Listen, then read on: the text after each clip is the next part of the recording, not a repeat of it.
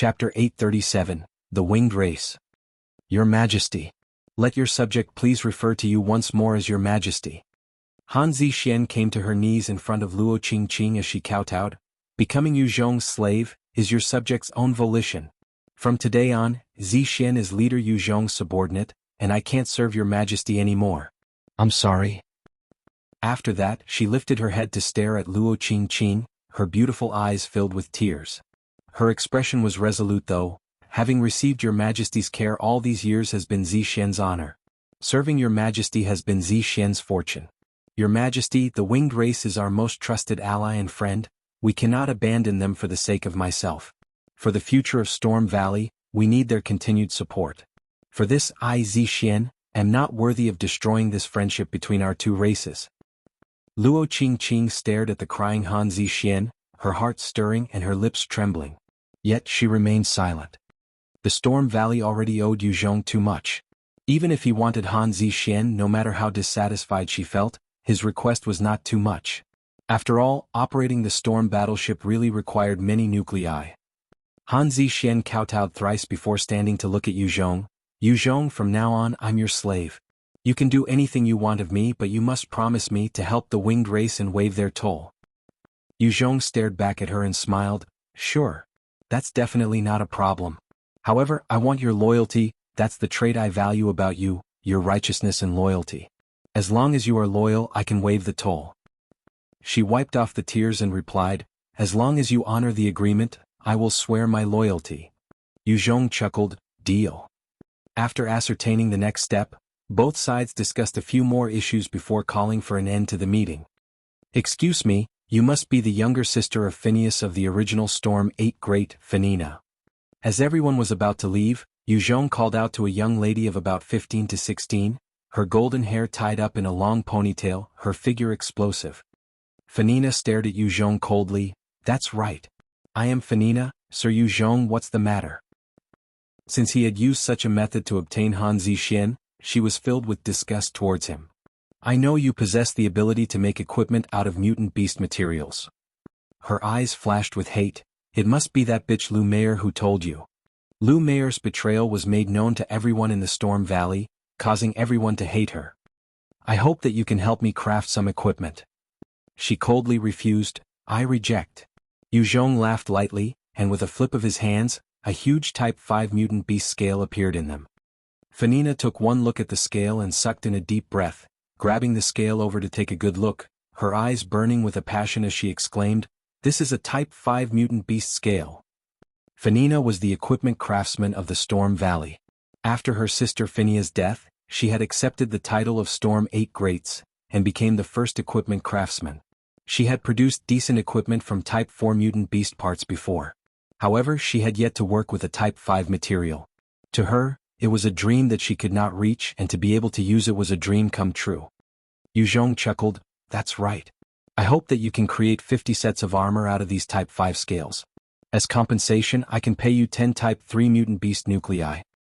Phenina continued to hold the Type 5 scale tightly, almost shouting, no. No. I can create 50 sets for you. But you must give me another huge scale. You have killed a Type 5 mutant beast after all. There are so many of them, it's just a small piece to you. There's no loss giving one to me. Yu Zhong's eyes twinkled as he laughed. No way. Phenina, you also know the preciousness of the Type 5 mutant beast hide. It is definitely a valuable life-protecting treasure. Such a piece can easily create 3 sets of armor. If you want one, then it's definitely not enough to help me create 50. The higher the grade of the mutant beast hide, the more precious, and the stronger the life-saving qualities. Yu Zhong's Type 4 mutant beast hide had saved him countless times. Phenina grabbed the scale tightly and positively screamed, I know.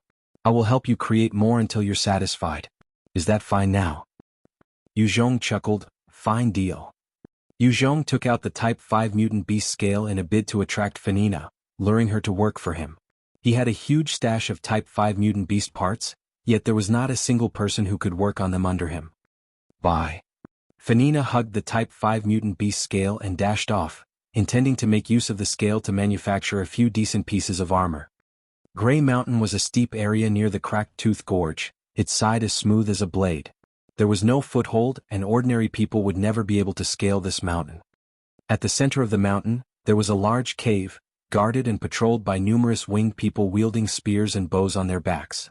From time to time, other winged people would fly into the cave with hunted prey. Is this where the winged race lives? Interesting. Zhong was at the foot of the mountain, looking at the huge cave with winged people flying in and out, a look of excitement and curiosity flashing across his eyes. It was the first time he had witnessed such a way of life. Luo Qingqing eyed Zhong and frowned. Zhong, remember the points I told you to take note, do not antagonize them. This time, Luo Qingqing wanted to visit the winged race and persuade them to leave together with her. Zhong was interested, hence he tagged along. Zhong laughed, I know. Zhong's party had just arrived at Grey Mountain when a number of winged people flew down and surrounded them. The leader was a burly man with dark skin, dressed in wolf hide. His features were handsome and he barked, Who are you people? Luo Qingqing was filled with confidence and she stood forward and replied coolly, I'm Storm Valley's Luo Qingqing, this is my ally Zhong. Today we're here to pay Queen Shailene a visit. Hearing Luo Qingqing's name, the face of the wolf-pelt man turned warmer. So it was the Storm Queen, please wait a moment. We will make a report. A winged person swiftly flew up towards the cave. Zhong took the opportunity to observe the 16 other winged people. Among them there were 10 women and 6 men. The men had decent looks and ripped bodies, the women were beautiful and voluptuous. Behind them they all had the distinct feature of gray wings. It was obvious that this particular race was extremely blessed in the looks department. In fact, they looked similar to the mythical angels, although angels were depicted as having white wings, while these people had gray ones. Soon 26 more winged people flew out from the cave, landing with a huge box. The handsome leader gestured, Please. Zhong, Luo Qingqing, as well as Han Zixian and Hai Shi from the Storm 8 Greats went into the box. With a flap of their wings, the 26 winged people hoisted the box up and soared towards the cave. The entrance was about 100 meters wide. Right near it there were numerous huge crossbows. Zhong guessed that the huge mutant beast bone arrows that laid on those machines were at least 20 m long, and the tips smeared with poison. With such a threat, even if aerial Type 4 mutant beasts wanted to attack, they would face a certain degree of risk. As for Type 5 mutant beasts, while they might be catastrophic existences, and did not fear the arrows, they were too large to enter the cave. At the same time, Zhong noticed hundreds of winged people patrolling with their spears and bows. This is also a matriarchal society. Zhong observed carefully and discovered that there were at least 70% females among the warriors and the rest were males. The winged race also had women in power, the only difference is that in the process of reproduction, the chances of males were lesser than females, thus the higher ratio of females. Chapter 838, Winged Queen Shailene. There was a higher ratio of female offspring, and many were outstanding experts, thus suppressing the males to be a matriarchal society. It was precisely because of that they formed an alliance with the Storm Valley, both sides working together to resist the Stegosaurus kingdom. After passing through the cave entrance, they continued forward, and Zhong saw many interesting and strange weapons along the way. At the same time he discovered dark traces of blood on the weapons and even the walls on either side. It was apparent that there had been an intense battle in the past. After passing through the cave, the light did not diminish, instead, there was a radiance emitting from the walls of the inner parts of the mountain, illuminating the entire place brightly. Zhong stared in wonder, this is amazing. How did they do it?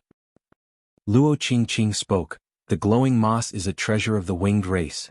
Borrowing the light from these miraculous things, all winged race areas are always bathed in light. Zhong took the beautiful sight in while muttering to himself, glowing moss. To him the glowing moss was a valuable treasure.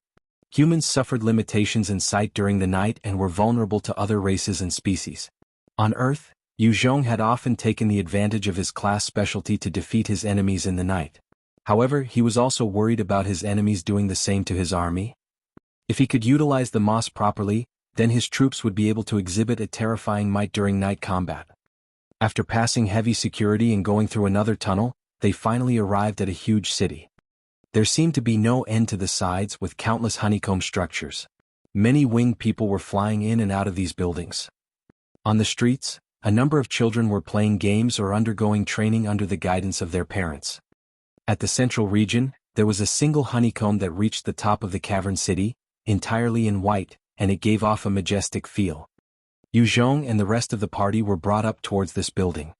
Zhong's eyesight was sharp, and he noticed from observing that these winged people were backward in terms of technology and knowledge, most of them covered only in beast pelt. Some of them only had a small layer around their lower private areas, and the women would even let their chests be exposed. Yet no one seemed particularly surprised or embarrassed. There were also a few that were stark naked as they went about their activities. Furthermore, their outlook on life was evidently different from humans. Zhong just had to take a casual look and noticed that there were many couples engaged in copulation in public. Some groups of females would even surround a male for a good time without any reservations. The huge box soon came to a rest at the peak of the white honeycomb structure. Zhong's party took a single step out and they were immediately greeted by an extremely beautiful woman with long gold locks, dressed in white satin. She was flanked by 4 other winged female warriors wearing storm armor. The golden-haired lady broke into a smile as she looked at Luo Qingqing. "Queen Luo Qingqing, you've come. Her Majesty has instructed for me to receive you, please come with me." Luo Qingqing stared in confusion before she suddenly recognized her. "Winnie? Have you broken through already?" "Queen Luo Qingqing, you're truly capable. Indeed, I've broken through a month ago and am a Type 4 Divine Warrior now," Winnie responded with a slightly proud tone. A Type 4 Divine Warrior was an existence not to be underestimated, even among the winged race they were rare and a few. Winnie shot Zhong a look and could not help but stick out her tongue to lick her lips sensually. "Is this your king? He seems pretty strong." Since the winged race had more females than males and were a matriarchal society, the women would usually make advances on the men. Although Zhong was not exceptionally good-looking, however, through the countless battles, he had grown to possess a unique aura that was attractive. Seeing Winnie's undisguised greed, Luo Qingqing was slightly uncomfortable, frowning as she replied, "Winnie, this is Zhong, an important ally and friend and not my king. Take me to see Queen Shailene." "Yes. Please follow me." She withdrew her gaze from Zhong's body reluctantly, before leading the party deeper into the palace. Under her lead, they quickly came to a vast hall. "Luo Qingqing, the last time I saw you was about 3 years ago? Why don't you come over more often?" The party had just entered the place when another absolute beauty appeared, her jade-like skin glowing, her hair golden, and she was wearing a storm battle armor. If it wasn't for her wings being gray instead of white, she would look like the epitome of angels. She immediately hugged Luo Qingqing and chuckled amicably. Behind her, there were 8 other female warriors with the storm battle armor, 2 other beauties in white silk, and 2 young male warriors with good looks and muscular bodies. Seeing how close the woman was with Luo Qingqing, the faces of the 2 women in silk sunk. As for the 2 men, their eyes brightened upon seeing Luo Qingqing. In terms of appearance and aura, Luo Qingqing surpassed the top beauties of the winged race ever so slightly. Luo Qingqing had an apologetic smile as she explained, "My apologies, Shailene, there have been too many problems over at Storm Valley. The Sun Alliance and Pterosaur Mountain had been eyeing us for some time. I couldn't pull out the time to come over for leisure." "Forget it. I know it's hard for you. I forgive you." Shailene chuckled in joy, extracting herself from the hug. One of the mature ladies in white silk had blue hair, her face sullen as she spoke solemnly, "Your Majesty, you are now representing our winged race, please mind yourself." Shailene smiled bitterly before turning around to return to her throne, before assuming a wooden expression and eyed Zhong's group silently. After waiting for Luo Qingqing and the rest to be seated, the blue-haired lady then spoke with a severe expression, "Storm Queen, what brings you here to our winged race palace?" Luo Qingqing returned the expression, "Elder Dorothy, this time I've come hoping for the winged race to come with us to leave Green Region. The Stegosaurus Kingdom had already set their sights on our Green Region, and with our strength, there's no way of defending against their advances. If we make our way to Cloud Region, we have a chance." The 2 older women beside Shailene were called Dorothy and Doreen. They were the 2 elders of the winged race. Both of them had the strength of a peak Type 4 Divine Warrior. They were just a few steps away from the Type 5 realm. They had considerable authority within the winged race, even the Queen Shailene had to listen to them. After hearing Luo Qingqing's words, the faces of all the winged people present changed. One of the males suddenly laughed coldly, "Leave Green Region? Impossible. Our winged race had toiled for countless years. Now that we finally have our own sacred grounds in this mountain, Yet, you want to waltz in here and ask us to leave with you with a single sentence? Our winged race is not at your beck and call, Luo Qingqing. The other male continued in a sharp tone, Yade is right. The biggest mistake of our winged race was to ally with your Storm Valley. You useless human trash, you couldn't even defend Cracked Tooth Gorge without the help of our winged race. Yet what have you done? You actually blew up the gorge, allowing the Stegosaurus kingdom to invade Green Region. Damn it. Because of you, our winged race has now become their target as well. We've lost 400 of our brothers and sisters. You dare come in here hoping for our winged race to follow you out of Green Region? What do you see us as? Your subordinates or your toys? When Luo Qingqing heard their words, her expression turned ugly and she clenched her fists, looking towards Dorothy and Doreen. Instead, the two of them stared back at Luo Qingqing quietly, not saying anything, causing Luo Qingqing's heart to turn cold. With their position, without their consent or expressed intention, the two male winged warriors would definitely not have shot their mouths like that. Evidently, there were many among the winged race that was already dissatisfied with the alliance with the Storm Valley. Luo Qingqing stood up with an impassive face. Since this is the case, I have nothing better to say. Our Storm Valley will leave the Green Region by ourselves. Farewell. Dorothy suddenly spoke up. Wait. Storm Queen, although we can't leave, we are still good friends. We hope that you can stay and allow us to host you well. Shailene also looked at her with an apologetic look. Storm Queen, stay on. Let us host you. Luo Qingqing had intended to leave immediately. However, upon seeing Shailene's look, her heart could not help but soften. They had shared many years of friendship, while the rejection of Luo Qingqing's proposal was a collective decision, while Shailene was merely a figurehead. The power she held could not compare with the two elders. Luo Qingqing did not want to make things difficult for her as well. Chapter 839, Courtship Offering. Inside a secret room, Dorothy, Doreen, and the two handsome winged men were seated, the atmosphere heavy and tense. Doreen was frowning, a look of hesitation on her face. Are we really doing this? The Storm Valley is our ally after all. One of the males had a resolute look. Elder Doreen. We have to do this. We know clearly the might of the Stegosaurus. Any mid-grade Dino-General is not an existence we can handle. Now that the Cracked Tooth Gorge is destroyed, we don't have any defenses left. We can only plead with their kingdom for survival. The other male also spoke up with an insufferable amount of arrogance. Wayne is right. If we go against the Stegosaurus kingdom, we're just courting death. Although the Green Region is submerged with water now, they would never let off anyone involved with their losses. Especially since the Storm Valley is one of three main factions, they will be their target for vengeance. If we send them the Storm Queen Luo Qingqing, they will be appeased and let us off. Wayne spoke softly. Although it would mean that we will become under the banner of the Stegosaurus kingdom and lose our independence, it will avert the wipeout of our clan. Esteemed elders, this is our only choice. If we hesitate any further, once the experts of the Stegosaurus kingdom arrive, our entire winged race will be their targets as well. The winged race knew the might of the Stegosaurus kingdom. They were just a small species of this world, and the last winged queen had merely been at the initial Type 5 Divine Warrior stage, the only one of the entire winged race. However, even this winged queen had perished at the hands of a mid-grade Dino-General in a battle some time ago, highlighting the difference in strength between them and the Dino people. The current Queen Shailene had only ruled for 3 years. Although she had the exalted blood of the previous queen, her age was still young, and her power was still at the initial Type 4 Divine Warrior realm. Among the winged race, she barely had any authority. With the pressure of the Stegosaurus kingdom weighing on them, the two elders were starting to feel nervous. Their might could not compare to the Stegosaurus kingdom. If they did not navigate properly, they would easily be wiped out. In this third world, the Dino people were the overlords of this world. They had the strongest advantage and were also the most savage people. There were many species that had been wiped out by them and they were widely feared. Doreen looked towards Dorothy. What do you think, Dorothy? Dorothy was silent for a long while, her eyes flashing with a complicated gaze, before she heaved a long sigh. For the sake of our winged race, we can only sacrifice the Storm Queen. Doreen asked after a while, are we going to tell Her Majesty? Dorothy shook her head with a cold look. Her Majesty values her relationships.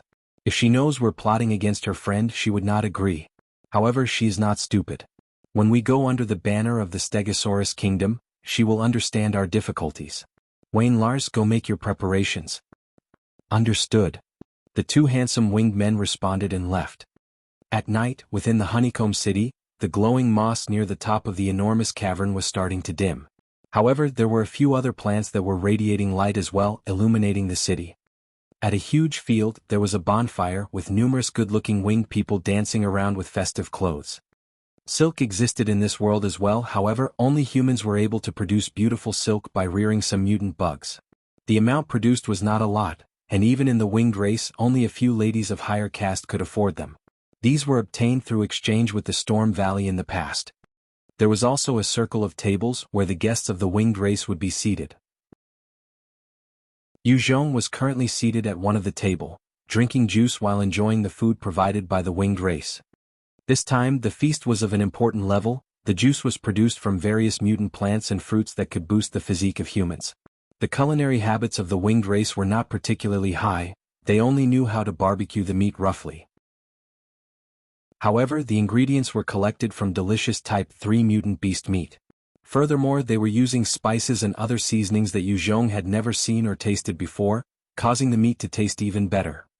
On a podium, Shailene and Luo Qingqing sat together, as the most important people of the honeycomb city. Shailene looked at Zhong curiously. Sis, is that Zhong your consort king? Based on your Storm Valley rules, you should have already reached the age to choose your king, right? In fact, I've counted, today should be the day you choose a king. You actually brought him here, he should either be your king or a beloved concubine, yeah? He doesn't look particularly handsome though, why him? Shailene and Luo Qingqing were the best of friends, and since Luo Qingqing was older than Shailene, hence, when no one was around, Shailene would call Luo Qingqing sis. At the same time, since their factions were allies, Shailene knew the ritual of choosing a king. Luo Qingqing shot Zhong a look, her own gaze filled with complicated emotions as she shook her head. He's not my king nor concubine. He's an ally this time, thanks to him, our Storm Valley managed to survive. Shailene asked with curiosity, oh? What's going on? Mind telling me? Just as Luo Qingqing was about to say something, a bout of strong drum beats began to resound, as all the beautiful female dancers left the stage. 40 muscular men wielding spears and bows entered the scene. All of them had rippling muscles, their bodies taut in combination with their good looks. They had attracted the excited screams and cheers of many women. Shailene looked at the good-looking winged men entering the parade square and became excited. It's starting. Sis, our winged race's courtship offering. Look, these are all our strongest and handsome warriors. They are all much more good-looking than you, Zhong. Wayne, Lars, do your best. Of the 40 males, Wayne and Lars were pretty outstanding in their demeanor. Luo Qingqing glanced at the excited Shailene and chuckled mildly. The courtship offering was a sacred ritual of the winged race. In this ritual, the most outstanding males of the winged race would step forward to perform in front of the queen, competing in battles to narrow down to the 10 most excellent warriors. Of these 10 outstanding males, they had the chance to choose any females above the age of 25 of their liking, other than the queen and elders, to be their partners for one night. At the same time, their performance would rile up the attention and adoration of countless women. On top of that, in the past, there was usually a chance to become the king or concubine of the winged queen. Therefore, many males would strive to take part and do their best. Of the courtship offering, there were 3 components to the competition, namely close combat, archery and spear combat. The winged race had a different sense of close combat compared to humans. Due to their wings, they could fly in the sky and engaged in a melee. It was a test of their control as well as combat. In the skies, 2 gray figures clashed, when all of a sudden, they merged together and crashed towards the ground. Pung! With a loud explosion, and after the dust dispersed, Wayne was standing on top of another winged warrior. The winged warrior spoke with difficulty, I admit defeat. Wayne. Wayne, I love you. Wayne took his leg away from the other winged warrior, raising his hands up high amidst an explosion of cheers. He had revealed a suppressing strength, successfully defeating the other contestants. Even Lars had chosen to admit defeat. He was not his match. As the sounds continued to ring out, Wayne walked over to Zhong, his eyes filled with disdain as he challenged, Zhong, I heard that among the humans you men are all weak trash with no balls, hiding behind women. Do you dare compete against me? Wayne's voice was not soft, and a number of condescending, curious and even excited gazes fell upon Zhong. Zhong shot Wayne a look entering the stage. "You have successfully pissed me off, useless trash. I accept your challenge." Shailene squealed in delight. He's challenging Wayne. This time he's in trouble. Chapter 840, One Move Victory. Wayne, do your best. Finish him. Stuff his head into his arse. Seeing Zhong enter the stage, the spectators erupted in excited cheers and hollers. None of them thought that Zhong could succeed as he was a human. Hence, they all shouted their support for the hero of their hearts, Wayne. Wayne's eyes flashed with a savage glint. "I had originally intended to teach you a lesson. Now you have infuriated me. Zhong. I will take your right arm and force it so far up your arse." In close-quarter combat, both parties have to be responsible for their own life and death. If you're afraid, get down on your knees and lick my shoes. I will let you off and spare your life. Wayne was the top male warrior of the winged race, having never suffered any setback during his growth. With the exception of the queen and some other upper-class women, as long as he hooked his finger, any other female would gladly go to bed with him. He would also enjoy their adoration and respect. He looked down on the weaker humans, and thus, since he was challenged by an ant he despised, he was filled with rage. Zhong eyed him and laughed coldly. "You spout too much bullshit. Get started, fool." Shailene called out excitedly on the podium, "Wayne, go all out. Teach this arrogant fellow a lesson." Since she had been queen for too short a time and she was still young, there was still a little childish temperament to her.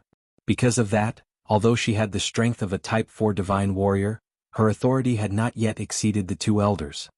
When Luo Qingqing saw this, a strange glint flashed across her eyes as the corners of her mouth lifted in a strange smile. Wayne got down on a single knee and declared to Shailene, "Understood. Glorious queen, I will fulfill your wish. Now you can regret your foolishness and arrogance." Wayne stood up, turned around, his eyes flashing fiercely. With a tap of his foot, 6 clones suddenly shot towards Zhong. 6 shadow clones. He can already conjure up 6 of them. Seems like his strength had reached the peak of Type 3, nearing the Type 4 realm. Outstanding. He's only 25 this year, and yet, his strength has reached such a stage. Seems like we might soon have a powerful Type 4 king.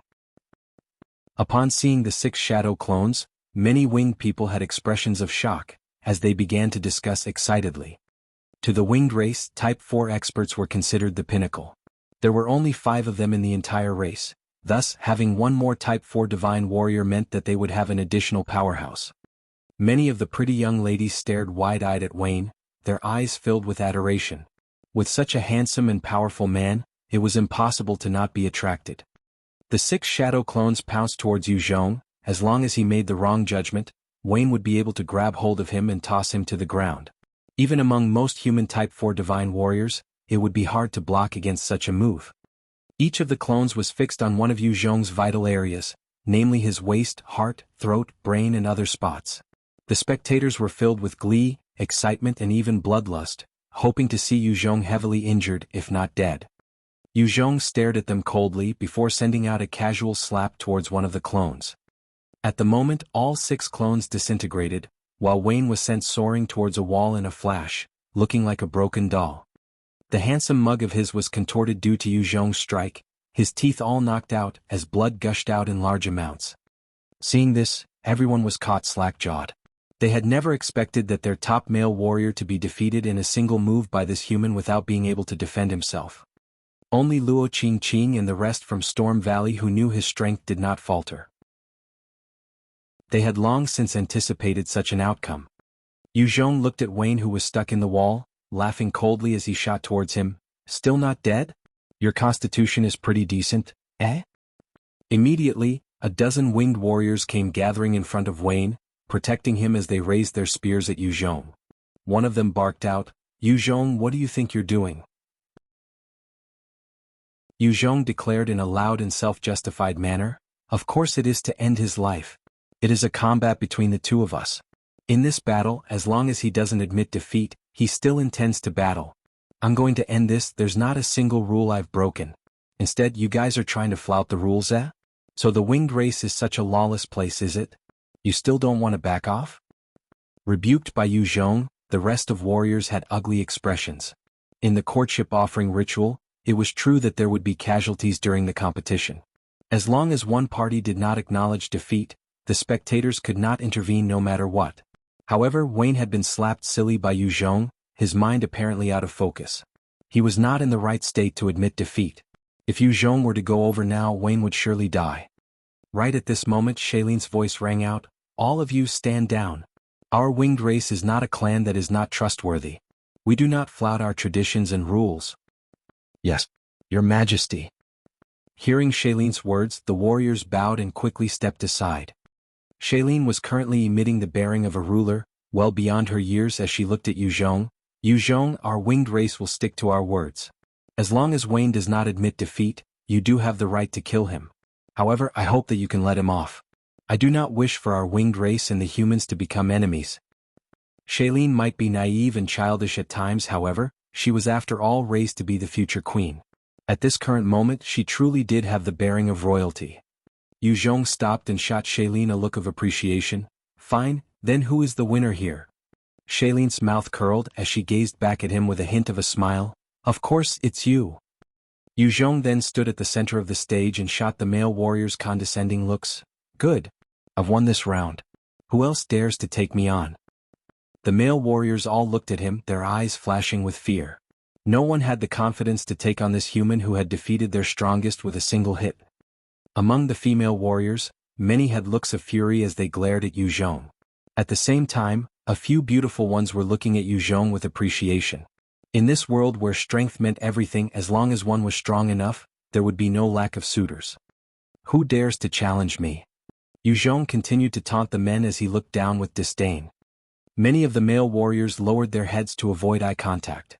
If they were to go up and got slapped like Wayne, then after today they would become a joke. Zhong smiled coldly and taunted once more, "Are there no brave warriors among the winged race? I'll challenge you." Under his constant challenges, a beautiful girl with an oval-shaped face, her long golden hair tied in a ponytail, and her figure explosively sexy, came up to the stage. She stared straight at Zhong, her voice ringing with anger. "I, Lai Wei, am here to challenge you. Our winged race has no lack of warriors." Zhong laughed lightly. "If I recall correctly, in the courtship offering ritual, females are forbidden to take part, am I right? In the winged race, the females had a higher strength than the men. Therefore they were forbidden from taking part. Otherwise, there would not be a single man worthy to present themselves. Just like on Earth, if there wasn't a clear separation, then top female athletes could not compete against the top male athletes." Lai Wei shot Zhong a challenging look. "What, you're scared? Coward. Coward. You don't even have the courage to accept another challenge, Zhong? You're the coward. Lai Wei, teach this man a lesson. Although he fits my taste, he's too arrogant." Among the spectators, many of the female warriors were screaming excitedly, with some even blowing wolf whistles. Zhong flipped his hands and a Type 4 nucleus appeared in his hand. "Of course not. I accept your challenge, however, let's make it more interesting. If I do not defeat you in the allotted time, I'll lose this nucleus to you. If I do defeat you, you will be my subordinate. Even when I leave this honeycomb, you must come with me and fight alongside me. How about that?" Zhong had observed this Lai Wei carefully and noticed that she had a valiant and sturdy aura, obviously the result of countless battles. He needed such talented warriors. Lai Wei licked her lips in excitement. "No. I want to change the conditions. If I lose, I'm yours. If you lose, you're mine. You'll have to stay here with me." Zhong chuckled and nodded. "Fine." Chapter 841, Genius Lai Wei. This time you'll definitely lose." Lai Wei saw how easily Zhong agreed to her conditions and revealed a crafty smile. She then walked to one side, looking towards a mature winged woman. "Mama, lend me your storm battle armor." The beautiful woman laughed lightly and tossed the suit together with a Type 4 nucleus before smiling coyly. "Lai Wei, I like this Zhong too. Once he becomes yours, let him accompany me for 3 nights. Lai Wei stared back after taking the armor. "No way. He's someone that caught my eye. If you want to play with men, go choose some others. He's mine." Without any hesitation, Lai Wei swiftly put on the armor, standing on the stage, staring at Yu Zhong with a gaze full of battle intent. "Shall we start?" Yu Zhong laughed lightly. "Bring it on." The moment his words landed, Lai Wei's eyes flashed with a glint. The nucleus behind the armor radiated brightly, and with a tap of her foot, 16 shadow clones dashed towards him. Type 4 peak, what a fast speed, she's already a Type 4 divine warrior. Yu Zhong caught sight of the 16 shadow clones and was full of shock. His heart turned cold and he became serious, withdrawing his contempt. Lai Wei was a genius combatir among the winged race. Although her age was young, she had been through countless battles, and had reached the initial Type 4 divine warrior stage. With the enhancement of the storm battle armor, she was even able to push herself to the peak of Type 4. Her speed was extremely quick, every single shadow clone looking extremely lifelike. It surpassed what Wayne was capable of. Yu Zhong had been able to discern the authenticity behind Wayne's technique but was unable to do so for Lai Wei's. His pupils narrowed, and with a tap, he shot backward like an arrow, activating his gravity manipulation, as a powerful gravitational force spread outward. He had just stepped back when he suddenly felt an intense sense of danger from above. A powerful hurricane came crashing down towards his head. From above? Without lifting his head, he twisted his body slightly and channeled his dark Do Chi. With that tight space he had, he sent out a powerful fist towards the direction of the danger. Both fists connected, and Yu Zhong, who was less prepared, was sent flying backward. He twisted his body, his pupils constricting, looking up only to discover all 16 shadow clones flapping their wings and coming after him. The Type 2 gravitational force was only enough to impede Lai Wei for barely a second. Due to the sudden change in gravity, they were caught unaware, but once they got used to it, it did not affect them much. Yu Zhong eyed them and his gaze turned frosty before he suddenly charged towards them with a fierce killing intent. Lai Wei's eyes flashed with shock but threw a punch without holding back. This is the real one. Upon getting close to them, Yu Zhong finally determined one of them to be the true body. There was a wildfire behind his eyes as he allowed the punch to reach his chest. Her peak Type 4 strength burst out, almost bursting his chest open. With the new armor he was wearing made from the Type 5 mutant beast scale, together with his body of steel, it negated about 60% of Lai Wei's force. However, the remaining was enough to send his insides tumbling. He almost threw up blood, but he managed to suppress it. I caught you." At the moment her punch landed on Yu Zhong, he opened his arms wide and grabbed her tight, as he sent a vicious knee strike towards her abdomen. She received the blow and her eyes flashed with madness, kicking out the same way towards him. He took a step closer and used his legs to block, causing her knee to slam into his thigh, from which a sharp pain shot through his body. He hugged her tight and tumbled towards the ground, using his body to stick close and assault her. Not willing to stand down, Lai Wei utilized the same fighting style and threw close punches. Both parties were reduced to brawling together like hoodlums. This is close-quarter combat and not just skills or abilities. At the first instance of their clash, Yu Zhong had already determined that he was not a match for her without using some means. Yu Zhong had been through countless combat and crawled through seas of zombie corpses and blood, his experience abundant. Lai Wei was not that far off as well, having fought her fair share of battles. She was also more talented in combat compared to Yu Zhong. Combined with the natural wings that their winged race possessed, it allowed their speed to be faster and the flight ability. Utilizing the many means, they could gain an upper hand in close combat. When the spectators watched this, they were stunned silly, who would have thought that two experts would actually be reduced to brawling like this. Yu Zhong and Lai Wei's attacks were reaching an intense level, as Lai Wei twisted constantly in a bid to escape Yu Zhong's grip. As for Yu Zhong, he held her tightly, not allowing her to escape. Both parties continued to rain blows, and Lai Wei was starting to throw up blood. As for Yu Zhong, who possessed the regeneration and body of steel abilities, he was like a bull that hung on. Although there was blood at the corners of his mouth as well, he was still brimming with vitality, with no trace of exhaustion. Damn it! Get the hell away!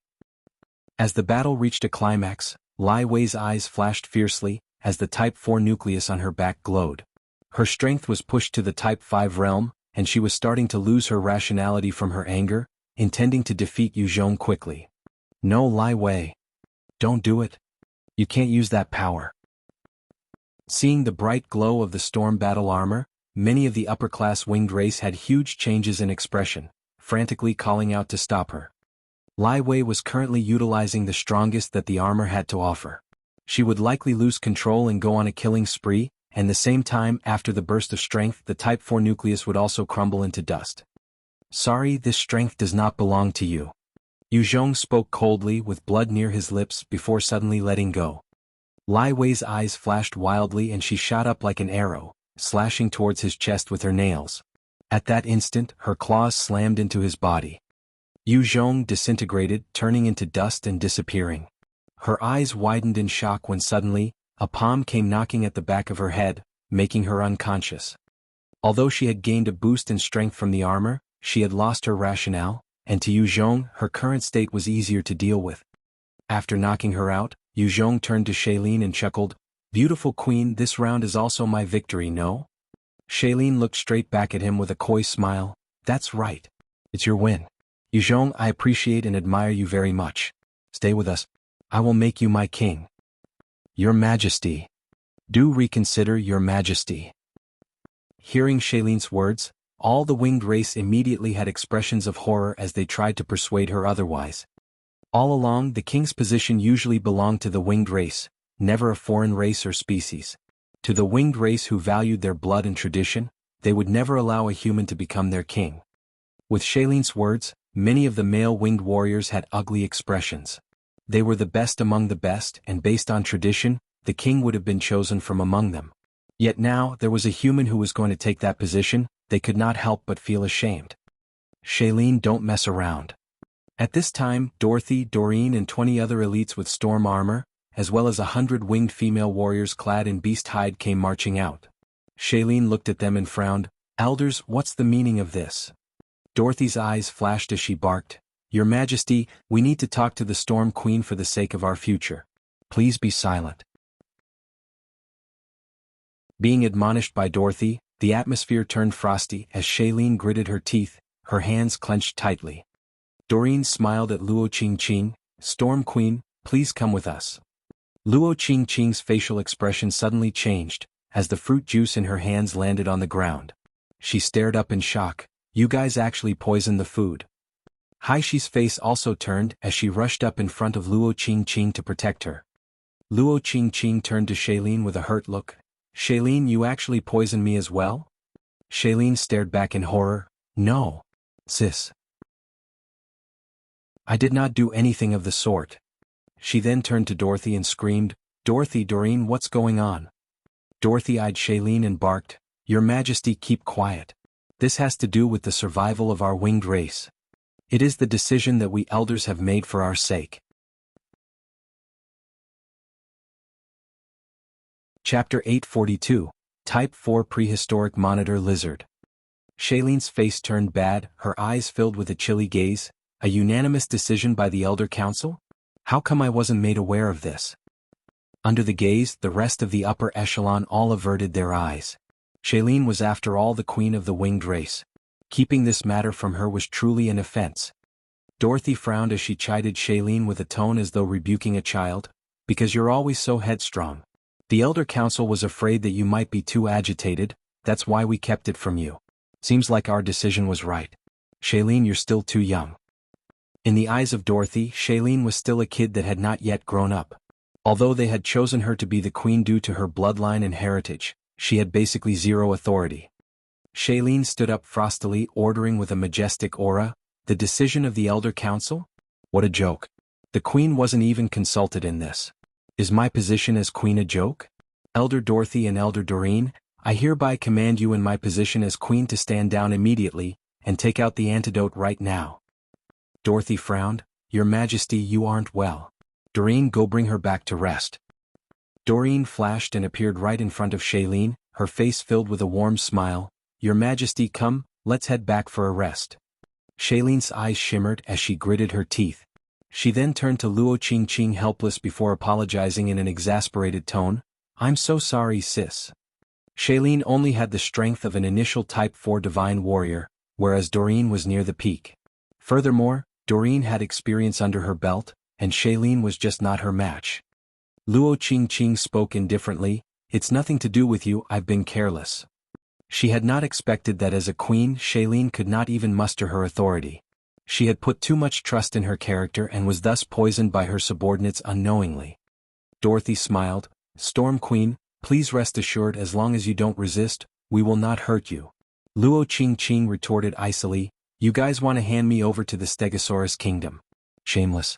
To think that the winged race has fallen to such depths. Allying with you people had been blindness on my part.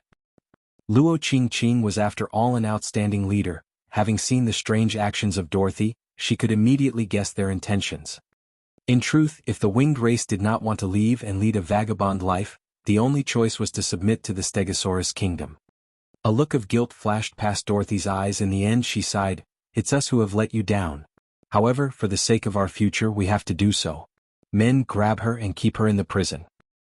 The 20 winged elites in storm armor charged towards Luo Qingqing. Right at this moment, a loud voice barked out, hold up! I have something to say.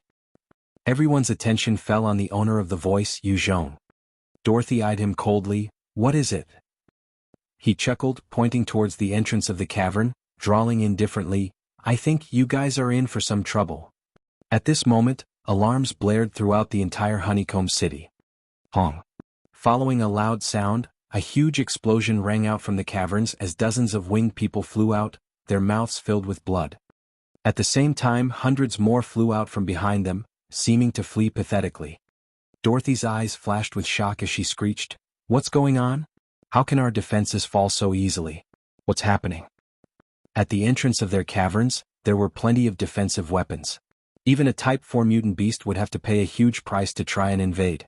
However, right now their defensive line had been broken by some unknown force. This caused Dorothy to be shocked. Right in front of them, a huge monitor lizard of about 10 m, its entire body covered in scales came crawling in swiftly. Zhong activated his eyes of perception and received a flurry of information. Type 4 mutant beast, prehistoric monitor lizard. It can easily scale mountain walls and possesses a tough hide. With its nimble movement and strength as well as its innate poisonous ability, it is a formidable existence. After Zhong's eyes of perception was strengthened to the second-order stage, as well as his physique reaching the peak of Type 4, the information he got from any mutant beast of Type 4 and below was a lot more comprehensive. The Type 4 monitor lizard was covered with countless arrows stuck in its scale, as well as a huge bone arrow that had pierced through an area of its body. It was obviously enraged, and as it charged in, it began to crush and destroy a number of honeycomb structures. The speed of the monitor lizard was extremely quick and deft, its charging speed reaching the sound barrier. In a few breaths, it had reached the center of the honeycomb city, and with every swing of its tail, it would cause a building to crumble, while the winged warriors within would be forced to fly out. The moment those winged warriors flew out, they suddenly disappeared without a trace. Seeing this, many others began to fly out from their own homes. In just an instant, it was like a swarm of winged people flying out of the honeycomb structures looking like bees. Since they were an intelligent race, while they might have some outstanding warriors, they would also have some cowards within them. A particular group made their way towards the entrance in a bid to get out of here. To their horror, just as they reached the entrance, they suddenly disappeared in one fell swoop as well. Following that, another Type 4 prehistoric monitor lizard leaped in from the entrance, entering the city. Not long after that, yet another Type 4 prehistoric monitor lizard followed suit. Their numbers began to increase as they invaded and tore through the city. In just a few moments there was a dozen of them. They began to unleash carnage and slaughter everywhere they crawled. Their tails would swing into buildings, destroying them, and the moment the winged people appeared, they would vanish mysteriously. Even those that were flying at about 100 meters in the skies, as long as they got near the prehistoric monitor lizards, they would disappear without a trace. Many brave winged warriors flapped their wings, wielding their bows and firing at the monitor lizards. The arrows only served to bounce off the thick armors. A few stronger ones managed to land and pierce through, yet those arrows were like toothpicks, not causing much damage. Instead, the beasts continued to advance further towards the directions of the winged warriors, causing them to disappear again. Such a strange sight was causing the rest to be bewildered and fearful. Dorothy soared into the air, her face pale at the sight of hell within their homeland. What's going on? How did these monitor lizards suddenly band together to attack us? These monitor lizards were smaller than those Type 4 Diplodocus and Triceratops, and their strength might not be comparable to those large ones. However, they had fast speed, astonishing defenses, and strange means. To the winged race they were practically disaster. Dorothy's eyesight was powerful, and she caught sight of a few Dino warriors charging in from the entrance like ants. Her eyes flashed with despair. Those are Dino people. Damn it. These are the troops from the Stegosaurus kingdom. They've come. Zhong's heart sank upon hearing those words. Dino people? Shit. We're in a jam now. Previously, Zhong had managed to strike preemptively with the help of Mount Tai and Turtle. However, this cavern in the mountains was only about a few hundred meters away from the ground. If he were to summon Mount Tai, it would likely get stuck. Hearing Dorothy's cry of despair, many winged people had looks of shock and fear on their faces as well. They knew the savagery their enemies were capable of. Once they killed their way over, all that awaited was death. Lars' eyes flashed with a strange glint as he pointed at Zhong's party. It's them. Those humans must have lured the Dino people over. Kill them. After that, we can present their heads to the Stegosaurus kingdom to plead for mercy. They will spare us. At Lars' shout, many of the upper-class winged people turned to stare at Zhong's party, their eyes filled with rage. Many of them raised their spears and let out howls of fury. Chapter 843, Intense Battle. Zhong eyed them and barked out coldly, a bunch of fools. Now that the Dino people have already broken in, based on their nature they will definitely wipe you all out. The only ones willing to help you guys are us. What you should be doing is to fight against those beasts and Dino people, not us. You want to make enemies out of us as well? After that, he turned to Lars with a heavy killing intent. This male warrior had tried his patience time and time again. If it was not for the upper-class winged people all around, he would have acted to kill this Lars a long time ago. Hearing Zhong's words, the faces of the winged people turned pale. They knew the nature of the Dino people. With them, as long as they attacked, they would make a clean job out of it. Lars could not help but retreat a few steps when stared by Zhong. He continued to shout out loudly, "Don't trust him. As long as we capture these humans and hand them over to the General Ku Wei, they will let us go and discuss a peace treaty. We can become their vassal force." Zhong's face fell as he barked out suddenly, activating his art of fear together, assaulting Lars. "You actually dare to collude with the Dino army's Ku Wei and sell out your own race to them? What did they promise you for you to betray your own people and become their dog?" Affected by the art of fear, Lars panicked even more as his face fell and he stammered, I didn't betray our race.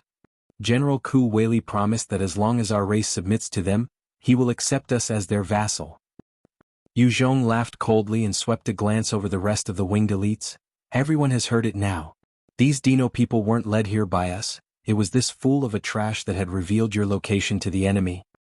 When Lars heard Zhong's words, his face turned pale and he looked around, only to discover furious gazes on him. He had come in contact with people from the Stegosaurus kingdom before. It was precisely his foolish actions that led the Type 4 prehistoric monitor lizards and Dino warriors here. Zhong then looked at Dorothy, his tone solemn. "Elder Dorothy, you had best take out the antidote. You know clearly the Storm Queen's capabilities. With her help, we might have a chance to deal with those freaks." Hearing his words, some of the upper echelons of the winged race exchanged looks, obviously in a dilemma. They had just used poison on Luo Qingqing to seal her powers, now they had to help her diffuse it. They were afraid of her anger and retaliation. With a peak Type 4 Divine Warrior strength as well as the Storm Armor, if Luo Qingqing chose to push her strength to the Type 5 realm and fought with the winged race, they would definitely suffer. Dorothy flew down and handed a bottle over to Luo Qingqing, with a sincere, apologetic expression. "It was my fault. I'm sorry. Esteemed Storm Queen, this was all on me. It has nothing to do with the winged race. If you want revenge after this, I will hand myself over to you. However, I hope that you can let it slide for now and help our winged race."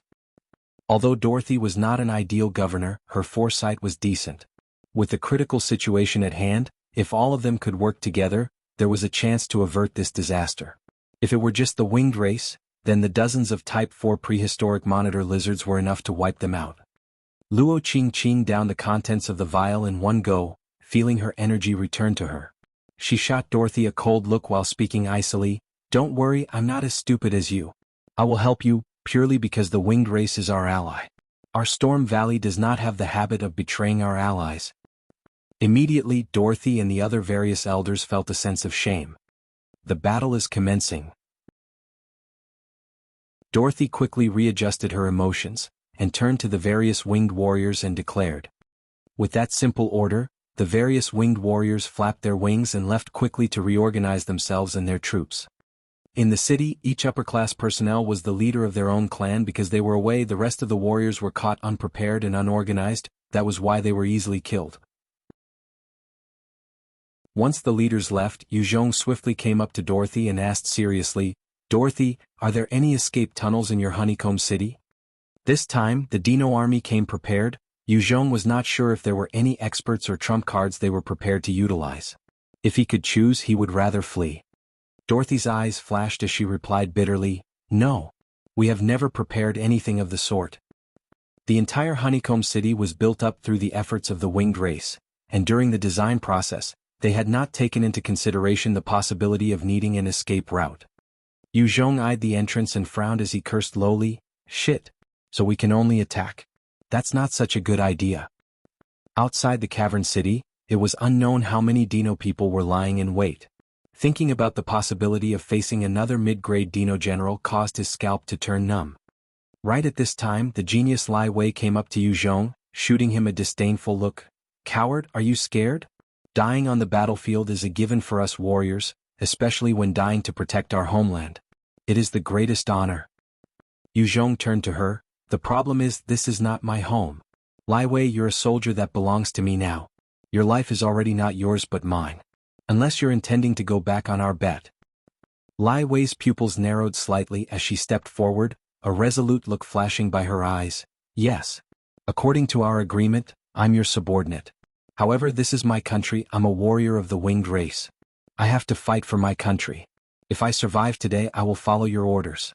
As of now, I'm still a winged warrior." After that, she immediately flapped her wings and soared towards the front lines.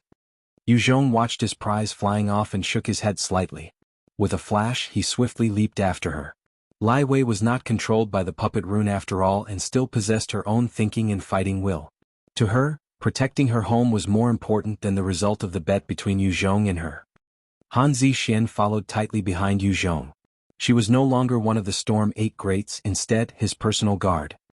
At the front lines, a Type 4 monitor lizard was destroying countless structures. At the same time, the winged warriors were disappearing mysteriously. As the leaders of the respective clans returned to their positions, many of their subordinates flew out from behind, swarming the skies. "Release the arrows." Following the orders of the respective leaders, arrows rained down upon the mutant beast. Facing the torrential arrows, the Type 4 monitor lizard displayed its ferociousness. The arrows bounced off its scales, and while many of the arrows shot by the Type 2 divine warriors managed to pierce through the scales, yet they were like toothpicks on its back.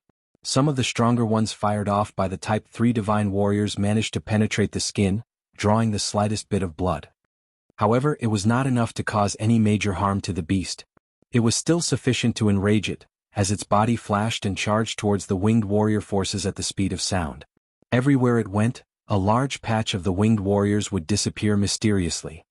"Beast, go to hell." At this time, 10 winged warriors in storm battle armor charged their suit with the Type 3 nuclei on their back, pushing their strength to the Type 4 realm, as they aimed their bow and arrows at the beast and let loose more arrows. 10 arrows shot out like fearsome laser beams, piercing through the eyes of the monitor lizard, causing it to burst open in a gory rain of blood and flesh.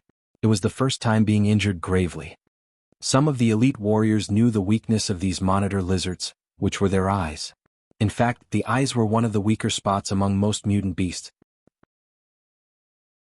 The Type 4 monitor lizard began to struggle in agony, twisting its massive body as it continued to rampage throughout the city. Just as the 10 elite winged warriors wanted to charge forth to hunt another, a black torrent shot out towards them from one of the monitor lizards below. They quickly scattered. However, 4 of them were just a beat slower and were instantly wrapped by that black shape, turning into a puddle of liquid. As for the remaining 6 elites who had just dispersed, one monitor lizard took the opportunity to pounce towards them. Swish, swish. In barely a second, all of them disappeared without a trace. What a fast tongue. Zhong had caught sight of what happened and was shocked. Chapter 844, Morale? The reason why the winged warriors had been disappearing nearby the monitor lizards was because the speed of their tongues was extremely fast. In just a blink of an eye, their tongues could extend out and catch a number of winged warriors into their mouths. If it attacked suddenly, even Zhong would not be able to evade that tongue. If a Type 5 Divine Warrior was caught unprepared, similarly they would be dragged into its mouth. Lena. At this moment, a heartbreaking scream rang out from the skies, as Lai Wei turned enraged and channeled the power of the storm armor, drawing her bow. A single bone arrow shot through space, slamming into the monitor lizard, blasting a fist-sized hole in its body. However, its recovery rate was extremely powerful. The wound started healing at a speed visible to the naked eye. It leaped up and swiftly pounced towards Lai Wei, shooting its tongue out at her. Lai Wei's combat experience made her a fearful opponent. She had seen the terror of the tongue for herself, and the moment the monitor lizard moved, she had already soared upwards. The monitor lizard felt its tongue smack thin air. It was the first time it had missed. Lai Wei's expression was pale. She had nearly been pulled into the beast's mouth. However, with her experience, she had made the correct call and quickly flew backward while firing non-stop at the Type 4 monitor lizard. Effective range, 200 m. Method of attack, tongue, poison, body. Its speed is fast. Lightning and Greenie would not be a match for it. Zhong observed quietly and made a quick assessment. In such terrain, it was disadvantageous for Lightning and Greenie. If they were not careful, they could be held down by the tongue and be corroded by the poisonous spit. They were more compatible to fight in a wide area, bringing with them the element of surprise. These monitor lizards were their banes. Come on out, turtle. With a thought, Zhong activated his beast summoning technique. A void appeared in mid-air, and the house-sized turtle lumbered out. The moment turtle appeared, it quickly shot out a huge breath of frosty air towards the monitor lizard. The monitor lizard's response was slightly slower and it was quickly frozen solid into an ice sculpture. Zhong shot forward, dashing towards the monitor lizard like a lightning bolt. The monitor lizard had an immense strength and resilient life force as well. It shuddered strongly, causing the ice around it to crack as countless parts broke off. At the moment the ice shattered, Zhong, who was in his light gold sun armor, his strength pushed to the peak of Type 5 realm, appeared on top of the monitor lizard's head, the sun battle spear in his hand striking down viciously. A bright burst of gold light shone outwards, piercing the head of the mutant beast, tearing it apart. The sun battle spear could utilize the energy from the user to become a powerful burst to attack enemies. However, while its might was tremendous, the energy consumption was likewise extravagant. If he continued like this, it would take another 10 times for his might to be depleted. Strong. That was the human Zhong. He's truly strong. Powerful. We can win. With him, we definitely can win.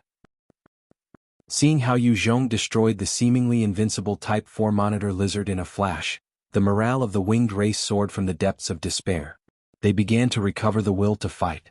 It was the whole point of Zhong not holding back his energy to put on such a display. Without any morale, most troops that had lost hope would find it hard to even fight with 70% or 80% of their strength. With a little hope, together with the notion of fighting for their home, these winged warriors would be able to exert 120%. Zhong looked at Lai Wei in the skies and barked, "Go deal with the Dino people. Let me handle these monsters." By now, a large number of Dino warriors had also charged in right behind the mutant beasts. They were aiming to slaughter those missed by the monitor lizards. After Zhong's display of strength, all the winged warriors regained their confidence and focus, instantly adjusting their emotions and charging for the Dino warriors. Arrows rained down upon the Dino warriors without stop. These Dino warriors only had Type 3 Divine Warrior strength, their bodies covered with Type 3 or Type 4 mutant beast hide. They were naturally struck down by the rain of arrows. These winged warriors had incredible archery skills, and although they were unable to deal much damage to those Type 4 monitor lizards, it was mainly due to the recovery skills of the beasts. Therefore they were more effective against the weaker Dino warriors. As for the Dino warriors themselves, they were elite warriors as well, retrieving their own bows and arrows to return fire on the winged warriors. The dense rain of arrows fell upon both sides. Every passing second, another warrior would be killed. With a powerful gust of cold air, another monitor lizard was frozen solid. Zhong dashed forward onto the top of the ice sculpture, using his sun battle spear to strike down viciously, piercing the head and absorbing the powerful life force. At this moment, a sense of danger arose in Yu Zhong's heart. All of a sudden, a nearby monitor lizard appeared, opening its jaws to fire out its tongue towards him. The speed of the monitor lizard was simply too fast. Even with his enhanced Type 5 realm, Yu Zhong was unable to dodge in time. Caught by the tongue, he was pulled quickly into the mouth of the monitor lizard. Chapter 845, Survival from Danger. The teeth of the Type 4 prehistoric monitor lizards were extremely sharp. Even a Type 5 divine warrior would be crushed to a pulp. Even at that critical point, Yu Zhong maintained his calm and gathered his energy into the battle spear in his right hand. With all his might, he thrust towards the monitor lizard, causing a powerful golden radiance to burst out, slamming into the head of the beast, directly penetrating it. Following its death, its mighty jaws began to close and the sharp teeth also came down towards Yu Zhong. Yu Zhong flipped his hands and a Type 4 nucleus energy shield appeared, glowing brightly as it conjured a powerful shield out of thin air. This energy shield was precisely the efforts of one of the new Storm 8 Greats, Fenina. The teeth of the Type 4 monitor lizard came slamming down on the shield, causing it to shudder slightly. However, they could not penetrate the shield. Yu Zhong then swung his battle spear, slashing the tongue apart. He then dashed out of the mouth. "Watch out, Yu Zhong." The moment he leaped out the mouth, Luo Qingqing's shout traveled from the sky. Yu Zhong felt an intense sense of danger and he twisted his body. At that instant, a frightening salvo of arrows pierced through the sky, slamming into Yu Zhong. They ripped through the sun battle armor, going through his body, causing him to soar slightly into the sky. A low-grade Dino-General eyed Yu Zhong coldly while wielding his bow. That salvo of arrows was precisely fired by him. His accuracy was terrifying, and he was considered a top-notch archer in the Stegosaurus kingdom. Many Type 5 divine warriors of other races and species had fallen at his hands. He was one of the experts that had joined on the expedition this time. "Go to hell, monster." As the low-grade Dino-General was about to fire another salvo, Luo Qingqing swooped down on him, her body covered by numerous wind blades. The storm immediately buffeted the low-grade Dino-General. The low-grade Dino-General had his fair share of battles and with a tap of his foot, he retreated backward. He lifted his bow to slam into the storm battle spear of Luo Qingqing. After donning the equipment, Luo Qingqing was at a Type 5 realm. Her skills and powers were at a different level. With a flash of her spear, it thrust out in a series of aftershadows, disappearing from the sight of the low-grade Dino-General. The next moment, it suddenly pierced through his heart mysteriously, as countless wind blades exploded from the point of impact, slicing the low-grade Dino-General up into many pieces. The Dino people had stronger physiques and a regenerative power compared to humans. That was why Luo Qingqing knew the best choice was to slice up their bodies before they could regenerate. Luo Qingqing had just killed the low-grade Dino-General when the other 18 of them let out howls of anguish and charged over. The low-grade Dino-Generals had witnessed Luo Qingqing's strength, that was why they chose to team up to deal with her. Every one of them had the strength of a peak Type 4 divine warrior, while the best among them was half-step into the Type 5 realm. With all 18 of them working together, even a Type 5 divine warrior would find it hard to beat them. Luo Qingqing turned her gaze to them, her eyes flashing with a powerful desire to battle. With a tap of her foot, she directly charged towards 3 of them, intending to deal with them first. The moment she moved, a number of powerful wind blades blew out around her, tearing the Dino warriors into pieces. At that moment on the battlefield, she showcased her true strength as the Storm Queen. On the other side, Yu Zhong had been flung a distance away, bleeding badly. Below him, 3 Type 4 monitor lizards dashed forward with all their speed, pouncing towards him. They opened their jaws and shot out their powerful and fast tongues. In midair, a large void appeared as white bones leaped out, turning into an orb of light that enveloped Yu Zhong, becoming a sharp bone carapace. The 3 tongues came swirling around Yu Zhong's body. In response, the bone blades on the bone carapace started to twist and grind, slicing up the tongues in a shower of blood. Having their tongues broken, the 3 mutant beasts quickly retracted them, their eyes revealing a pained expression. Their tongue was their main tool for hunting prey. Even smaller Type 5 divine warriors could die in their mouths. Now that the tongues were destroyed, they were filled with fury towards Yu Zhong. The three of them opened their stinky mouths and fired out poison towards Zhong. At the same time, on the front lines, many Dino warriors had raised their bows and were firing non-stop at Zhong, their arrows raining down like water drops. Zhong's act of dealing with the three previous monitor lizards had caught the attention of the Dino warriors. That was why they immediately focused fire on him. The Type 4 mutant beasts were ferocious and violent, a preferred killing tool utilized often by the Dino people. They were more important than how tanks and fighter jets were important on Earth. Having lost 3 to Zhong, these Dino warriors were enraged. In midair, Zhong had no way of evading. He could only activate his gravity manipulation and increase his weight by 8 times, his entire body descending downwards like a huge boulder. Since the sky was filled with arrows, even as Zhong was plummeting towards the ground, a huge number of arrows still landed on him. Every one of the Dino warriors had the strength of a peak Type 3 divine warrior, their arrows made out of powerful mutant beast bones. The fearsome arrows managed to pierce through parts of his bone carapace, before being stopped by the sun battle armor. However, the arrows still managed to bring with them a powerful force that was not weaker than the impact of a rocket, causing Zhong's insides to shudder and his body racked with pain. Fortunately, his endurance was high. Together with his body of steel, he was not too gravely injured. Even so, he suffered some pain. With that move, he managed to dodge the 3 poison spit. Unfortunately, they landed on some winged warriors nearby, and the affected wing warriors immediately screamed out miserably as their bodies started to corrode. The strength of the monitor lizard's poison was terrifying. Just the slightest bit of contact could kill a person. It was truly overbearing. Dozens of arrows landed on Zhong, making him look like a porcupine. With his gravity manipulation still in effect, he continued plunging towards the ground. The moment he landed, a low-grade Dino-General appeared in front of him, sending out a powerful fist. He wanted to slam Zhong back up into the sky. His fellow comrades would then be able to fire continuously to kill him. Zhong's eyes flashed coldly, and without holding back, he sent a powerful slap enveloped by devil flames towards the low-grade Dino-General. The low-grade Dino-General was too close to Zhong, and without any time to defend himself, he was consumed by the flames. He began to wail and struggle amidst the pain, while his radiance of life glowed to protect himself. Zhong's battle spear shot out like a dangerous dragon, piercing the head of the low-grade Dino-General, allowing a large amount of life force to enter Zhong's body through the god and devil imprint. It instantly calmed the turbulent blood and energy at the same time, regenerating a little of his stamina. He flipped his left hand and the electromagnetic gun appeared. With a tap of his foot, he charged towards one of the monitor lizards, firing out multiple beams towards the numerous Dino warriors gathering towards him. Since his firearms manipulation had been pushed to the second order, his accuracy was multiple times better than any sharpshooter from before the apocalypse on Earth.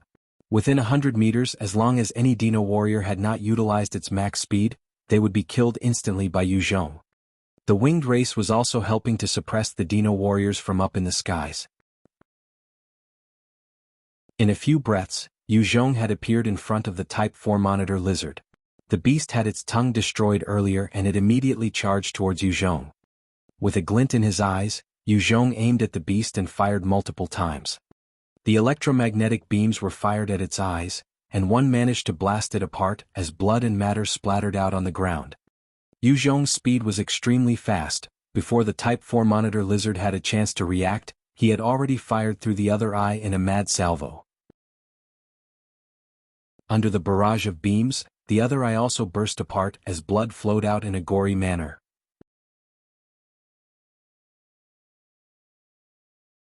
Chapter 846, Dino-General Coup Feng. After destroying both eyes of the Type 4 monitor lizard, Zhong swiftly turned and dashed towards another direction. To kill a single beast like that, with his current enhanced strength, it would take a huge amount of energy through the battle spear just to kill in one blast. However, it took up too much energy, and with such a method, Zhong would be left exhausted after doing it 10 times. Once he left, the monitor lizard let out howls of pain and fury, twisting its body around maniacally, crushing a number of unfortunate Dino warriors nearby it. In the skies, Lai Wei barked, "Don't attack the blinded Type 4 monitor lizard. Attack those damn Dino warriors." Those blinded monitor lizards were no longer a threat to the winged race for the time being. Instead, they became obstacles for the Dino warriors, slamming into them during their rampage.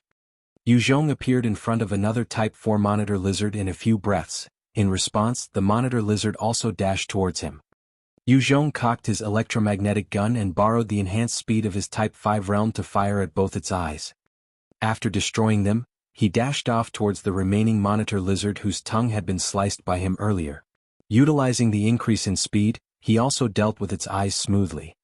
When he was done, he made his way towards the other monitor lizards which were still largely uninjured. One of them suddenly opened its mouth to shoot its tongue at him. In response, Zhong made use of the bone blades of the carapace to twist once more, slicing the tongue up as blood splattered everywhere. At this moment, the monitor lizard suddenly fired a poisonous pit towards Zhong. His face turned drastically, summoning the energy shield once more in front of him. The terrifying poisonous spit landed on his shield and emitted sizzling sounds. The poison was so strong to even corrode the energy shield produced. The beast then seized the chance to pounce on Zhong, opening its jaws wide to bite down viciously. Other than the tongue, the bite of these monitor lizards was also terrifying, containing a tremendous bite force, coupled with its natural agility. Few prey ever survived such attacks. Zhong tapped his foot immediately after the poison was spit onto the shield, retreating backward explosively. He knew the danger of tackling the Type 4 monitor lizards at close range, and if not careful he could also be killed instantly. The Type 4 monitor lizard clamped down on thin air. Zhong's pupils constricted and fired out a few more electromagnetic beams with his gun, blasting the eyes of the monitor lizard. "Watch out, Sir Zhong. Beneath you." At this moment Han Zixian's scream sounded out. She was currently pushing the limits of her storm armor with the Type 4 nucleus to engage the Dino warriors in combat. She had been dispatching them with some ease. Below? Shit. Sweeping his gaze, Zhong realized that his surroundings had already been covered in the poisonous spit of the Type 4 monitor lizard. In fact, one of his foot was covered with it and there was poisonous fog rising, a result of his soles being corroded. With a thought, 2 balls of devil flames appeared at his feet, instantly burning the poison. "Watch out." Right at this time Han Zixian let out another piercing scream in anxiety. Zhong felt his danger perception ringing incessantly, and he shot out 2 bone spikes to send himself up to the skies. A shadow suddenly bolted out of nowhere, sweeping a kick towards the spikes, crushing the bones. Zhong raised his hands to fire a spider silk from his ring, latching on to a honeycomb structure. He then retracted the silk, pulling himself towards there while sweeping his gaze below. He discovered a Dino-General with the visage and aura of a demon, covered entirely in sharp bone spikes and a layer of black spikes. The Dino-General was charging towards him, his fist punching out at a terrifying speed towards Zhong's heart. That punch had no glow or special abilities attached, it was just pure speed, so fast that even Zhong at his enhanced Type 5 realm could not evade. Mid-grade Dino-General. Zhong's face fell, his eyes flashing with a fierce glint. He pushed his might, enveloping the battle spear in his arms and thrust out towards the incoming Dino-General. He wanted to use the tactic of causing mutual harm to fight it out with this Dino-General. Every single mid-grade Dino-General had at least a peak Type 5 divine warrior strength. It was because they were the strongest race on this planet, and had an advantageous physique. In terms of body constitution, they were even above the flesh-eaters and vampires of the Second World. Zhong was not a match for such freaks. Although he had crawled through countless battles with zombies and beasts, these Dino-Generals were a different story altogether. They had gone on multiple conquests throughout the lands, their battle experience not losing out to Zhong, in fact maybe even surpassing his. Only by risking his life would there be a chance to survive. The eyes of the mid-grade Dino-General flashed coldly, as his radiance of life shone out, while he twisted at an impossible angle, dodging that critical strike of Zhong. At the same time he swung his tail to slam viciously into Zhong's body, causing him to shoot back, smashing through the honeycomb structures. With that single strike, Zhong felt his chest area compressed as he spat out a mouthful of blood. His expression was pale and his inner organs were in turmoil. The bone carapace was shattered in many areas, but fortunately, it had helped negate some part of the force, protecting the sun battle armor. However, there was still a long, powerful gash right smack in the middle. Shit. That was painful. To think that there would be a mid-grade Dino-General. Zhong coughed out a few more mouthfuls of blood, thoughts flitting through his mind. Hong. With a loud boom, the mid-grade Dino-General had destroyed the wall of the honeycomb building and leaped in. His gaze immediately fixed upon Zhong lying in a pool of his blood, and he dashed forwards without any mercy, throwing another punch towards Zhong's heart. The punch pierced through the chest of Zhong, causing him to disperse into dust. Beside the mid-grade Dino-General, the real body of Zhong had been in stealth, thrusting viciously with his sun battle spear. Clong. Ability to hide in the shadows. You are Zhong of the Vulture Valley? You beast, you killed 20 of our Stegosaurus Kingdom's Dino-Generals. Very good, today I will tear you apart, using your blood to pay respects to my fallen brothers. Remember, the one to kill you is called Feng. Feng's eyes flashed viciously as he grabbed onto the sun battle spear. At that moment, Zhong let go of it, causing the battle spear to be knocked away violently. Zhong seized that chance to enter within range, his fist covered with devil flames to punch out at Feng's heart. Feng's gaze turned cold as he slashed out without losing his calm towards Zhong's right arm. The devil flame burst forth with more intensity. You're a flame-based controller, this I already know. Seal for me.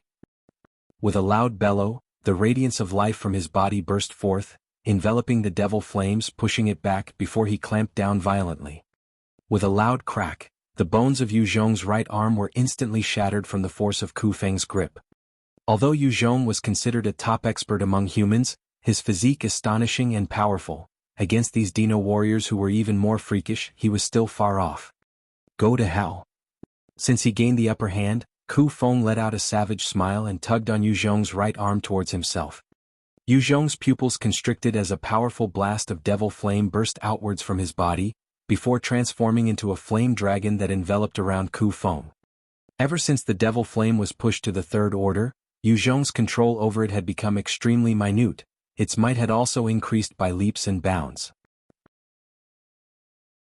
Feng stared at Zhong, enveloped by the devil flames, and laughed coldly, before flinging him forcefully towards a wall. Zhong slammed into the wall, suppressing his pain as he fired out another flame dragon towards Feng. With a cold chuckle, Feng disappeared from his position suddenly. Zhong felt alarmed and twisted around, his gaze sweeping the area. All of a sudden, a sense of danger welled up, and he quickly leaped to one side while curling his body tightly. At the same moment, a powerful arrow shot out from a particular corner, slamming into his left shoulder with the force of a comet strike, directly piercing through his bone carapace, sun battle armor, even the Type 5 mutant beast scale armor. After the threefold defense, it directly tore through Zhong's body of steel, piercing into his bone and shattered his left shoulder. In the corner, Feng was wielding his bow, his gaze cold. It was him who had shot that arrow. Against a fire attribute expert like Zhong, close-quarter combat was disadvantageous. Thus, he had relied on his powerful archery skills to assault Zhong. Among the mid-grade Dino-Generals, he was considered one of the best, having shot and killed a Type 5 mutant beast before.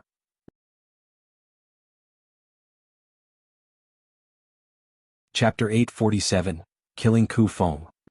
Zhong rolled on the ground in agony, towards a building behind, as he hurried to activate his second-order stealth.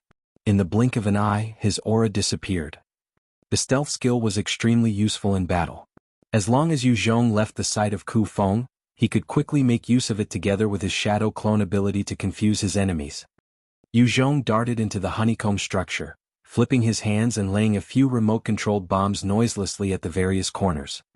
The humans of the Second World were versed in acts of terrorism, utilizing such means to attack the Saint clan. Since their personal strength was lacking, making use of such explosives, they had dealt with some Type 4 Saint clan members before. With a tap of his foot, Feng dashed towards the direction where Zhong was last at. In a few breaths, he charged right into the honeycomb structure. He had already deemed Zhong a must-kill target. At the same time, his strength was vastly superior to Zhong, thus he was not afraid of whatever means Zhong might employ. At the moment he entered, he suddenly felt danger, and he raised both hands to protect his head. Hong! Hong! Powerful explosions happened right in front of him, as the shockwaves and force enveloped him entirely. Having gained an advantage, Zhong did not dare stay, quickly turned around to flee the area. Feng was too powerful as a mid-grade Dino-General, and Zhong did not think that he was capable of blasting this freak to death with just some explosives. Before the dust could settle, a powerful figure loomed and dashed out of the area of impact. It was precisely Ku Feng. The powerful explosions that could cause even an armored vehicle to be blasted into bits and pieces only managed to cause some small wounds on him. His body was charred black, but there was no real harm done. Damn freak. Zhong eyed the uninjured Ku Feng and could not help but curse. It was likely that only these Dino warriors were able to resist the impact of explosions and blasts without any damage. If it were him who was caught in such a frightening display of explosives, he would have been injured gravely as well. Ku Feng's speed was incredibly disgusting. The explosions barely did anything to slow him down. He had almost leaped out right after the explosions, appearing in front of Zhong, sending out a powerful punch. Zhong immediately covered his body with the thick, dark Do Chi. He threw out a slap of his own with all his might. Ku Feng's tyrannical strength burst forth at that instant, sending Zhong flying once more through another honeycomb structure.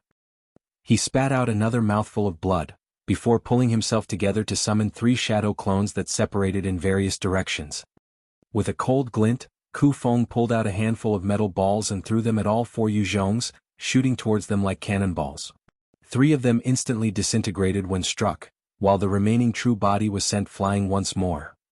Ku Feng had a cold, mocking look as he shot towards Zhong in a beam of light. Zhong made use of the surrounding buildings to weave in and out, trying his best to shake off Ku Feng. However, despite his best efforts, the Dino-General was approaching ever so slowly. Ku Feng, today will be your death day. After passing another 2 structures, Zhong suddenly came to a stop, his eyes flashing coldly as he turned around. He then pressed down on a remote control. Hong, hong. Following 2 loud explosions, Ku Feng was directly enveloped by the 2 planted explosives. Just with your broken toys? If you want to hurt me, you'll require at least a Type 2 energy bomb. These toys are too backward. Fool. In the huge cloud of dust, Ku Feng continued to dash towards Zhong like a demon. If the explosives are useless, what about these? With a fierce glint in his eyes, Zhong flung his right hand as a powerful devil flame dragon shot towards Ku Feng. Stupid. Your control over fire is too weak. Ku Feng looked at the devil flame dragon coiling towards his heart and laughed coldly. He tapped his foot and appeared to the right, easily dodging the strike. Right at this time, a green shadow shot out from behind Ku Feng, the storm battle spear in her hands gathered with energy, thrusting towards him. If it hit, even a Type 5 peak divine warrior would be heavily injured. Storm Queen Luo Qingqing, I never thought that as a ruler of a faction, you would resort to such petty tricks. You've really opened my eyes. Ku Feng swept his gaze towards the green shadow, twisting his body and lowered it to the ground. His right leg then came kicking at the storm battle spear with a powerful force. With that attack, the storm battle spear was sent flying, while a powerful green energy beam shot to the sky, causing a deep hole in the mountain cavern. At the same time, there was a strange change in Ku Feng's body. His tail that was covered with sharp spikes swung towards Luo Qingqing's body, piercing through the storm battle armor, slashing into her skin, and sending her flying dozens of meters backward. A large amount of fresh blood flowed from her wounds and she looked miserable. The Dino people was one of the terrifying races with powerful combat skills among all the intelligent life forms that Zhong had come across. Furthermore, on top of the Stegosaurus kingdom, there was the other Tyrannosaurus kingdom, Venetosaurus kingdom, and various other Dino races. These were existences that far surpassed the humans.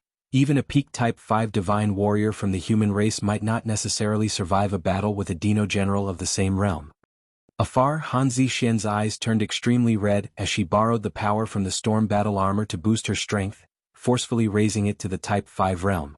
She then unleashed her ice abilities as a powerful freezing field covered Ku Feng.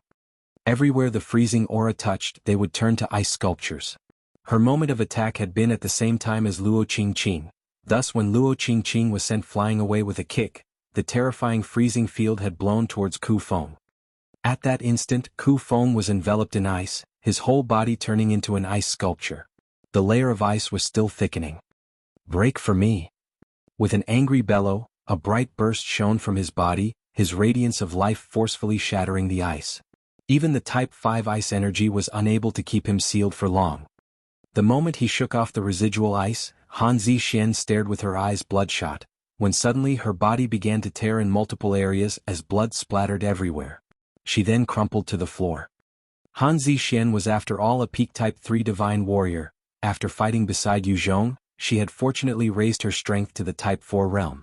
However, as she had just advanced not too long ago, she was still unused to her new condition, and could not maintain the Type 5 strength at all. Therefore, after unleashing a move, she was struck by the powerful backlash. Feng had broken away from the terrifying freezing field, but some of the cold had seeped into his body, slowing his movements a little. Suddenly, another green shadow shot towards him, pouncing with force. Type 4 mutant beast. Feng eyed the sudden appearance of Greenie and his face fell. His body once again shone with the radiance of life, while he tumbled to the side, barely dodging Greenie's claws. One of the targets of Feng and his troops sent here to the winged race city was Yu Zhong. They hated him to the bones for killing multiple of their fellow commanders. At the same time, they had researched into his abilities, knowing that he possessed a Type 4 green eagle. That was how Feng could maintain his wariness and dodge such a strike from Greenie. He did a roll when suddenly, a shadow charged out from a building like a specter, opening its huge jaws towards him. It was precisely another one of Yu Zhong's pets, the Type 4 lightning whose speed had surpassed Feng, and adding on to the element of surprise, Feng did not manage to evade and was bitten viciously on the leg. The sharp teeth of lightning pierced through Feng's right leg, while it sent a powerful swipe towards his head. Feng was indeed tough and clear-headed. Even at a critical moment, his body burst out with a controlled radiance of life, and he forcefully severed his own right leg. His body then rolled to one side, swinging his tail towards Lightning's claws. That blow forced Lightning's claws away. At the same time, the sharp bone blades dug into its flesh, tearing huge wounds. Fresh blood burst out in splashes. Lightning roared in agony and was knocked back.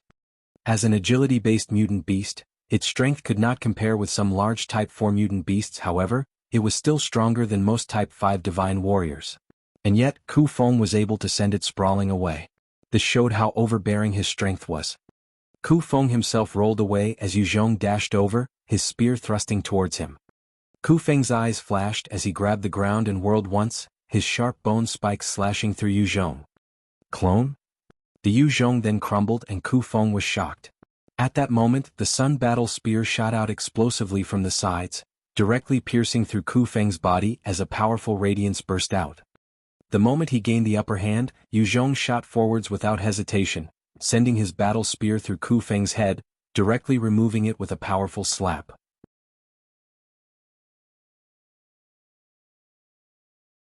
Chapter 848, Type 5 Metamorphosis. With Feng's death, a large amount of life force entered Yu Zhong's body. When the pure Type 5 energy coursed through him, it combined together with the God Devil nucleus that was constantly spinning and absorbing energy, slowly transforming it and making it bigger. Its size increased by a large amount. The God Devil nucleus had just increased in size when a number of golden rays shone out, enhancing the various parts of Yu Zhong's body, down to the very minute cells. Congratulations, you have broken through and are starting the Type 5 metamorphosis. Once you are done transforming, you will become a Type 5 divine warrior. The metamorphosis would take 24 hours. In this 24 hours, please do not use external tools to forcefully enter the Type 5 realm, otherwise you might cause the metamorphosis to fail. The system announcement rang in his mind. Type 5. I am finally going to become a Type 5 divine warrior. When Yu Zhong heard that notification, he was filled with ecstasy, almost leaping into the skies with excitement. In this cruel world, the Type 4 divine warriors were still not considered true experts. Only when one was a Type 5 divine warrior would there be a chance to shine on the stage. As for the human race, the Type 5 realm was an unreachable plateau. Even Luo Qingqing, the outstanding leader of the powerful Storm Valley faction, was still merely at the peak of Type 4.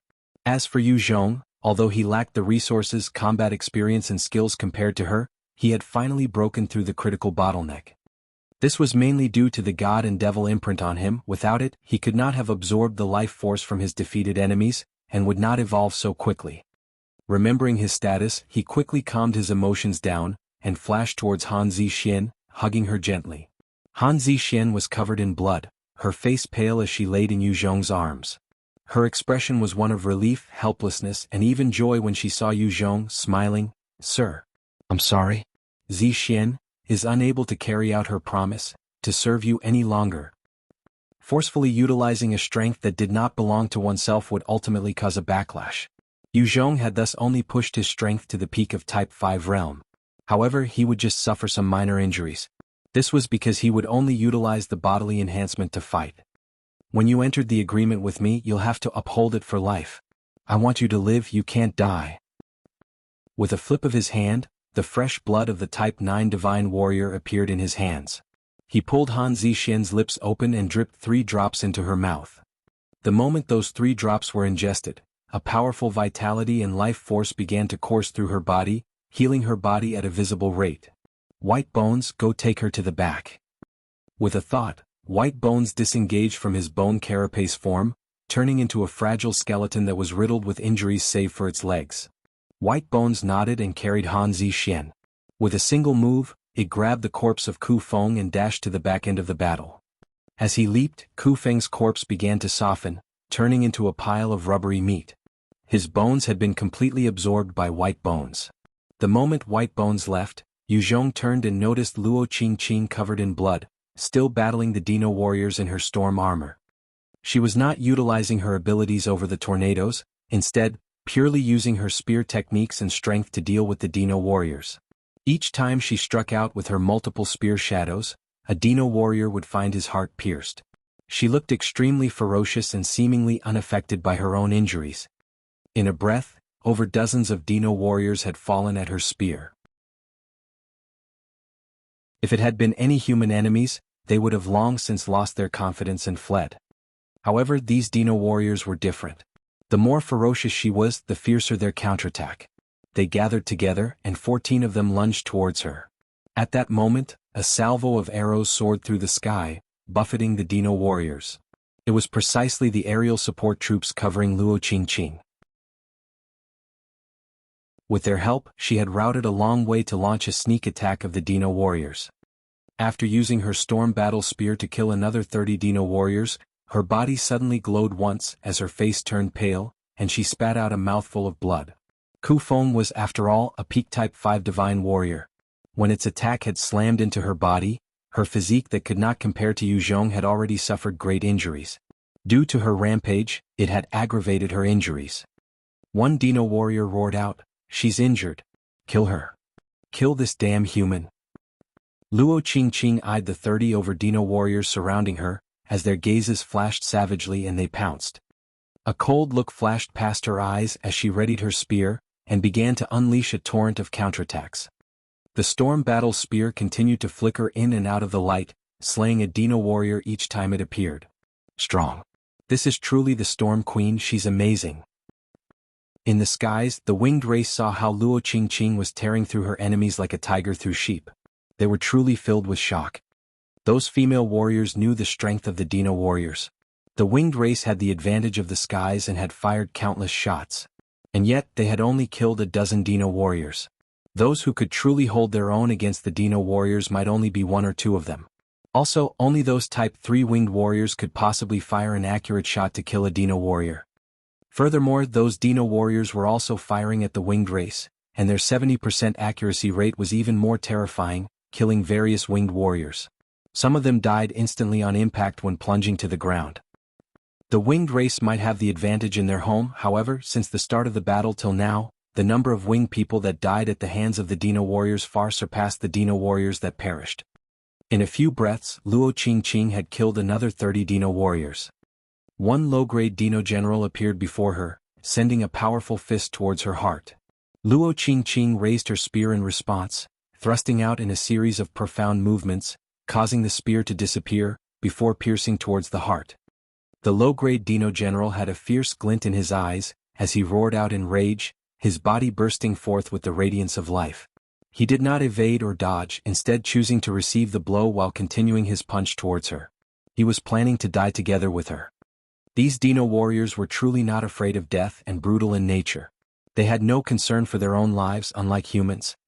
At the same time, 6 low-grade Dino generals were rushing over. If Luo Qingqing were to retreat, they would reach her and unleash a powerful attack. Her eyes flashed with a ferocious glint, as the storm battle spear penetrated the heart of the low-grade Dino general in front of her.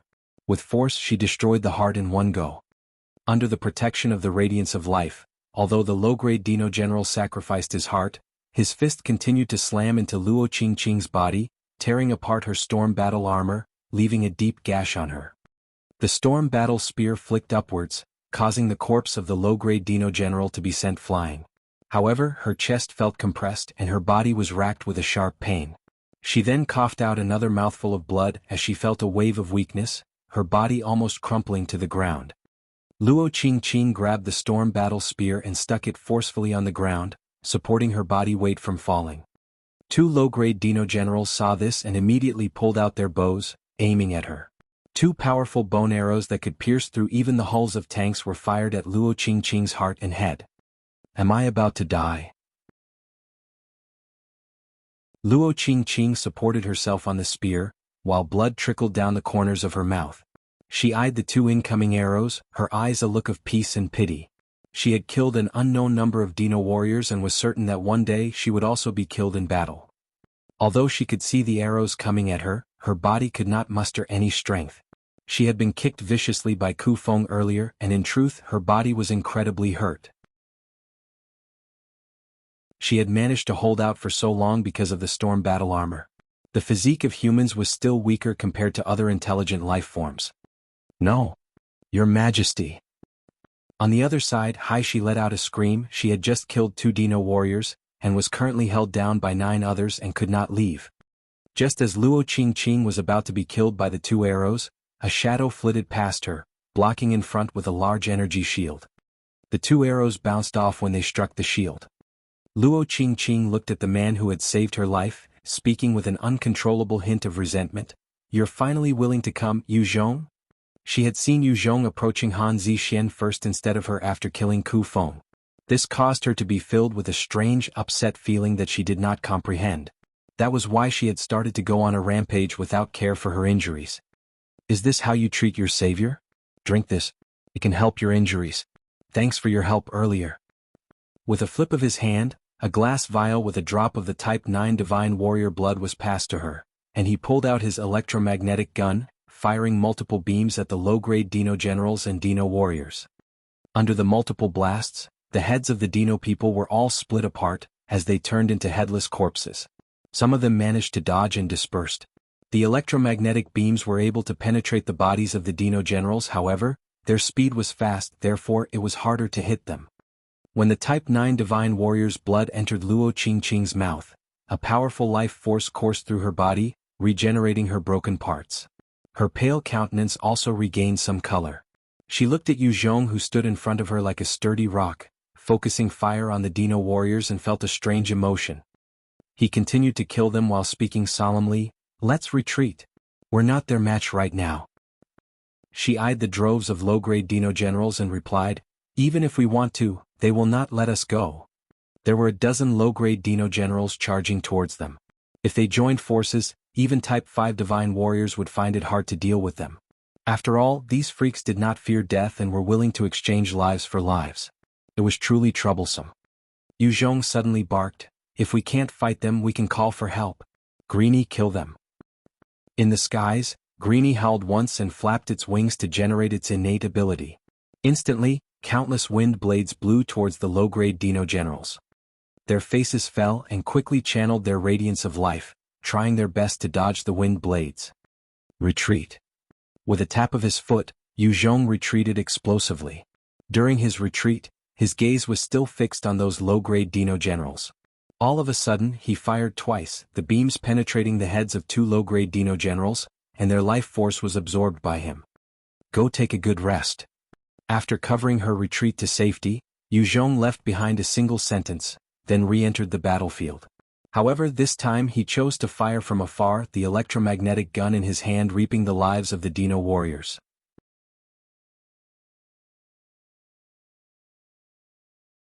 Chapter 849, The Lion Opens Its Jaws. Inside the honeycomb city, Greenie swooped down from the skies, pouncing on one monitor lizard. It pecked down viciously, and its sharp beak went through the head of the monitor lizard. At the same time, its claws dug into its body, causing fresh blood to flow out of the puncture marks. The life force of the monitor lizard was still strong, allowing it to struggle furiously. Greenie flapped its wings and soared into the skies, dragging the Type 4 prehistoric monitor lizard with it. On the other side, lightning had also pounced on the back of another monitor lizard. It opened its powerful jaws to bite down on the neck of the lizard, tearing off a huge chunk of flesh. The monitor lizard let out a howl of agony. Just as it wanted to retaliate, a powerful ice shard shot out and pierced through its body, injuring it heavily. Inside the cavern city, Greenie and Lightning might not be a match for all of the prehistoric monitor lizards. However, in a one-on-one clash, their strength was still above these beasts. The remaining monitor lizards were being taken down by Yu Zhong's tamed beasts, while Turtle continued to crawl towards the Dino warriors like a tank. A Type 4 crocodile snapping turtle might not be fast on land, its movement speed losing out to the Dino warriors. However, with its size, the Dino warriors were being forced backward. Those Dino warriors who had been shot by the winged races or were forced to hide behind cover, could not retreat in time and were squashed into meat paste by Turtle.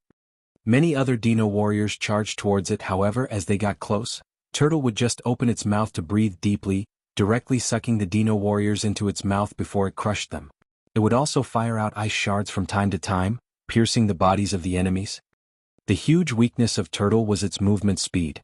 Its frontal assault might be strong, but its back, sides and behind were often exposed to attacks. However, with Han Zixuan beside it to guard, any Dino warriors that tried to take advantage of the weaknesses would be killed. Once she was sent to the back to recuperate, Yu Zhong quickly replaced her position, swiftly appearing beside Turtle, cooperating with it to kill those Dino warriors. The remaining monitor lizards were quickly disposed of by Yu Zhong's tamed beasts. When Lightning and Greenie entered the fray of the Dino warriors, the death toll of the Dino warriors and Dino-Generals shot up significantly. Dorothy and many other elders began to don their storm battle armor and charged into the fray as well. While the elders were arrogant and overbearing, not even respecting their queen, they were outstanding warriors on the battlefield, each of them possessing powerful archery skills. Their aim was sharp, and they would seek out the low-grade Dino-Generals to take them out together with one another. Retreat. After many more low-grade Dino-Generals were killed and facing the combined assault of the three mutant beasts belonging to Yu Zhong, the Dino warriors were finally at a disadvantage. In this mountain cavern, the winged race had an advantage in terrain. With the help of the three mutant beasts, their morale was once again high, completely suppressing the Dino warriors. Since the main commander General Feng had been killed by Yu Zhong, the rest of them could only choose to retreat. Once the order was given, all the Dino warriors quickly made their way out, leaving behind countless corpses. Kill? Dorothy and the rest of the elders had joy on their faces, as they quickly flapped their wings to chase after them. The elites of the winged race reached the entrance of the cave when suddenly, a rain of arrows fired towards the elite winged warriors. Under the salvo of arrows, many of the elites were nailed to the ground. The rest had no choice but to back up and retreat temporarily. The huge tunnel was the only way out to the outside world and also the only path of survival. Now that it was blocked, it was practically cutting off their only way to survive. Dorothy led a few experts of the winged race to try and assault the entrance. However, with the Dino warriors holding the fort there, they would be beaten back each time, with numerous Type 3 winged warriors falling to the ground. Even Dorothy herself had suffered an arrow wound. The winged race required space for them to display their abilities to the utmost. Although the tunnel was not exactly narrow or small, there was a limit to how much the winged races could fight with their abilities. Their advantage was minimized inside there, that was what the Dino people had banked on. However, that was the only way out for the winged race. After Dorothy's party retreated, the other warriors continued to send in batch after batch to storm the entrance, only to lose several of their people. After multiple failures, the winged race surrounded the entrance, their faces grim, but they did not dare to charge in anymore. The tunnel prevented the winged race from going all out, and while they might have numerous warriors each time they launched an assault, they could only deploy 100 or so. Any more than that would cause the tunnel to be jammed. Like that, they would not be able to display their advantage, and thus they could only surround it helplessly, not knowing what to do. As they were waiting, Yu Zhong came to them riding on Turtle's back. Yu Zhong, you're here. The moment Dorothy saw him, her eyes lit up with joy and she stepped forward and spoke warmly. Many of the other elders also looked at him with respect and a hint of envy. Many of the younger female warriors had seen how Yu Zhong had single-handedly done so much during the battles earlier. If it was not for the current situation, they would have charged and thrown themselves on him. Due to his efforts to deal with the monitor lizards, the winged race had managed to extract themselves from the crisis and beat the Dino warriors back. Otherwise they might have been wiped out. Even Dorothy, who was filled with hate and disgust for him initially, had a 180-degree change in attitude. Zhong assessed the tunnel carefully while asking with a frown, "What's the defense like inside?" Inside the city there was only this tunnel. There were many heavy weapons inside that could be used to defend against enemies intending to assault the winged race. However, once it was captured and held by the enemy, it was likewise a blockage that sealed the people within. Dorothy spoke seriously with a slight bow. "The defense is tight with over 15 low-grade Dino-Generals inside. With them holding the fort, it's difficult to break through. We can only rely on you now. Please help our winged race. If you help us break out of here, our winged race would definitely not forget your mercy and grace." Since the Dino race had sealed the entrance, what the winged race needed was powerful weapons capable of smashing and destruction. In Zhong's arsenal he had two powerful Type 4 mutant beasts that fit the bill, namely Lightning and Turtle. Lightning was swift as the wind, it could maneuver inside the cave with no problems, hunting the Dino warriors. As for Turtle, while its speed was slow, it was the one that could face the attacks head-on and crush the enemy with dominating strength. With these two massive beasts, combined with the elite warriors of the winged race, Dorothy had the confidence of breaking through. Otherwise, the only method left was to throw as many winged warriors as she could, costing them their lives. Zhong eyed the tunnel and spoke indifferently, 2,000 warriors. I can help your winged race get back this tunnel. But after this, I want 2,000 of your warriors to serve me. If you don't agree, then the deal is off, you can try and take back the tunnel by yourself." Hearing Zhong's appetite, one of the elders lost her cool. "What? 2,000 warriors? Do you know that we only have a total of 6,000 warriors in our winged rage? You actually want 1/3 of our forces? That is impossible." Dorothy's face also fell as she stared fixedly at Zhong. "Zhong, our winged race and the Storm Valley have always been on good terms. Your actions now are simply robbing when the house is on fire. It's lowly and despicable." Zhong laughed coldly and swept a glance at them. "Despicable? Just who was it that wanted to capture us to present to the Stegosaurus kingdom? Wasn't the actions of your winged race despicable earlier? If it hadn't been for me, how many more of your people would have died? I've already extended my kindness and mercy. There doesn't seem to be anything that I owe to you people, right? I don't have the responsibility to fight so hard for you nor risk my life for you. I've just brought up a deal. If you aren't willing, just forget about it. If you think that my actions are despicable, then Elder Dorothy, what would you make of your own actions?" Hearing Zhong's cold sarcasm, many of the elders flushed with shame.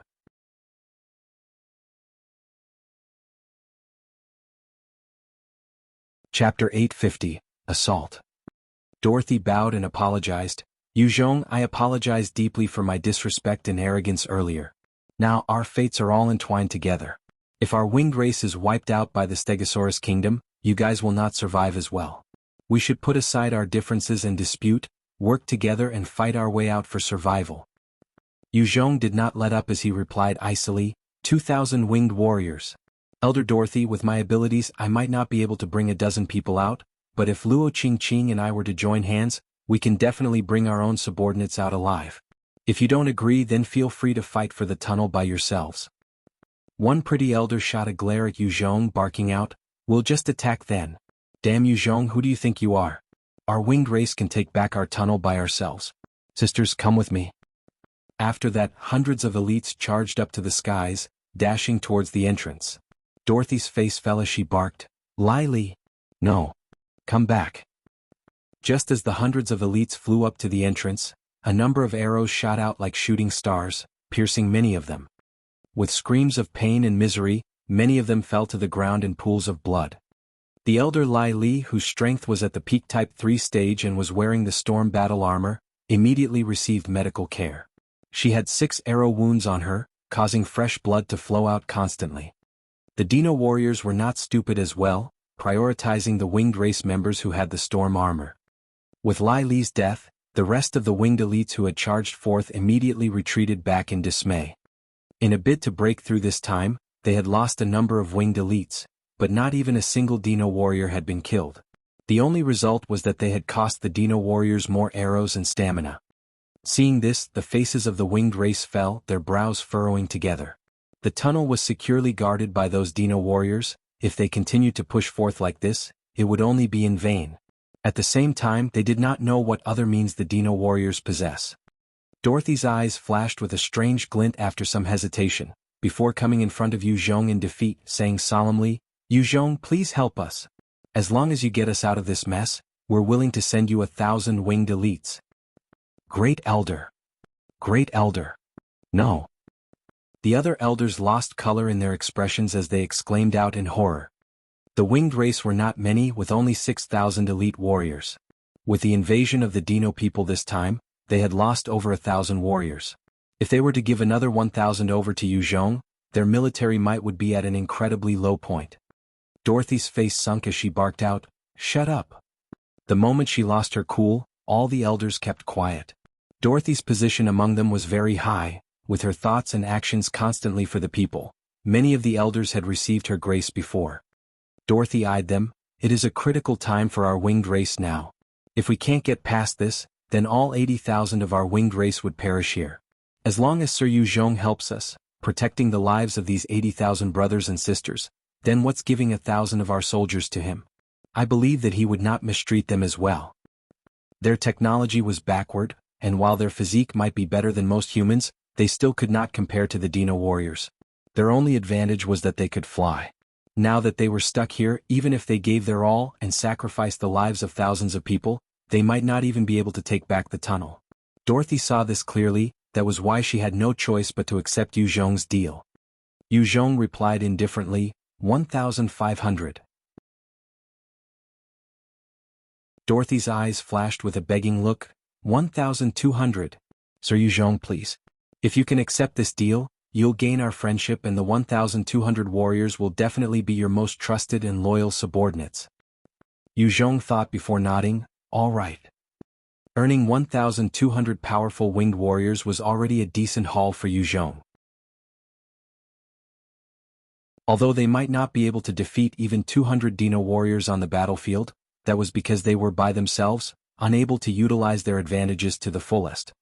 If given to Zhong, he could turn them all into powerful and lethal weapons. After all, he had many Sun battle armor as well as Type 3 nuclei.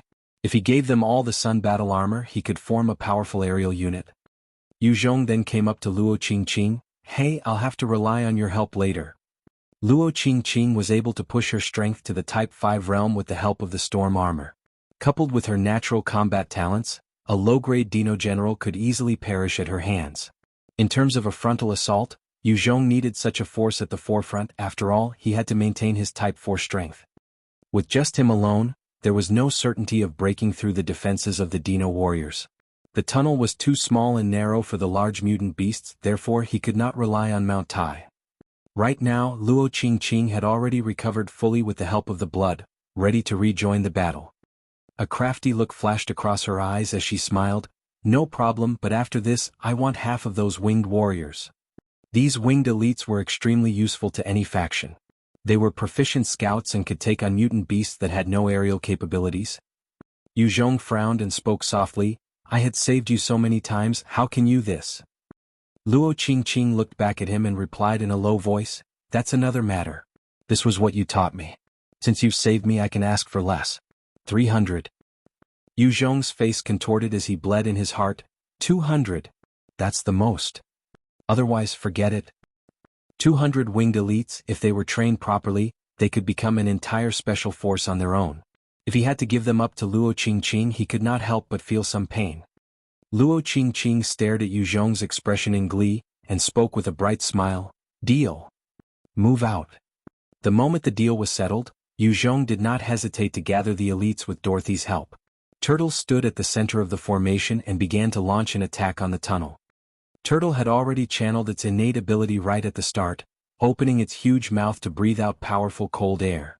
The cold air enveloped itself to form a huge, thick layer of ice. The layer of ice weighed at least hundreds of tons. If that weight was on lightning, it would crush it immediately. However, Turtle carried it and lumbered towards the entrance. Although the Type 4 crocodile snapping turtle was slow, its huge body possessed a frightening strength. Other than a few other Type 4 mutant beasts, its strength could be considered one of the top. When it appeared at the tunnel, countless arrows flew out once more, raining upon the layer of ice. However, these arrows only managed to pierce through 20 centimeters of the ice, and could not penetrate further. The arrows fired by low-grade Dino-Generals were frightening, piercing through almost an entire meter before stopping. As the rain of arrows shot out from the tunnel, landing on Turtle's armor in a short while, it caused Turtle's back to look like a porcupine. However, it continued on its way, bulldozing over anything in its path. Strong. This Type 4 mutant beast is truly the best suited at besieging defenses. Our winged race has hope. Dorothy and the other winged people saw how Turtle just braved all attacks as it advanced, their eyes filled with excitement.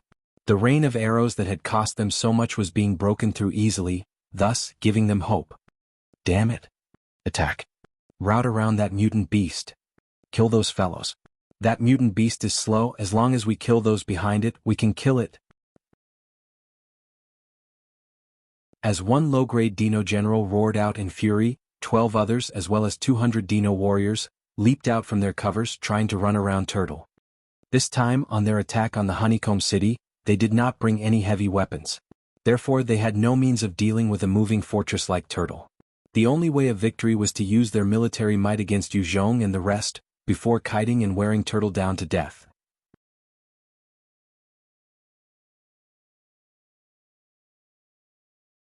Chapter 851, Victory. They're coming. Zhong saw the Dino warriors and readied his electromagnetic gun. A number of electromagnetic beams blasted out on the bodies of the Dino warriors, causing bloody holes.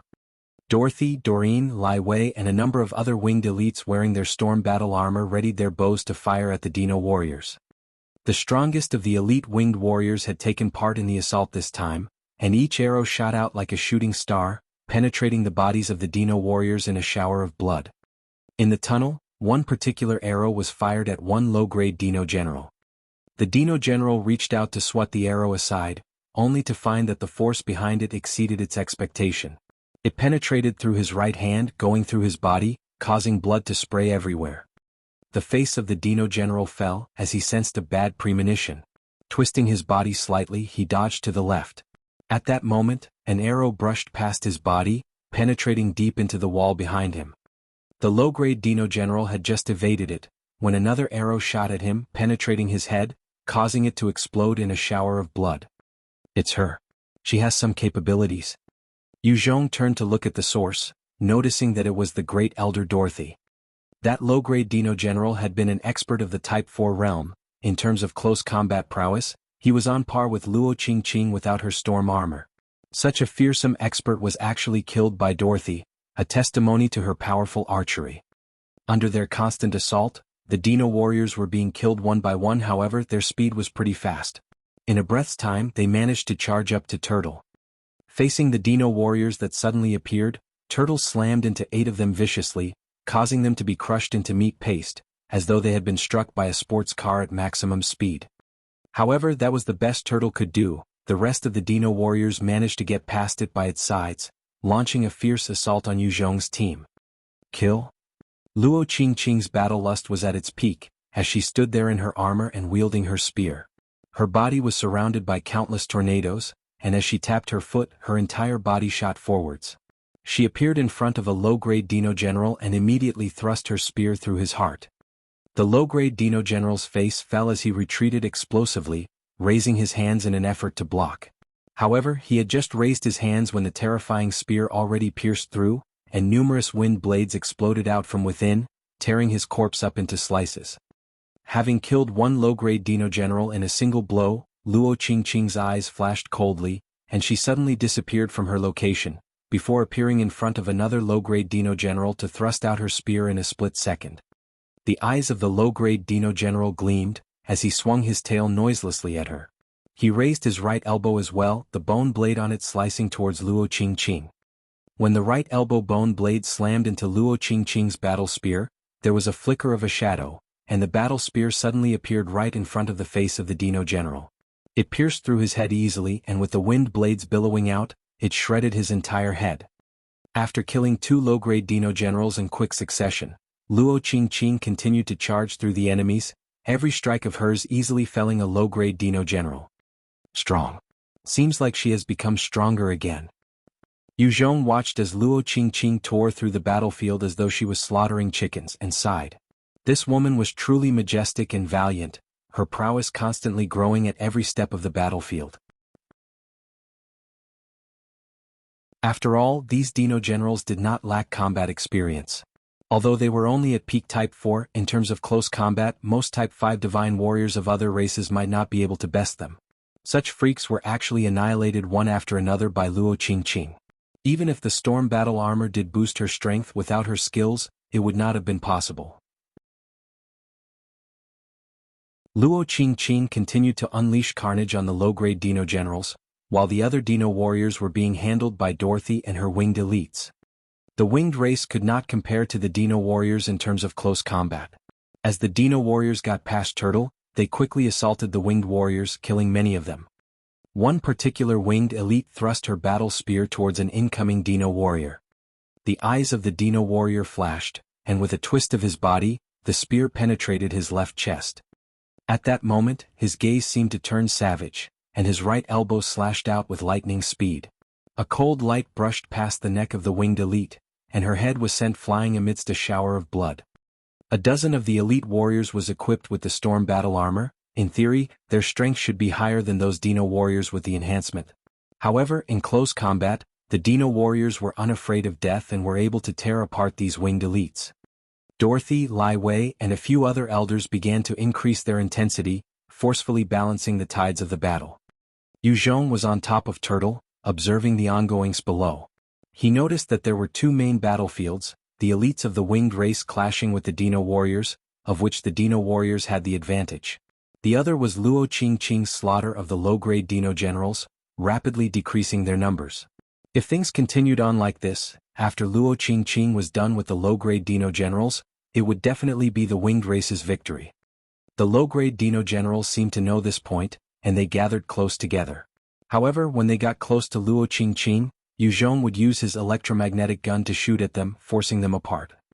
Although he could not easily kill them with his gun at his current strength, with his firearms manipulation, his accuracy was more than enough to force them to retreat.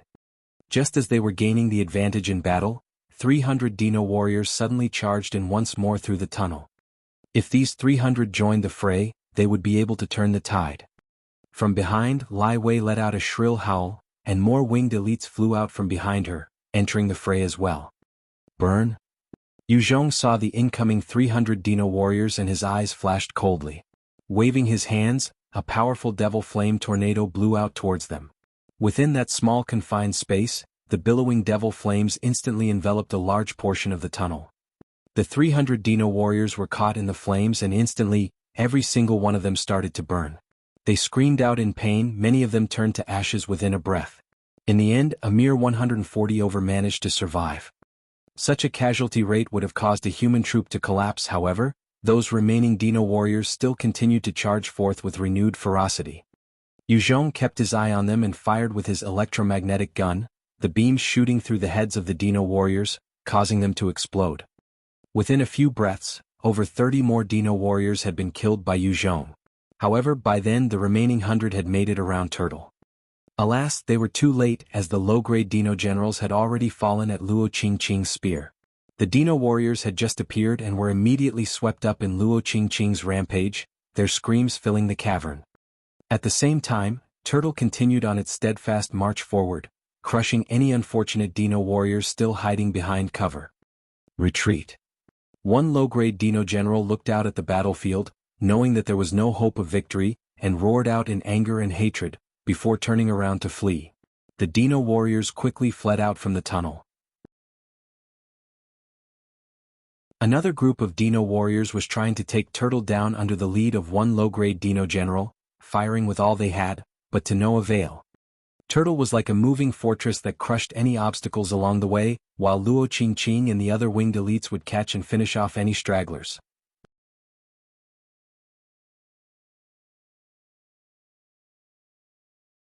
Chapter 852, Alliance. Those Dino warriors left behind continued to fight with all they had. However, they were still annihilated by the sheer might of Zhong's group. The tunnel was thus reclaimed after a long, arduous battle. After regaining the tunnel, the winged elites began to swiftly fly out. Outside, all over the cliff, Dino warriors were retreating and fleeing. The winged elites continued to fire arrows at the retreating Dino warriors, causing some of them to fall off and plunge to their deaths. At this time, the Dino warriors were caught in a disadvantageous position. Their bodies were crawling down the cliff and it was hard to maneuver. Faced with the rain of arrows, they could not defend themselves. Every winged elite was filled with hatred towards these Dino warriors. Under their frenzied assault, the 600 over Dino people were shot down. At the center of the honeycomb city, Lai Wei descended from the sky, her entire body covered in blood. She came up to Shailene and reported, "Your Majesty, we have killed all the Dino people." Shailene's face was filled with joy, and she flapped her wings and announced in her melodious voice, "Everybody! After the efforts of our warriors, the invaders have been wiped out."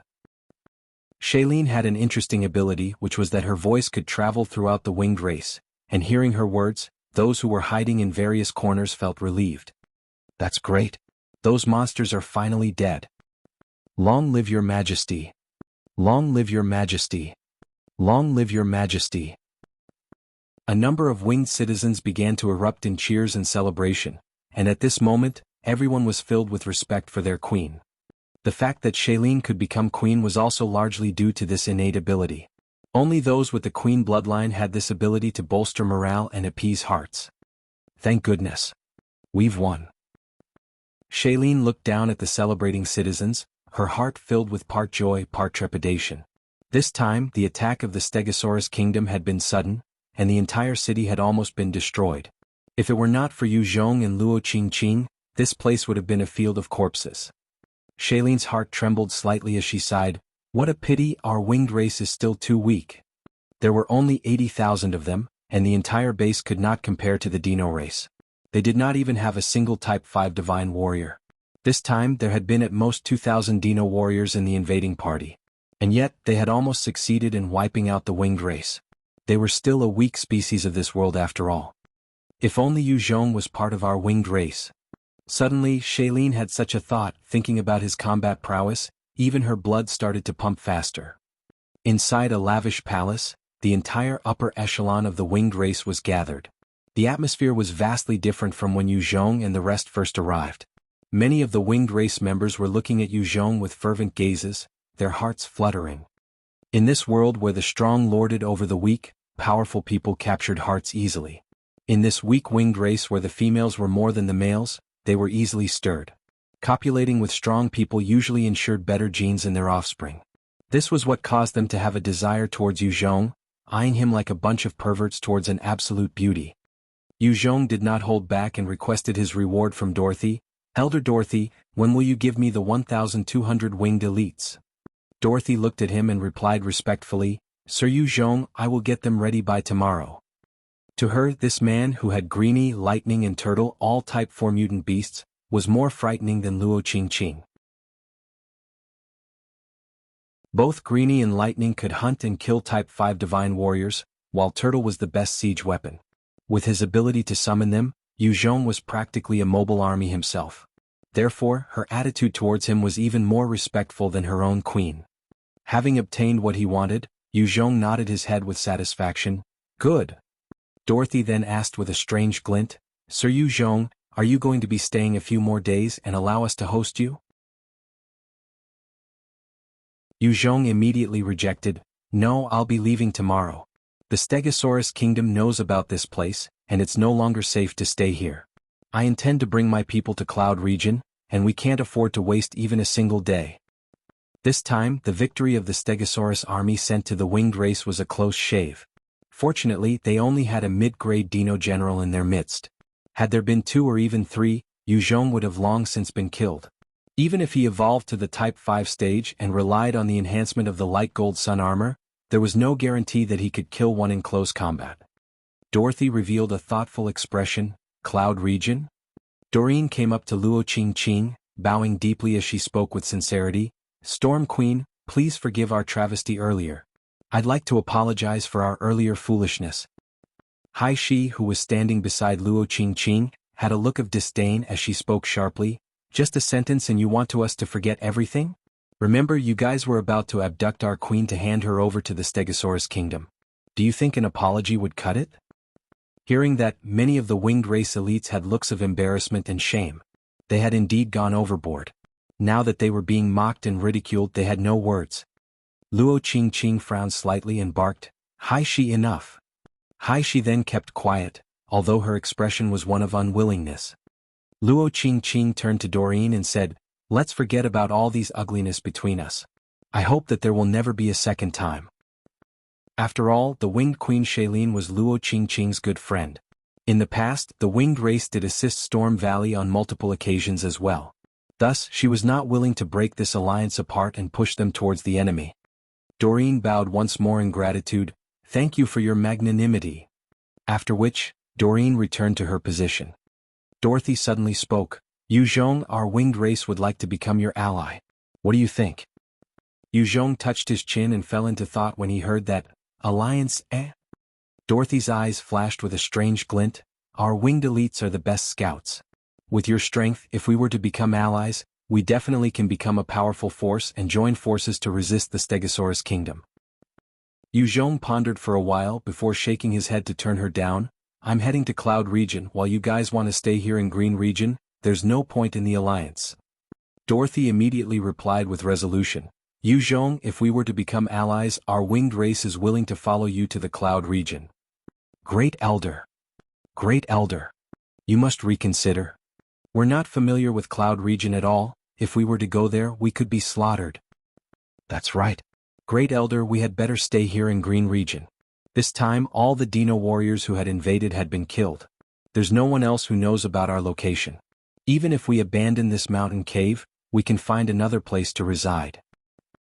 The various elders started to speak up in order to dissuade her. The winged race had spent countless years in Green Region, their home. They knew where to hunt and where was safe. Their ancestors had paid the price to obtain intelligence and information, accumulated throughout the years. If they were to leave Green Region, there were ferocious beasts and mutant beasts everywhere, who knew how long it would take for them to re-establish their roots again. Dorothy eyed Yu Zhong and spoke solemnly, "Enough. Green Region is no longer safe. We have to leave here now. Sir Yu Zhong, are you willing to be our ally?" Yu Zhong smiled lightly, "Sure. If you come with us to Cloud Region, we can be allies." Although the winged race was not strong compared to the Stegosaurus kingdom, they were more than enough compared to his own human troops. With such an ally, it would alleviate many things. Dorothy heaved a sigh of relief and smiled lightly, "Many thanks, Yu Zhong." Luo Qingqing shot Yu Zhong a glare as she thought hatefully, "This fellow is getting all the benefits." This time Luo Qingqing had come in order to bring their ally, the winged race, away from Green Region. Who would have expected for things to turn out like this, and the winged race actually becoming Yu Zhong's ally? If it wasn't for her bargaining for 200 winged elites from Yu Zhong, this trip would have been a useless one. After confirming the details, the palace threw a large banquet in order to celebrate. Yu Zhong partook and enjoyed himself with the food provided, before heading back to his room to rest. It had been an intense day and he was extremely exhausted.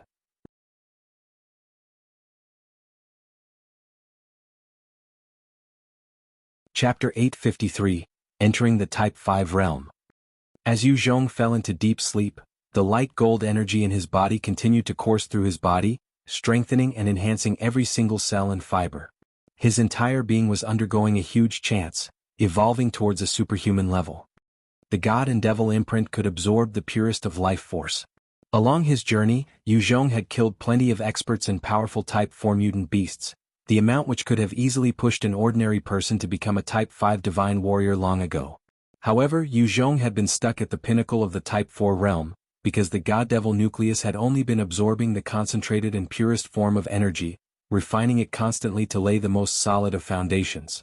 If the foundation was not stable enough, it would be hard for a human like Yu Zhong to advance far.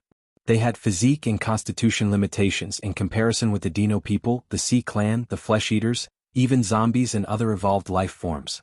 Therefore, having absorbed enough life force, Yu Zhong was finally evolving towards the next stage. The light gold energy continued to flow slowly throughout Yu Zhong's body, going through multiple cycles, strengthening every single fiber of Yu Zhong's body. Even his red blood was starting to have a tinge of gold energy. Every high-rank expert had a powerful life force. As Yu Zhong entered the Type 5 realm, his blood was refined to harbor a strong vitality within. If an ordinary person was to drink his blood, they would gain enhancements and even gain an immunity to some viruses. Congratulations on evolving to a Type 5 Divine Warrior. You have gained plus 30 in all attributes. Congratulations on evolving to a Type 5 Divine Warrior. Your body of steel has been raised to the 3rd order. Congratulations on evolving to a Type 5 Divine Warrior. Your regeneration has been raised to the 3rd order. Congratulations on evolving to a Type 5 Divine Warrior. Your Devil Flames has been raised to the 4th order. Congratulations on evolving to a Type 5 Divine Warrior. Your Dark Do Chi has been raised to the 4th order. When Yu Zhong woke up, he was bombarded by a flurry of notifications within his mind. All his skills had been raised to at least the 3rd order. As for his Devil Flame and Dark Do Chi, his 2 main skills, they had reached the 4th order, causing his strength to undergo a heaven and earth transformation. Yu Zhong checked out his status and was filled with excitement. Holy! This is great. Who would have thought that I would become so strong after becoming a Type 5 Divine Warrior? After evolving to the Type 5 realm, Yu Zhong's largest gain was not the plus 30 in his attributes, but his skills reaching the 3rd order stage. After all, every single skill required many skill points just to power up. Skill points were precious, and if it was on Earth, it would take every increase of 10 levels to gain 1 skill point. Instead, he had gained a massive upgrade together with his evolution. The skill points he would have required otherwise would be at least hundreds. Based on his conjecture, his current strength would surpass even Luo Qingqing with her Type 4 Nucleus Storm battle armor. This was before the use of external equipment. If he were to equip the Type 5 Nucleus Sun battle armor, he had the confidence to take on mid-grade Dino-Generals in combat. After celebrating for a while, he got up and left the room. When Yu Zhong entered the hall, the upper echelon of the winged race, including the great elder Dorothy, got up to greet him. Sir Yu Zhong, good morning. Dorothy had just approached him when her face suddenly changed, and she wore a look of disbelief as she stammered, you seem different. Don't tell me, you've reached the Type 5 Divine Warrior realm? In the past, the winged race also had a Type 5 Divine Warrior before. The previous winged queen had been a Type 5 Divine Warrior. Dorothy's perception was strong, and since her experience was abundant as well, she could tell that Yu Zhong possessed an even stronger aura than the previous queen. This was obviously a sign of his evolution. Type 5 Divine Warrior? How is that possible? How could a human become a Type 5 Divine Warrior? Type 5 Divine Warrior? Is that a joke? Even Luo Qingqing has not even reached it yet. He has already broken through. Does it mean his talent is even more fearsome than Luo Qingqing? Hearing Dorothy's words, many of the elders had changes in expressions, their eyes filled with disbelief as they began to discuss among themselves. The Type 5 Divine Warrior was a huge watershed in this 3rd world, where powerful existences were numerous and mutant beasts and life forms were rampant. Even a Type 4 Divine Warrior would be in constant peril everywhere they went. Only those of Type 5 and above could walk around fearlessly. In this world, a Type 4 expert was considered a peak existence among the winged race in Storm Valley. However, in the Sea Clan and the Stegosaurus Kingdom, they were just ordinary fighters. Instead, the Type 5 Divine Warriors were considered the revered ones. Humans were generally considered the weaker species and they had little experts. One of the few top fighters in the Green region would be Storm Queen Luo Qingqing, but even she was just a peak Type 4 expert. Hai Shi, who was standing beside Luo Qingqing, lost her cool and exclaimed, "Impossible! He's just a mere man, how can he evolve so fast? Impossible." Hai Shi had always regarded Luo Qingqing as her idol and revered her. She believed that among humans Luo Qingqing was the most talented and the one who was the most likely to break through the Type 5 realm. In truth, her thinking was not wrong. If it were not for the God and Devil imprint, Yu Zhong's natural talent could not possibly surpass Luo Qingqing, regardless of how hardworking he was. However, with the imprint and the constant absorption of life force, Yu Zhong's body was remodeled from the cellular level, and he had already evolved. Gazes fell on him, many of them hoping to hear his denial because they were all jealous as well. Luo Qingqing also looked at him, her gaze complicated. Although she was largely aloof, even she felt a tinge of envy at Yu Zhong's breakthrough. However, there was also a slight sense of joy that she did not understand. Only Han Zixuan looked at him with a pure and hopeful look, praying that it was the case. Zhong laughed lightly. That's right. I've just broken through and am a Type 5 Divine Warrior. Dorothy's gaze was complicated as well, trying her best to maintain a smile. As expected. Congratulations. She immediately challenged him as she could not help herself. I don't believe it. Zhong, I want to take you on. As long as you can beat me, I'll believe that you're a Type 5 Divine Warrior. Zhong glanced at her and went to his table to sit while replying indifferently, Why should I? If you want to challenge me, take on Han Zixuan first. Han Zixuan stepped forward, her face apologetic. I'm sorry I'm already Sir Zhong's subordinate. Although Han Zixuan was not willing to raise her weapon against her friend, if it were just a spar, she would still take it on. She shot Han Zixuan a look as she gritted her teeth and spoke, Zhong, I want to challenge you. If you can beat me, I will sleep with you for one night or obey a single order of yours. If you lose, you have to tell everywhere that you're a boasting liar. Luo Qingqing frowned and said, You're not his match. She was only at the peak of Type 3 with the enhancement of her armor. She could at most reach the mid-Type 4 realm, which was vastly far from Zhong. She replied resolutely, Your Majesty, please grant me this selfish desire. Zhong thought for a while and wanted to test out his new strength. A single order? Sounds good. Fine, I agree. She immediately followed with her storm armor activated and continued, I have additional conditions. First, you cannot rely on equipment. Second, I'm going to use the storm armor and storm battle spear. Third, you must defeat me in 5 moves. As a Type 5 Divine Warrior, those conditions should be easy to meet. Zhong shook his head. Nope. She was stunned. She had thought her conditions were fair but did not expect Zhong to reject her. What? Zhong responded mildly, 2 moves. If I can't defeat you in 2 moves, I'll consider it my loss. Arrogant. You're digging your own grave. She lost her temper and her storm armor radiated, enhancing her strength to the mid-Type 4 realm. Her eyes flashed with anger, and she suddenly disappeared from her location, appearing behind Zhong silently, sending a powerful spear thrust towards him. Although she was a Type 3 Divine Warrior, she had a natural talent in spatial abilities. At the Type 4 realm, she could utilize her ability to appear anywhere within an area of 100 SQM up to 20 times. Relying on such an ability, she had killed a low-grade Dino-General of her own before.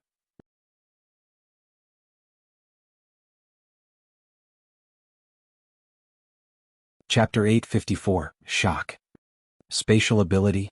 What a good ability. No wonder you have the confidence to challenge me. However, your speed is too slow. After evolving to a Type 5 Divine Warrior, Zhong's perception was much stronger. She had just appeared behind him, when he reached out with his hands to grab, clutching her skull with lightning speed as he turned and chuckled, You've lost. She could feel his huge hand, warm and powerful, and gritted her teeth to admit, I've lost. Although she was a proud woman, she was not stubborn.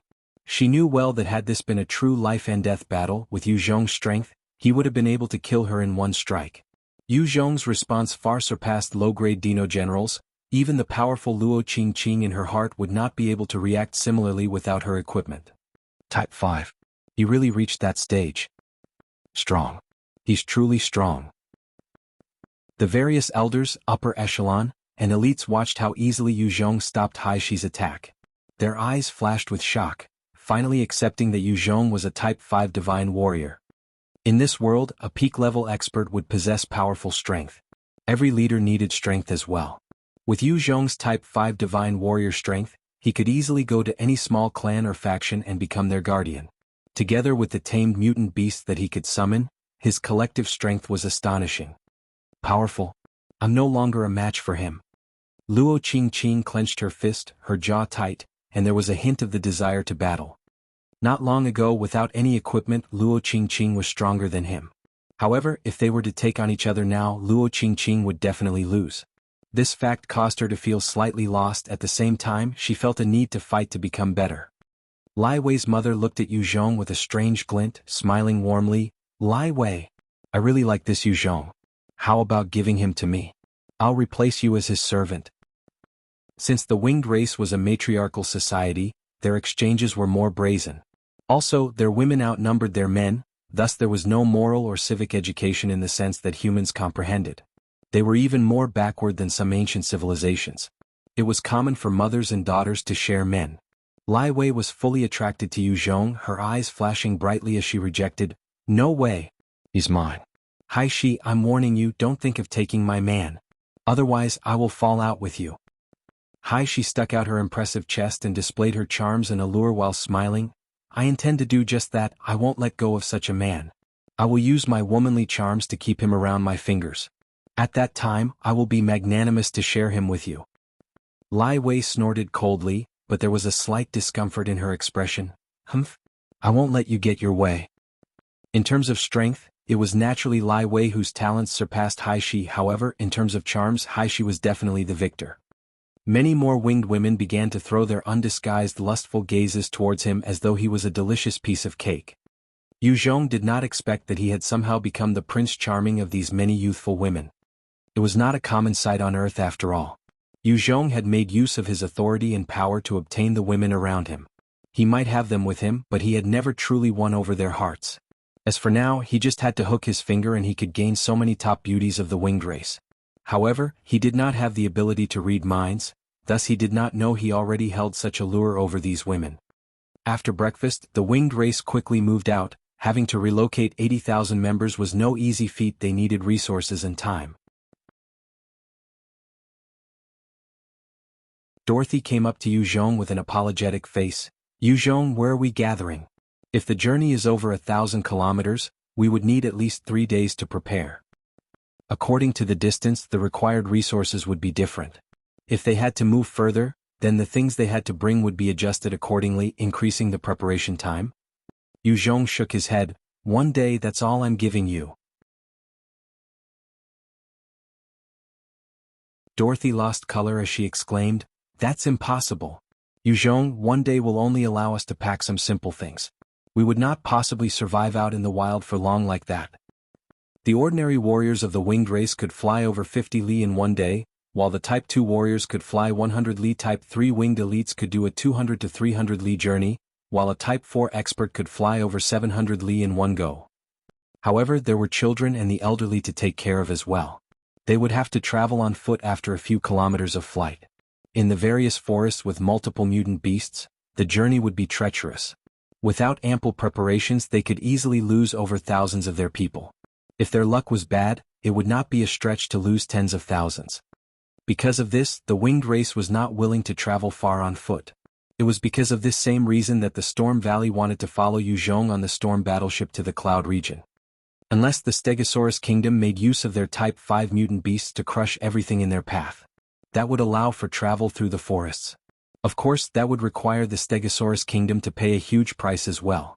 At that time when they had tried to invade the Green region, many mid-grade Dino-Generals worked together to kill the powerful mutant beasts along the way.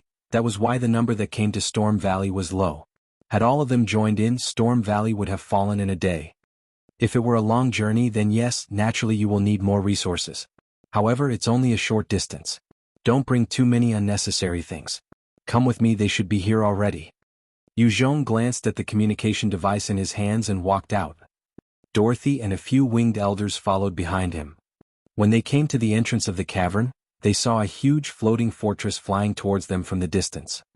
Dorothy stared at the storm battleship and went wide-eyed with astonishment, exclaiming, "That's the Storm Imperial City. Oh Lord, I'm not seeing things, am I? It can actually fly. It's actually flying." Doreen was also shocked. "The Storm Imperial City? How is it moving?" All the elders were taken aback as the sight was overbearing. Based on their knowledge, the floating Storm Imperial City that had been stationary within the Storm Valley had always been a mythical castle meant for residents. Having been there before, they knew that the Storm Imperial City was likely a war weapon manufactured by humans of eons ago. Although Storm Valley had its own design built around it, there had been no way to move the Storm Imperial City. Had they known that the storm battleship could be piloted, they would not have tried to capture Luo Qingqing in exchange for peace. With a chuckle, Zhong replied, "This storm battleship now belongs to me. It will allow us to go to the Cloud region. I think a day would be enough for your winged race to be relocated up into the battleship.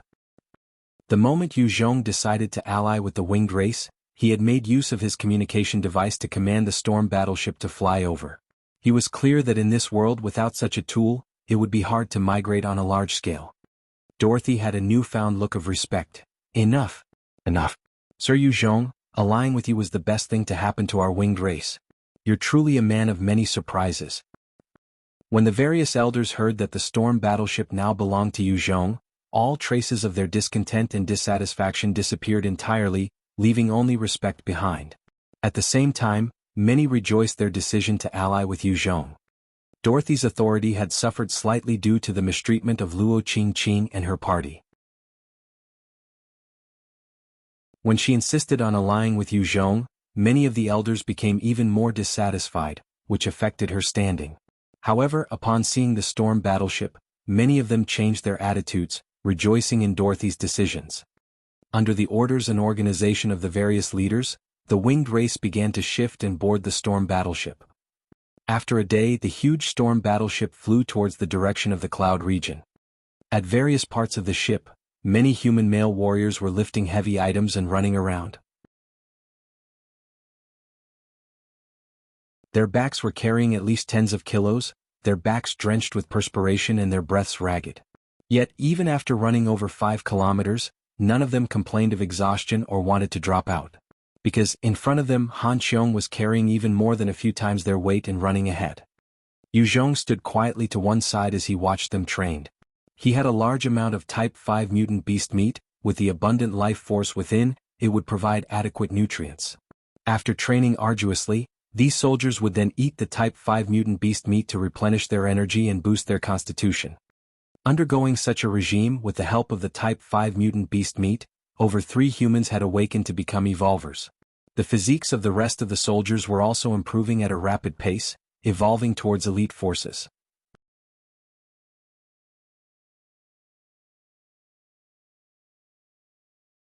Chapter 855, Mutant Green Gulls Flock.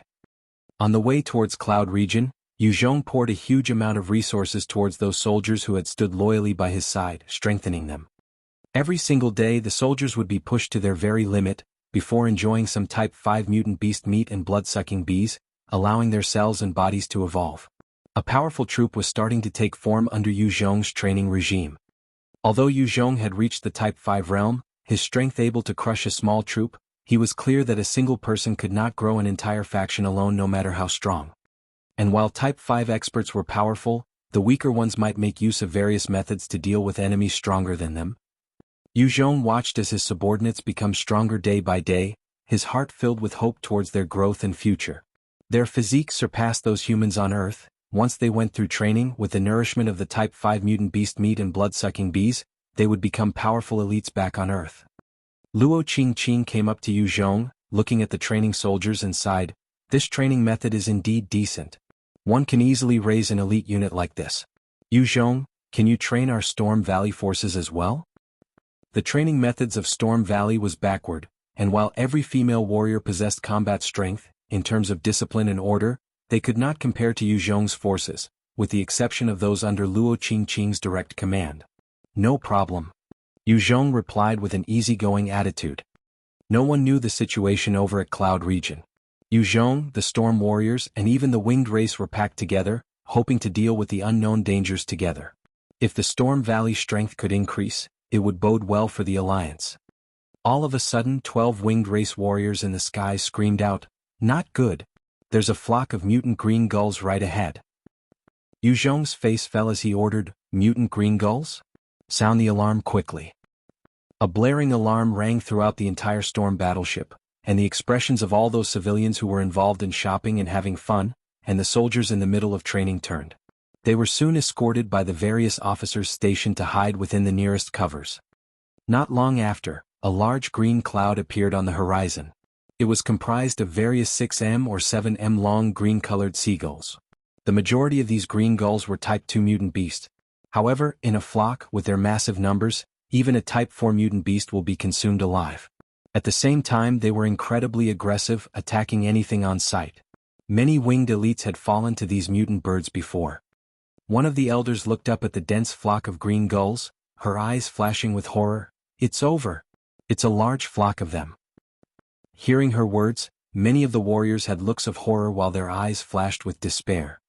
According to the classification of the winged race, the size of the flock was categorized as small, medium and large. Small flocks contained roughly 1,000 birds, medium flocks numbered tens of thousands, while large numbered above 100,000. A flock of 100,000 mutant green gulls was practically invincible. They were able to consume an aerial Type 4 mutant beast. Even a Type 5 mutant beast might not necessarily be able to escape them. In this cruel third world, the threat level of the skies was slightly lesser than land. Even with the storm battleship, a long journey was not without risks. Eyeing the birds, many human warriors also had expressions of fear, their hands trembling. Zhong glanced at the flock, his face impassive as he ordered calmly, "Fire." With Zhong's order, the human soldiers inside the castle began to fire their weapons, as multiple electromagnetic beams shot towards the skies, blasting at the flock of green gulls. Zhong had obtained a large number of electromagnetic guns and cannons that required mutant beast nuclei to operate. There were a total of over 3,000 weapons. When they were all fired, many of the mutant green gulls were instantly pulverized.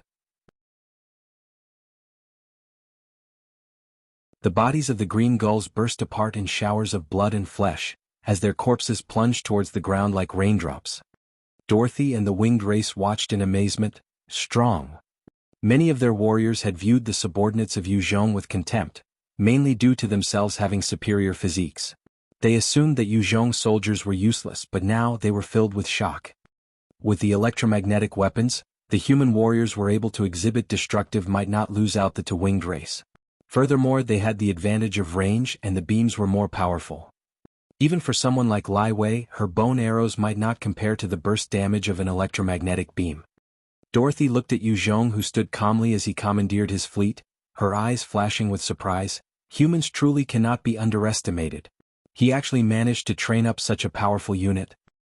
Although the speed of those mutant green gulls was not as fast as the sound barrier, they were still considered fast. After losing about thousands of their numbers, the entire flock was within 100-meter range. The winged queen stood at the forefront, decked in her storm battle armor as she barked out, "Fire!" At the sound of her command, the various winged warriors readied their bows and fired a salvo of arrows upon the approaching birds. Storm Queen Luo Qingqing also gave a similar command to her own troops, "Fire!" The rain of arrows shot out and fell upon the flock of mutant green gulls. Many of the birds were shot at and their bodies landed on the deck of the storm battleship.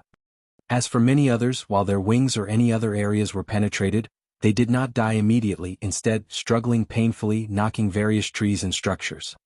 The rest of the flock immediately swooped down with frightening intensity. At the various archer towers set up by the winged race, many of the green gulls went to attack them first. One winged elite only had time to fire out an arrow, before she saw a large bird claw grabbing onto her head. The claw clenched tightly with force, bursting her head wide open. 6 or 7 of these beasts also surrounded the corpse and began to consume it, finishing it entirely within a few breaths. Many others slammed into the various dilapidated buildings. The flock of mutant green gulls crawled all over the deck of the storm battleship, destroying a number of watchtowers. The various Type 4 experts of the winged race began to move out in groups, attacking the flock of mutant green gulls. Similarly, Luo Qingqing led her subordinates to abandon the outer watchtowers, withdrawing into a defensive line, engaging the mutant green gulls in combat. After they had settled into a formation, the green gulls could not rely on their advantage in numbers. Instead, only a few of them could manage to reach the humans, therefore the human casualties decreased sharply. On the storm battleship, there were over 3,000 pillboxes, each of them filled with human warriors wielding electromagnetic weapons. The soldiers never stopped their assault, and the multiple laser beams fired out constantly, injuring and killing many of the green gulls. The mutant green gulls continued to pounce and slam into the pillboxes, injuring themselves in the process. However, they did no harm to the humans within those steel structures. Their bodies were too large as well, so they could not fit in. Their strength was not enough to destroy those pillboxes as well. A large number of them slammed into the pillboxes, denting the external structures, but were killed by the human soldiers within. At this moment, a huge flame tornado charged towards the skies from a certain tunnel, enveloping a large number of them. As the green gulls were consumed by the devil flame, they were incinerated instantly. Zhong walked out from the tunnel, his thoughts whirring, and a huge void appeared as Turtle walked out. When the green gulls saw Zhong and Turtle, they became excited, charging towards Turtle. Turtle crawled forward a few steps, before it retracted its limbs into its shell, leaving only the turtle head. The flock of mutant green gulls swooped down onto its shell, only leaving behind scratches and claw marks, but not truly harming Turtle. The moment Turtle attracted a large number of them, it opened its mouth to spit out a thick amount of frost, turning the mutant green gulls into popsicles.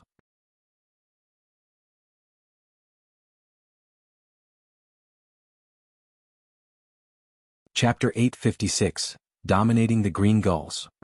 On the other side, Zhong activated his gravity manipulation with a glint in his eyes.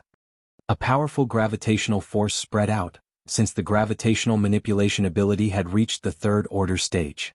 It could affect his enemies with a maximum 30 times weight. These mutant green gulls were not strength-based mutant beasts, thus, when they were enveloped by the 24 times weight that Zhong sent out, and plummeted to the deck, unable to move. Countless mutant green gulls flew over to Zhong and instantly plunged down due to the gravity field around him. The mountain of birds grew larger and larger. With a thought, Zhong sent out a billowing devil flame, lighting up the hill of green gulls. They began to shriek out in agony, their life force entering Zhong in droves. Zhong walked out in big strides amidst the flock of mutant green gulls, causing them to pounce towards him like bees to honey. His surroundings fluctuated constantly with the gravitational manipulation, sucking the mutant green gulls down towards him, before he sent out devil flames to burn them all into ashes, leaving behind numerous Type 2 nuclei. After evolving to the Type 5 Divine Warrior realm, Zhong's strength had grown to a whole new level. If it were in the past, he would not have dared walk through the seemingly endless flock of mutant green gulls. However, with his improved third-order gravity manipulation as well as his fourth-order divine flame, thus easily obliterating these mutant green gulls. On the other side, Turtle continued to spit out huge amounts of freezing air towards the skies. Everywhere the freezing field touched, the mutant green gulls froze into popsicles and fell onto the deck. Greenie and Lightning were not a match for these mutant green gulls. If they were to appear, they would be easily ripped to shreds. Only Turtle, with its astonishing defense, was able to resist such aerial mutant beasts. The intense battle continued for another 3 hours, and after Zhong had obliterated over 10,000 mutant green gulls, he had no choice but to retreat within the battleship for a rest. The expenditure of the third-order gravity manipulation and fourth-order devil flame was huge, and he could not utilize them to fight indefinitely. The fact that he could kill over 10,000 mutant green gulls by himself was sick. Luo Qingqing was extremely valiant herself, but within that 3-hour time span, the number of mutant green gulls that she killed was only about 300 plus. The ones who managed to eliminate the most were instead the subordinates of Zhong within those pillboxes. Inside the 3,000 pillboxes, the firing never stopped, killing large numbers every second. As the flock was dense and closely packed, there was no way that they would miss. Over 60,000 had actually been shot and killed over the time period. This time, the number of mutant green gulls that had attacked the storm battleship was over 160,000. In a short 3 hours, over 80,000 had been killed or heavily injured.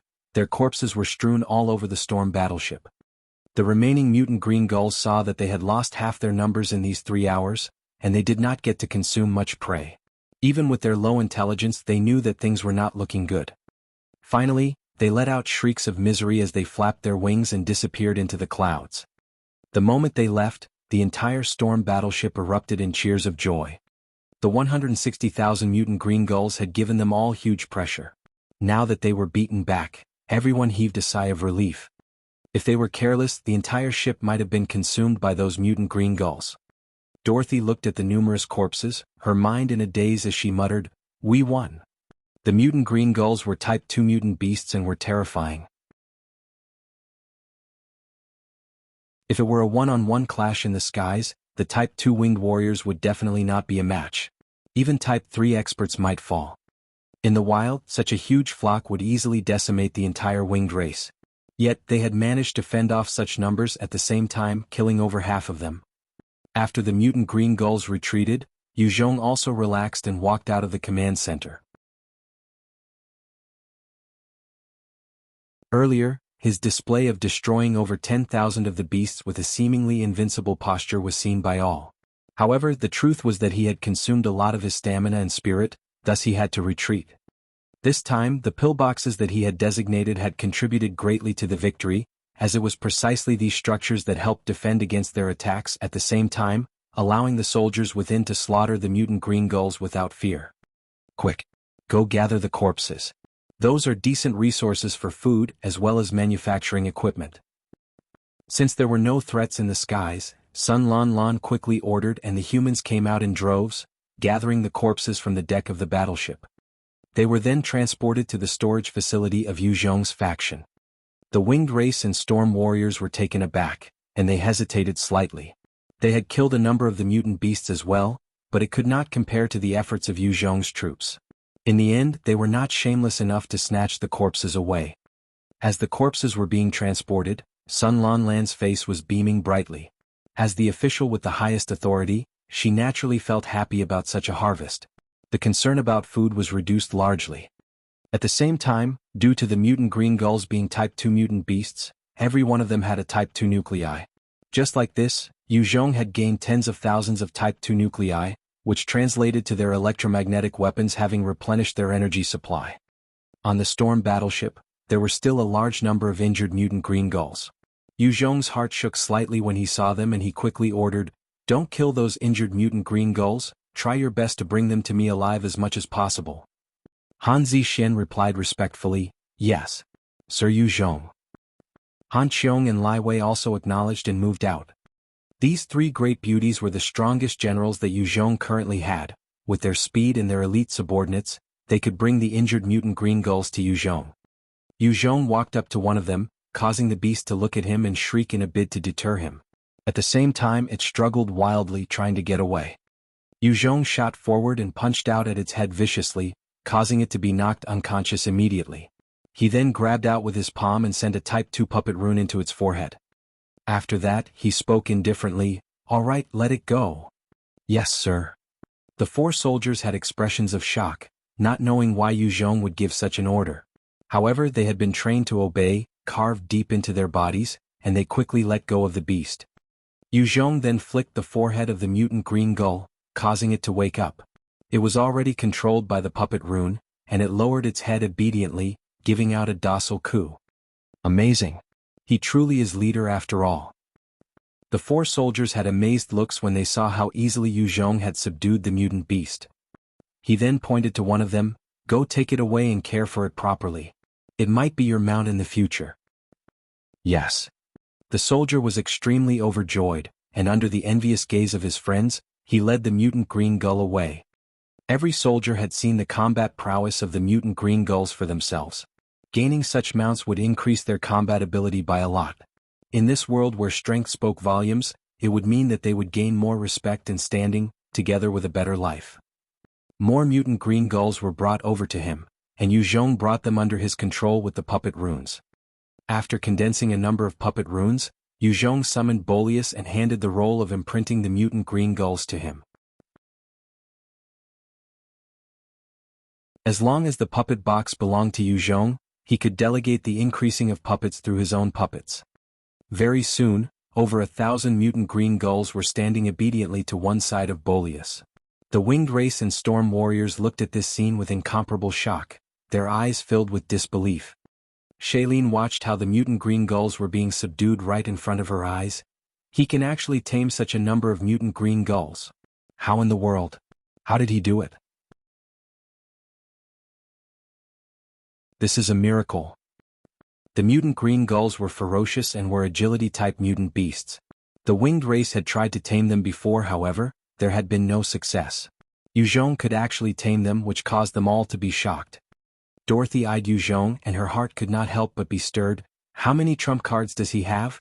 This is truly a man with plenty of miracles. Luo Qingqing came up to Zhong and her eyes flashed. "Zhong, can you sell 100 of those tamed mutant green gulls to our Storm Valley?"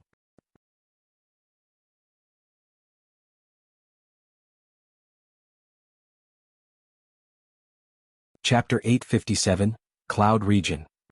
Zhong chuckled lightly, "What do you intend to buy them with?"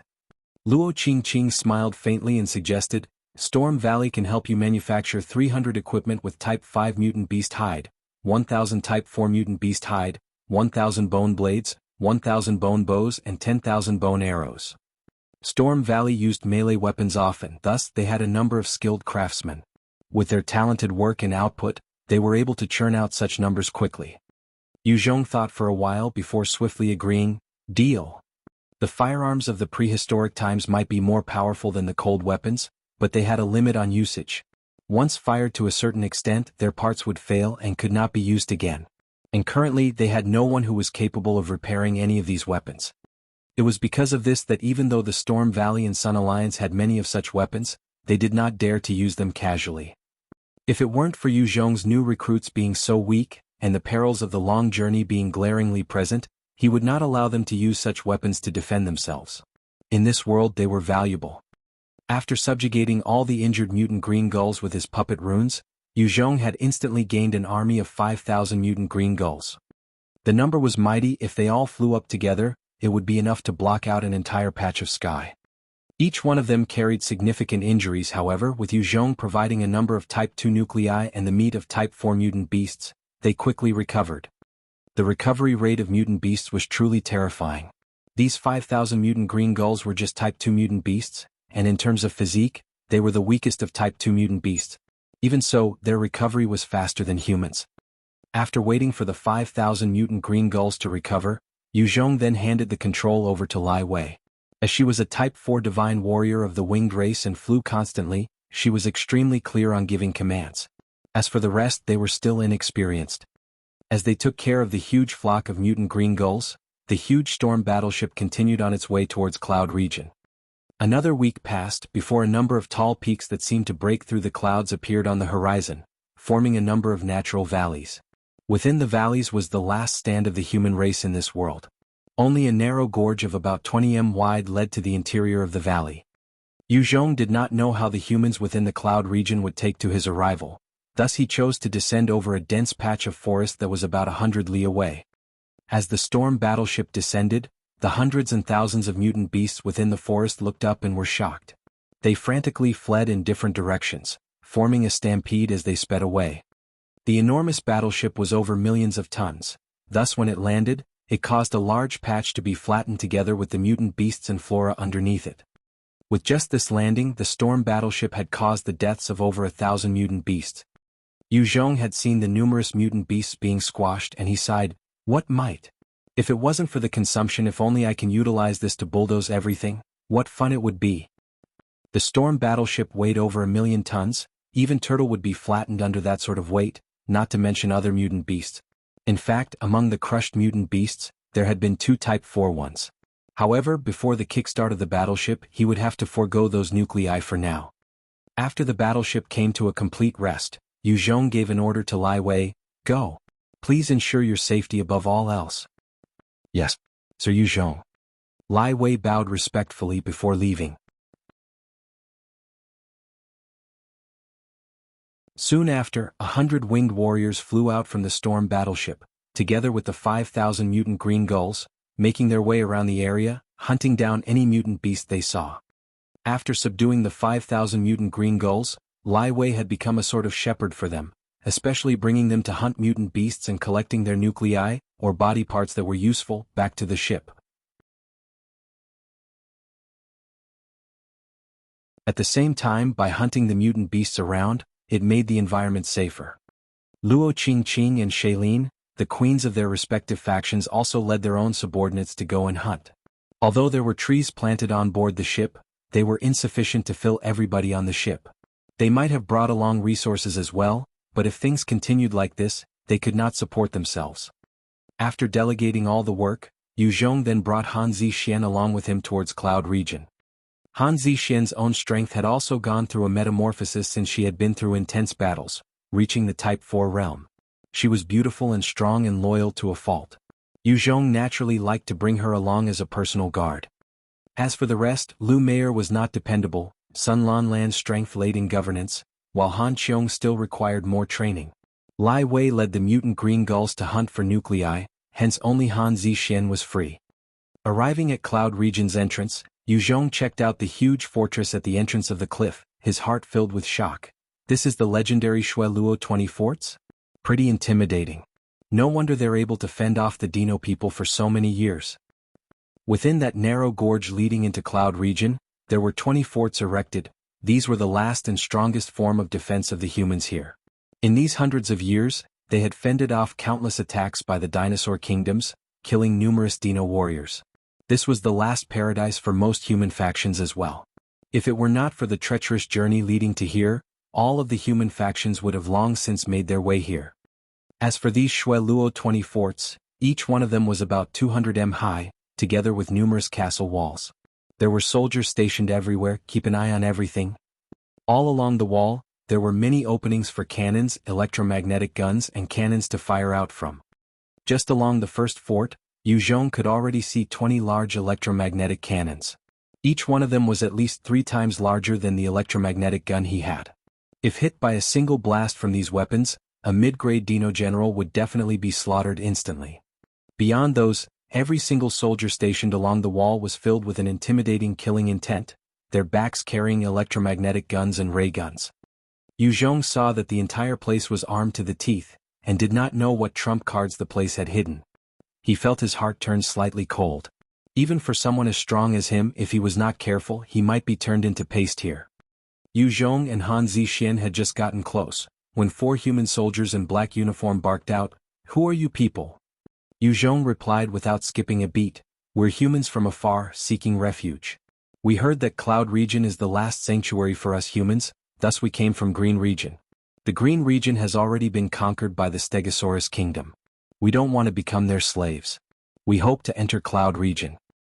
These warriors are strong." As the conversation was going on, Zhong observed them carefully, his eyes flashing with a hint of shock. While they were just rank-and-file soldiers, their aura and demeanor was top-notch, comparable to the elite of his elites. At the same time, from their movements, he surmised that they were at least Type 2 divine warriors. The 4 of them assessed Zhong and Han Zixian carefully also before saying, "Go over there to register." The 2 of them came to the gate and handed their belongings to be checked before they made some detailed identification. Once their prints were collected, they started for the inner city under the escort of the 4 soldiers. After 6 hours and multiple layers of check as well as 20 large army camps, the 2 of them finally made it into Cloud Region. Zhong took a look and was taken aback. This is Cloud Region? After the 20th Army Camp, it was a vast plain of green, where one could not see the ends, and a huge city appeared in front of them. One of the soldiers handed 2 name cards to them and turned to leave, but before that he said, "We have a total of 24 main cities in Cloud Region. This is one of them, Red Blood City. From today on, you're members of our Red Blood City as well. Let me give you a word of advice. We don't keep trash around here. If you want to survive, you have to showcase your worth. Your area of residence is in D District. After you enter the city, turn right. All the best."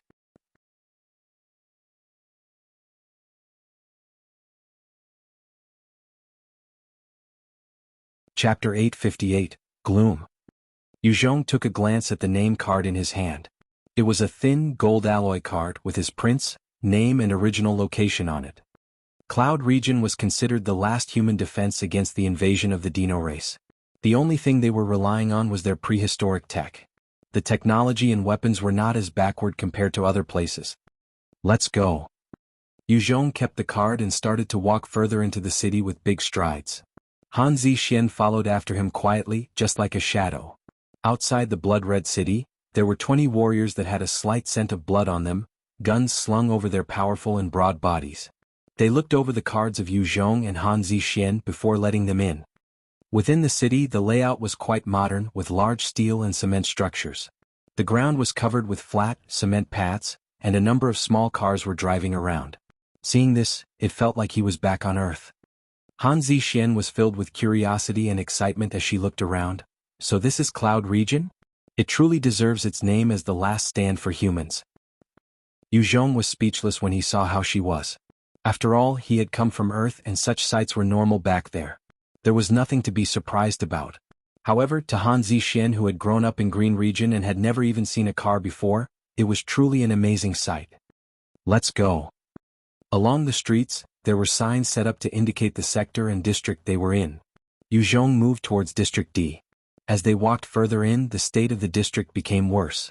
By the time they arrived at District D, the environment was foul and putrid. Things were falling apart everywhere, with some structures looking dangerously close to collapsing. The ground was covered in puddles of dirty water, and electrical lines laid everywhere. There were humans with tattered clothes walking around aimlessly, their bodies giving off a strong stench. Master, come and have one round, only 10 credit points, I'm all yours. Sir, my skills are good, only 18 points and I'll be your toy for the whole night. A number of women who did not have any makeup, only clean from showers, stood by the roadside, trying to solicit business. From time to time, some men would not be able to resist them and follow them into the rooms. Zhong took a good look around with his abundant experience and could tell that this was a slum. At the same time, he could tell roughly what Cloud Region was going through. This is a slum. Seems like Cloud Region isn't that perfect after all. There are caste systems. One particular girl of about 12 with messy hair and a skinny body walked out from a simple shop with a black bag.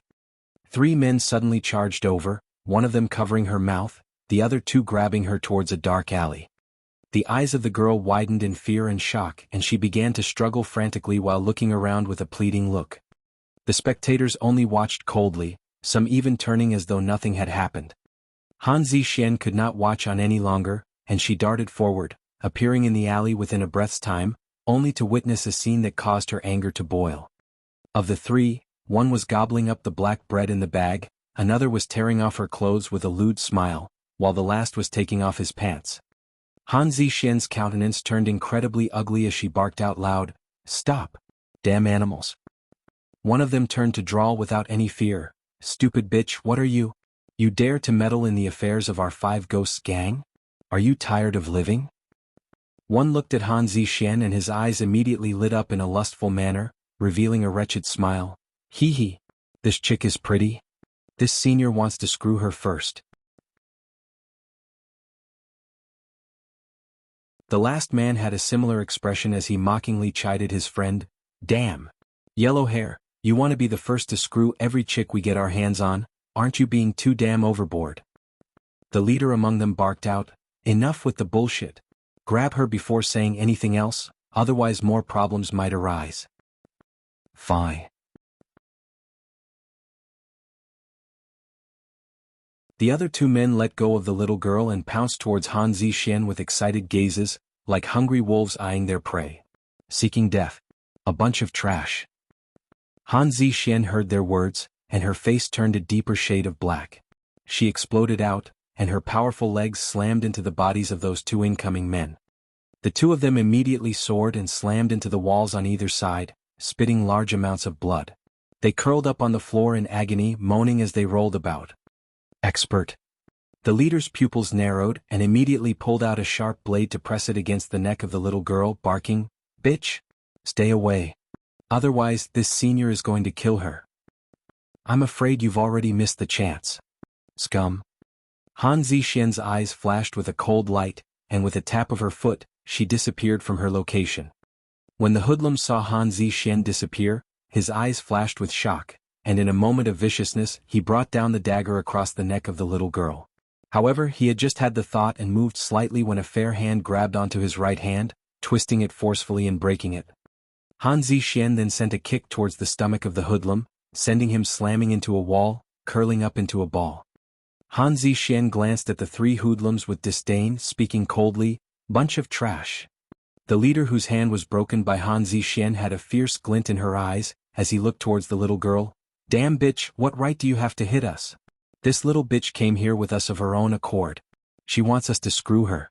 You damn bitch, don't stick your nose where it doesn't belong. Wang Ning, tell her you're a little bitch, one that is willing. Our 5 Ghosts gang had given you and your sister Wang Lihua 40 credit points." When he was mentioning the sister, he emphasized those words, his eyes staring fixedly at the girl.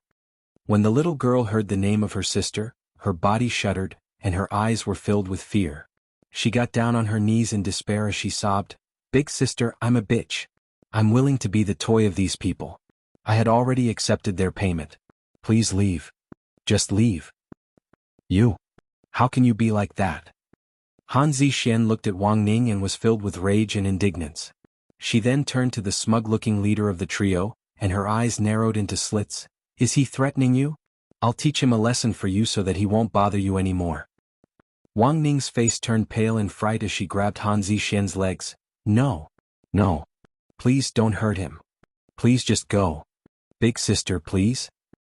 If Han Zixian harmed the hoodlum, then the Five Ghosts gang would not let Wang Ning nor her sister off. Thinking about their horrendous methods, Wang Ning could not help but feel a chill. The gangster roared with laughter. Ha ha. Ha ha. Meddling bitch. Ha ha. Ha ha. Did you hear that someone is asking you to scram? You're still so thick-skinned to stay here, you want to watch us screw her? Han Zixian's countenance turned cold once more. However, she did not know what to do. The person she was trying to help was pushing her away, leaving her at a loss. Zixian, your method won't work. Against these trash you must do it like this. Zhong chuckled as he stepped into the alley, his flame blade in his hands, cleaving the head of one of the gangsters casually. The head of that gangster rolled with a thump, a warm gush of blood spraying from the neck wound, dyeing the wall of the alley red. Wang Ning saw this and screamed in despair, "No! I'm from the Five Ghosts." As the hooligan called Yellow Hair stammered out in fear, the blade flashed cleanly past his neck, causing it to roll off as well, his eyes still filled with shock and despair. By this time, the arrogant hooligan who had been sarcastic towards Han Zixian kneeled on the floor towards Zhong, pleading profusely, "Don't kill me. Please don't kill me. This brother, sir boss. Don't kill me. I'm trash, scum, rubbish. I'm willing to slog for you. I promise. I promise never to disturb Wang Ning and her sister ever again. I promise. I promise. If you kill me, the Five Ghosts gang would not let these sisters off."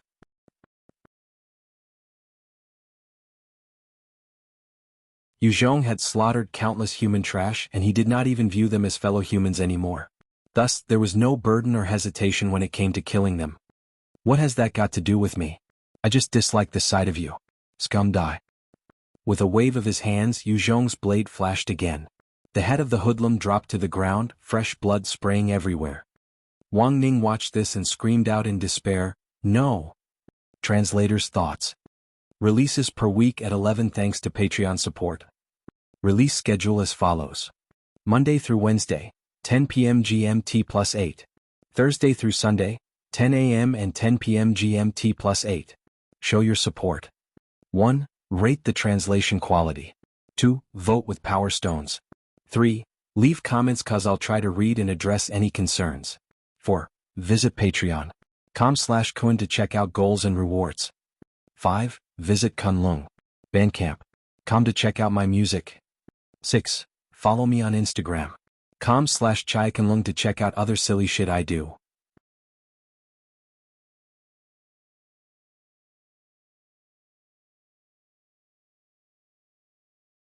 Chapter 859, Five Ghosts Gang. Wang Ning stared at the three corpses lying in a pool of blood, muttering, "I'm finished. I'm finished." The methods of the Five Ghosts gang was truly vicious and despicable. If the matter blew up, knowing that 3 of their subordinates had fallen here, the gang would not let Wang Ning's family off. Thinking to this point, Wang Ning was filled with despair and fear. Both her and her sister dared not envision their fates at the hands of those monsters. Zhong shot Wang Ning a look and spoke indifferently, "Rascal, they're dead now. You must be vexed, right? Where is the headquarters of the Five Ghosts gang? Take me there." Wang Ning's face was as pale as a sheet, looking at Zhong with an expression as though she was about to cry. "This, sir, I don't know where they're at." Zhong frowned, and he began to consider if he should use some other means to obtain that information. Right at this time, there was a heart-wrenching shout, her tone full of urgency and anxiety. "Little Ning! Little Ning! Where are you? Little Ning! Quick, come out!" Wang Ning heard the voice and shouted back, "Sister! I'm here." The next moment, a woman with tattered clothes but a clean appearance, her nose covered with a few pockmarks, came running over. Her demeanor was demure, and yet she ran forward to hug Wang Ning without a care for her image or cleanliness. eyeing Yu Zhong and Han Zixian with fear. Her body trembled uncontrollably, but she continued to hold Wang Ning tightly.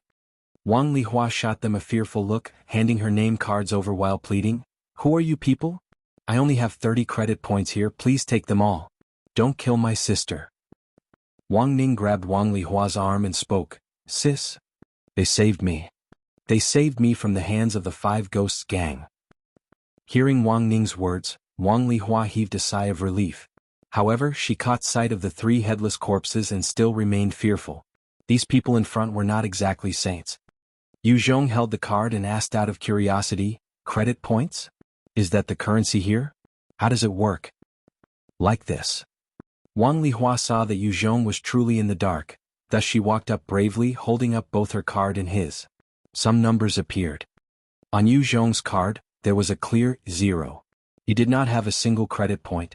As for Wang Lihua, there was a 30 on it. "So it's like that, interesting. Zixian."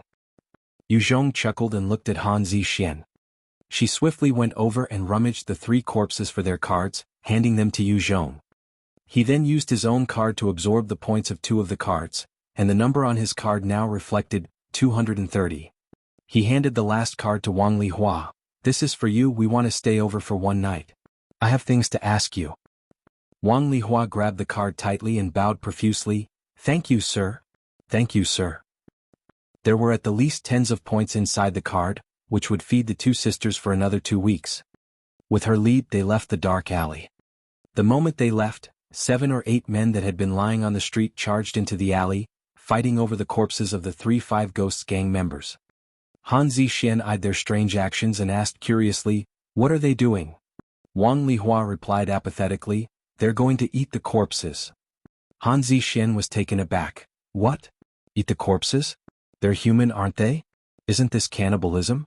This is Cloud Region, after all, the last stand of the humans. How could there be such things?" Since Han Zixian grew up in the Storm Valley, and there might have been classes there over as well, there had never been cases of cannibalism before. She simply could not imagine how such a place would condone such events. Wang Lihua laughed bitterly, "This sister, you guys must be from the outside world? Cloud Region is truly the last place for humans. There's plenty of technology here that outside do not have. The upper echelon lead the lives of the rich and luxurious, whereas we weak civilians cannot eat our fill. Every day there would be people sick and dying in the slums. In the eyes of the rich, we're just bugs. They don't care about us at all."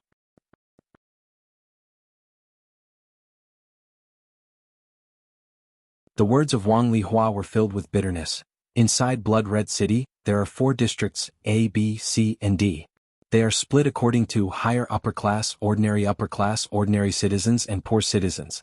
The poor folk can only move around in District C and D. Most of the jobs in District A, B, and C do not require us. Thus, our earnings are meager and many cannot even fill their stomachs. There would be deaths every day, so, in order to survive, some people would eat even corpses. Han Zixian became silent upon hearing that. She had looked forward to Cloud Region. However, based on the situation as per Wang Lihua's words, where the poor led lives worse than dogs and pigs, she became disheartened and disappointed. Yu Zhong looked at all those and inwardly celebrated his decision not to have directly brought the storm battleship into the Cloud Region. From the lives and situation of these people, Yu Zhong could tell that those in authority were not decent. While the upper echelon got drunk on their luxury, the common people suffered. There were obvious signs that there was rot within the government in the Cloud Region.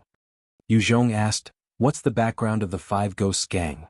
When the topic came to this, Wang Lihua's eyes flashed with fear. They're a tyrannical gang. They have 5 leaders known as Zhang Yuren, Zhang Xiang, Zhang Wu, Zhang Lu, Zhang Jian. Each of them possesses terrifying strength. None of us from the slums are their opponents. At the same time, they have hundreds of subordinates, lording over the people of the slums. Anyone they act against would not have a pretty fate, and it's rumored that they have the backing from the upper echelons. That's why no one dares touch them. Yu Zhong continued, "The upper echelons, eh? How can one advance in tiers?" Wang Lihua replied, "One must kill over 10 Dino warriors to gain the lowest level Lord title. Killing 100 Dino warriors would earn the Baron title. A Lord is an ordinary upper class while a Baron is a higher upper class." As they spoke, the party soon arrived at the house of the 2 sisters. It was a simple and run-down place with only a few simple furnitures. However, the place was kept tidy and clean, looking extremely cozy. Wang Lihua then went into the kitchen to prepare dinner. Soon, the table was filled with 4 bowls of water and soup made of black bread, with only a little salt in the soup. The moment she placed them down, Wang Ning grabbed her bowl in hunger, drinking it in one go before staring at the other bowls with a bright look. Wang Lihua bowed slightly, expressing for Yu Zhong and Han Zixuan to dig in. "Help yourselves." Yu Zhong took a look and had no appetite, pushing the bowl directly in front of Wang Ning, watching her slurp it up with relish. Han Zixuan also felt a sour ache as she watched Wang Ning, thus she passed the bowl over to Wang Ning as well, watching her finish her 3rd bowl in happiness. Within a certain area in the D district, a lavish mansion stood over a large plot of land. 20 burly hooligans were gathered together, betting money and playing cards. This was the headquarters of the 5 Ghosts gang. Inside a large hall, a dozen naked men were currently having an orgy with dozens other beautiful women. The moans and sounds of lust and desire filled the place. A short and nervous man charged in as he hollered, "Boss! Boss! Not good. Something happened to Yellow Hair and the rest." A middle-aged man, Zhang Yuren, looked up with a frown. He had a hooked nose, his body skinny. He continued to thrust while scolding, "Gray dog! What the hell are you shouting for? Damn it, you wrecked the mood. What happened?" Gray dog replied loudly, "They have been killed." The moment he heard that, Zhang Yuren kicked the woman in his arms away, standing up with an ashen face, roaring in fury, "What? They were killed? Which assholes are tired of living already to kill my men?" Gray dog gritted his teeth, "It's those 2 newcomers. They have no background and acted to save the Wang sisters. They hacked Yellow Hair to death and their methods are vicious." The face of Zhang Yuren contorted, "Very good. Very good. They dare kill my people, truly wishing for death." The 5 Ghosts gang had ruled the slums for a dozen years already. A few upright people had tried standing up for justice but had all been turned to corpses. Their 5 Ghosts gang replied precisely on fear to control and run the slums. If they did not react to this killing of their own men, soon their prestige would plunge and would collapse easily. Zhang Yuren's face then turned savage as he roared, "Second, third, fourth and all, fifth. Stop fucking around. Damn bastard, they actually want to go against our 5 Ghosts gang." The 4 others quickly got to their feet. Under their lead, they gathered more subordinates and charged towards Wang Lihua's home.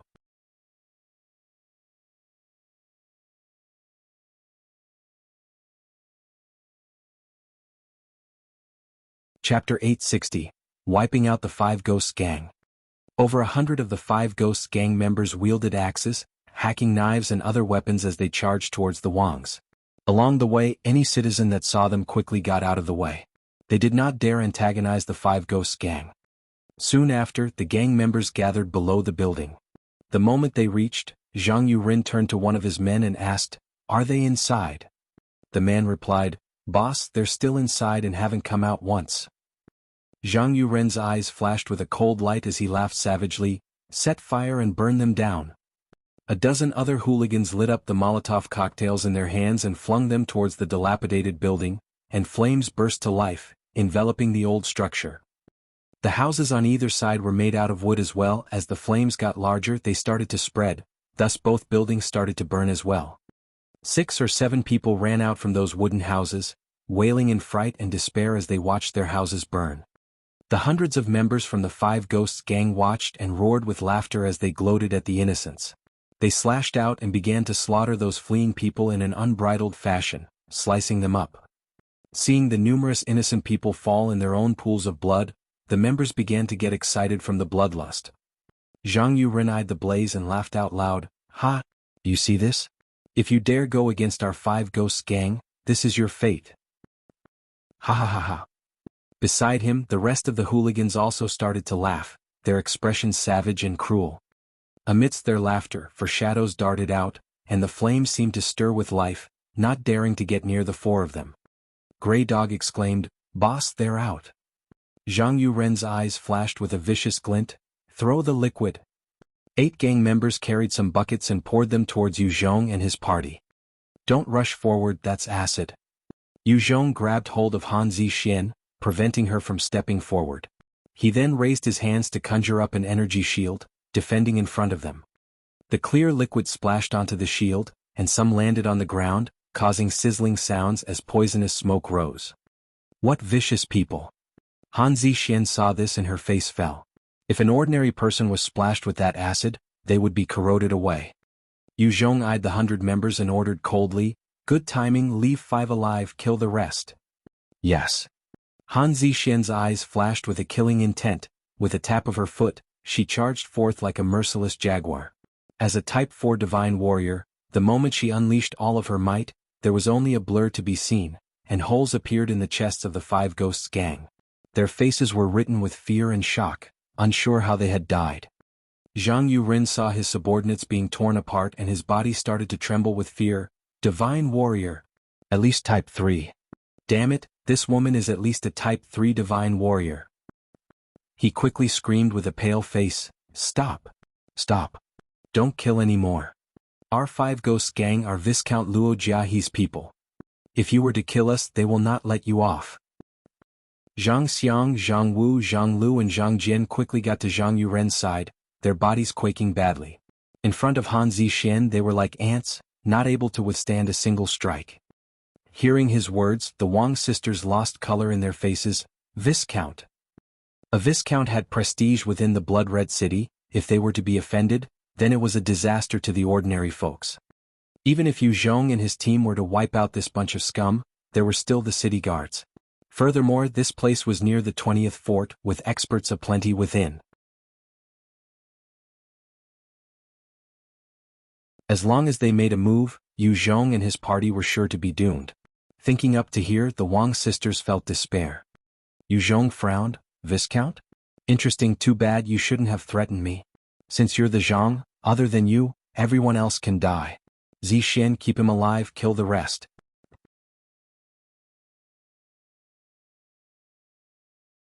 By this time, barely 7 seconds had passed, and almost all the subordinates had their hearts torn out and crushed, yet there was not a single drop of blood on her. Hearing Yu Zhong's order, Han Zixian's body flashed over and disappeared from her location. The next moment, the brothers of Zhang Yuren had their hearts split open, as blood sprayed from their wounds. Seeing his brothers die, Zhang Yuren screamed out with misery, "No! Xiang, Jian, Wu, Lu. Since you've seen your brothers perish, you can rest in peace." Yu Zhong disappeared and reappeared behind Zhang Yuren's back, sending a puppet rune into his brain. Zhang Yuren's eyes glazed over before he passed out, the puppet rune entering his head. Yu Zhong slapped his face once, and he was shaken away from his stupor by the pain. Yu Zhong ordered, "Bring us to your base."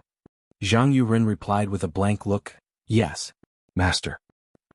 Under his lead, Yu Zhong and his party walked towards the headquarters of the 5 Ghosts gang, leaving behind 100 corpses in the blazing flames. Along the way, the residents of the slums eyed Yu Zhong's party with fear. Wang Ning looked at Han Zixian, her gaze filled with hope and excitement. She wanted to become as strong as this woman in front of her. One of the gang members within the headquarters saw Zhang Yuren and asked curiously, "Boss, you're back? What about second boss and the rest?" Yu Zhong gave Han Zixian an order, "Leave none alive."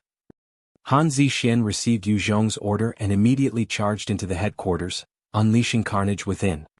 In a matter of minutes, the entire 5 Ghosts gang had been annihilated. Inside the basement of the building, Yu Zhong discovered dozens of beautiful women of various ages, locked in cages. The oldest was 30 plus, while the youngest was only 12. These women saw the sudden appearance of Yu Zhong and their eyes were filled with fear. He released them before letting them leave. When they heard Yu Zhong had slaughtered the other 4 leaders, their faces were filled with fright and quickly fled, leaving only 30 other females behind who had no homes to go to. Yu Zhong sat down on a couch, shooting a question towards the puppet Zhang Yuren, "What's the relationship between the Luo Jiahe and yourself?" Zhang Yuren replied, "Master. The Luo Jiahe was the master of us 5 brothers. We were in charge of collecting beautiful young women to be sent for his enjoyment and pleasure." When the dozens of beauties heard his words, their eyes were filled with hatred. They had all been captured. Many of them lost their families and now they finally understood it was all to satiate some private, rich bastard. Yu Zhong continued, "How do you communicate with him?" Zhang Yuren replied, every first day of the month he will send someone over to collect the girls. There's another collection date coming up in 4 days. Each year we're also given one chance to automatically contact him. We had already used that chance earlier this year. Now even if we reach out to him he will ignore us. Yu Zhong's eyes flashed with a glint, before continuing to question Zhang Yuren about other blood-red city matters. Although Zhang Yuren was from the slums, he was able to become the trusted aide of a viscount. He might not be extremely familiar with every single part of Blood Red City, but he knew enough. There were over 400,000 people in Blood Red City, the city lord being Marquis Wang Yufeng. There were 10,000 city guards, each of them extremely valiant and powerful. They had no lack of Type 4 experts. In the city there were 6 main clans. Viscount Luo Jia, he was the clan head of Luo clan, one of the 6 main clans. Their Luo clan had considerable authority and power within the city, and other than the 5 clans, they held practically no one else in regard. As for the slums, other than the 5 Ghosts gang, there were also over 100 other gangs of varying sizes. Some were made up of the lowest bastards, while others were mainly residents. Some even had the backing of other upper-class citizens. There were even factions that the 5 Ghosts gang did not dare provoke. At the same time, Yu Zhong even gained information that there was a central computer within the main manor of Blood Red City. With it, one could gain control over the entire city. Having gained information, Yu Zhong began to make his preparations. In the dark of the night, as the darkness blanketed the planet, District A, B, and C were still lit with lights. Yu Zhong made use of the dark to stealth past the connection of Districts C and D, moving towards District B. Soon, the boundary of District B and C appeared before his eyes.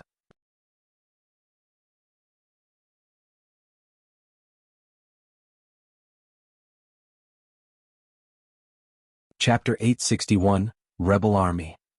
The boundary between the District C and D was different. All around it there was a huge wall with countless electrical nets installed.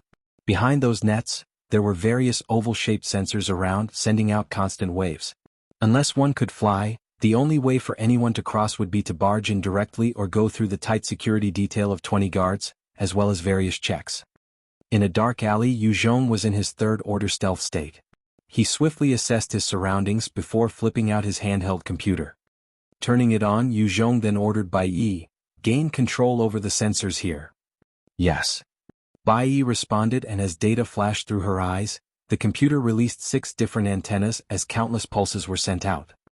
The moment the strange pulses were sent out, the oval sensors behind the fences turned dim slightly, before regaining their luster. However, no one could tell that they had already stopped emitting the constant waves. Yu Zhong then leaped up into the air, easily crossing the fence of over 8 meters before entering the District B. The district here painted a vastly different image from Districts C and D. Here the buildings were not all clustered together, instead, every single house was standing alone with individual doors. Every house had its own garden, a garage and all sorts of amenities. A number of high-rise shopping centers sat at the heart of the district, and on top of those luxurious buildings, lights were shining brightly, illuminating the areas, giving off a pretty feel. In comparison, Districts C and D were blanketed by the darkness, only a few privileged households possessing light. One was as bright as the heavens, the other dark, damp, smelly like a cell. This was the gap between the wealthy and the poor of Blood Red City. Yu Zhong quickly swept a gaze over the prosperous District B and continued to meld into the darkness, making his way towards District A stealthily. About halfway through the journey, Yu Zhong suddenly came across a patrolling unit of 20 city guards, each of them dressed in black uniform, their hands wielding ray guns, and they were emitting a ferocious aura. Other than the uniforms, these city guards were equipped with some multi-purpose helmet. They could scan for all signs of life within a 30 SQM radius. Although Yu Zhong was in his third-order stealth state, sneaking past these 20 city guards without noise and alarming them was impossible. With his expression falling slightly, he turned around and made his way into a nearby villa nimbly. This time we have to succeed. We need to get those things from the hands of Wang Yufeng. Yu Zhong had just entered the villa when a barely audible voice came from the villa. If it was not for his Type 5 Divine Warrior physique, he would not have heard that. Wang Yufeng. Yu Zhong's heart raced when he heard the name. Wang Yufeng was the city lord of Blood Red City. Zhong was thus filled with curiosity towards the residents of the villa. He continued to be in his third-order stealth state and blended in with his surroundings, quietly entering the compound. Within the villa, there were all sorts of sensors and radar equipment, preventing powerful experts from sneaking it.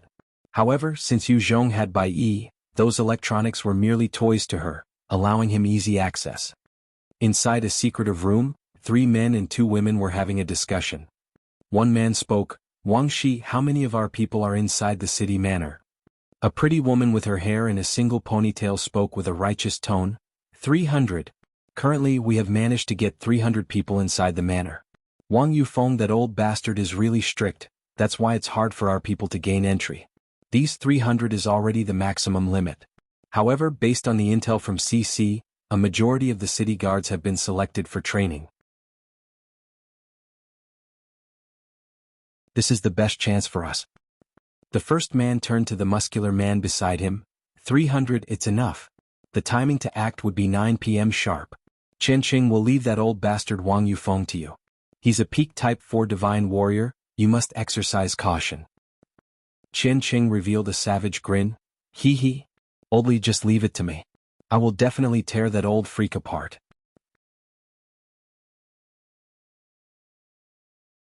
Old Li then bowed towards the other 4. Everyone, this battle concerns our rebellion, the future of our cloud region. We can only succeed, there's no room for failure. If we win, we can set the hope of humanity free, but if we lose, then cloud region will forever be at the mercy of those selfish tyrants, with the common people suffering and dying in masses. Cloud region and the future of humanity rest on our shoulders. Everybody give your all to the cause. Chen Qing laughed savagely. Old Li, relax, this battle, I will definitely tear off Wang Yufeng's head. Another ordinary-looking man with a wooden expression also spoke. Rest assured. I will do my best. The other woman, whose looks were ordinary, also replied coldly, N. 9, right? There's still 1 hour to go. Zhong swept a glance at his handheld computer when he heard the time, smiling in expectation, disappearing into the dark. District A was the residence of only the higher upper class, and there was not much of a tight security at the boundary of A and B. The people of District B could freely enter District A, even with their differences in class, it was not too far apart like heaven and earth. Zhong evaded a few patrolling units before entering District A. District A was different from District B. The structures in A were not as many, however, each structure occupied a huge region like an entire palace. In each manor the defense was incredibly tight. Right at the center of the district there was a medieval castle, it was precisely the city manor of Blood Red City. Zhong carefully maneuvered until he was in a forest about 200 m away from the castle. He retracted all aura, carefully observing the castle. Within the 200 of the castle, there were no trees, and lights shone brightly everywhere. Without the ability to conceal oneself, any intruder would immediately be shown upon by those bright lights. There was only one door, and it was guarded by 20 city guards wearing armor similar to the Sun battle armor. On the manor walls, there were many openings for weapons as well as various sensors of various sizes, emitting strange lights from time to time. At the same time, above the castle, there were small satellites suspended in mid-air. Keep an eye on everything with a 10-li radius. Seeing this, Zhong could fully sense the technology that once ruled over this planet, far surpassing that of Earth. Yet the slums of District D could not compare to even farmers on Earth, not experiencing the extent of the technology. Zhong maintained his position, asking softly, Bai Yi, are you able to control that satellite in the sky? If he could not deal with that satellite in the sky, then it would be impossible to infiltrate the castle. At the same time, it was the eye of the weapons within the manor, allowing all sorts of weapons to be trained on Zhong. Bai Yi's eyes started to flash with data before she replied, I can gain control over the satellite. It would take 3 minutes to break into it, however, it would alert the people inside. If I crack the system quietly, it would take 10 minutes. Please choose your option. Zhong, quietly. Yes. Bai Yi's eyes began to stream with data. Bai Yi suddenly asked, Master, other than me there's someone else intending to hack into the system, gaining control of the system. How should I deal with it? Another group? Zhong frowned. Are you able to gain control, then pretend to let them have control? Bai Yi replied, yes. Zhong immediately quipped, then do that. Yes. Bai Yi responded and her eyes flashed with data. Someone's coming. Ever since he evolved to the Type 5 realm, his sense had heightened, and he could hear faint footsteps approaching. He activated his third-order stealth, melding into the night and climbed up a tree, retracting all aura and sins of himself, blending into the environment. A number of guards with black uniforms, multi-purpose helmets, ray guns, marched over, and the forest was soon overtaken by guards. The third-order stealth was incredibly efficient, concealing Zhong entirely, causing him to be just like a rock. 7 soldiers came to under the tree that Zhong was on, however, they did not notice him at all. The soldiers could sense all life forms within 30 SQM, but they were actually unable to pick up Zhong.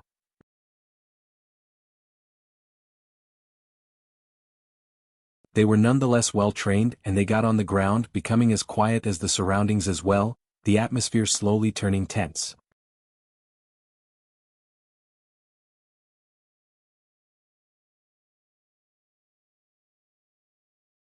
Chapter 862, Reapers? One officer glanced at his watch before he suddenly barked, "It's time." At the same time, a number of soldiers carrying ray guns, charging out from the forest like leopards, storming towards the castle. Gotcha. Following some loud cracks, the surrounding lights were all extinguished. As darkness covered the area, it provided the soldiers with the best cover. What's going on? What happened? Keep calm. Keep calm. Eradicate those damn traitors. The lights around the castle suddenly went dark, and the entire manor was thrown into panic and chaos. Due to the various officers being caught off guard, they issued different orders. From the gun holes in the castle wall, multiple beams fired out in the dark without any clear targets. In the dark, such shots were mainly useless, the majority of them passing through the air and striking the trees and boulders around. The morale of the rebel troop rose sharply, as they maintained their silence and dashed towards the castle quietly. One of the officers shouted loudly, "Missile! Launch the guided missiles. Quick! Get rid of those pests." Outside the castle, a small mountain about 2 kilometers away suddenly split open, revealing a number of missile launchers. Missiles were fired, shooting towards the entrance of the manor like meteors. No! The officer looked at the bombardment of shots coming for them, and his eyes flashed with despair as he screamed out, "Get down!" The soldiers who were about to charge also quickly got to the ground. Hong! Hong! A number of missiles slammed into the castle, causing the walls that were made out of alloy to be blasted apart, and a powerful shockwave spread out, enveloping the soldiers who were consumed by the billowing flames as well. Before the soldiers even got to display their strength using the equipment similar to the sun armor, they were consumed by the flames and explosion, leaving nothing behind. Zhong watched the tall and thick wall made entirely of alloy concrete come crumbling down, his heart shocked. What a terrifying blast!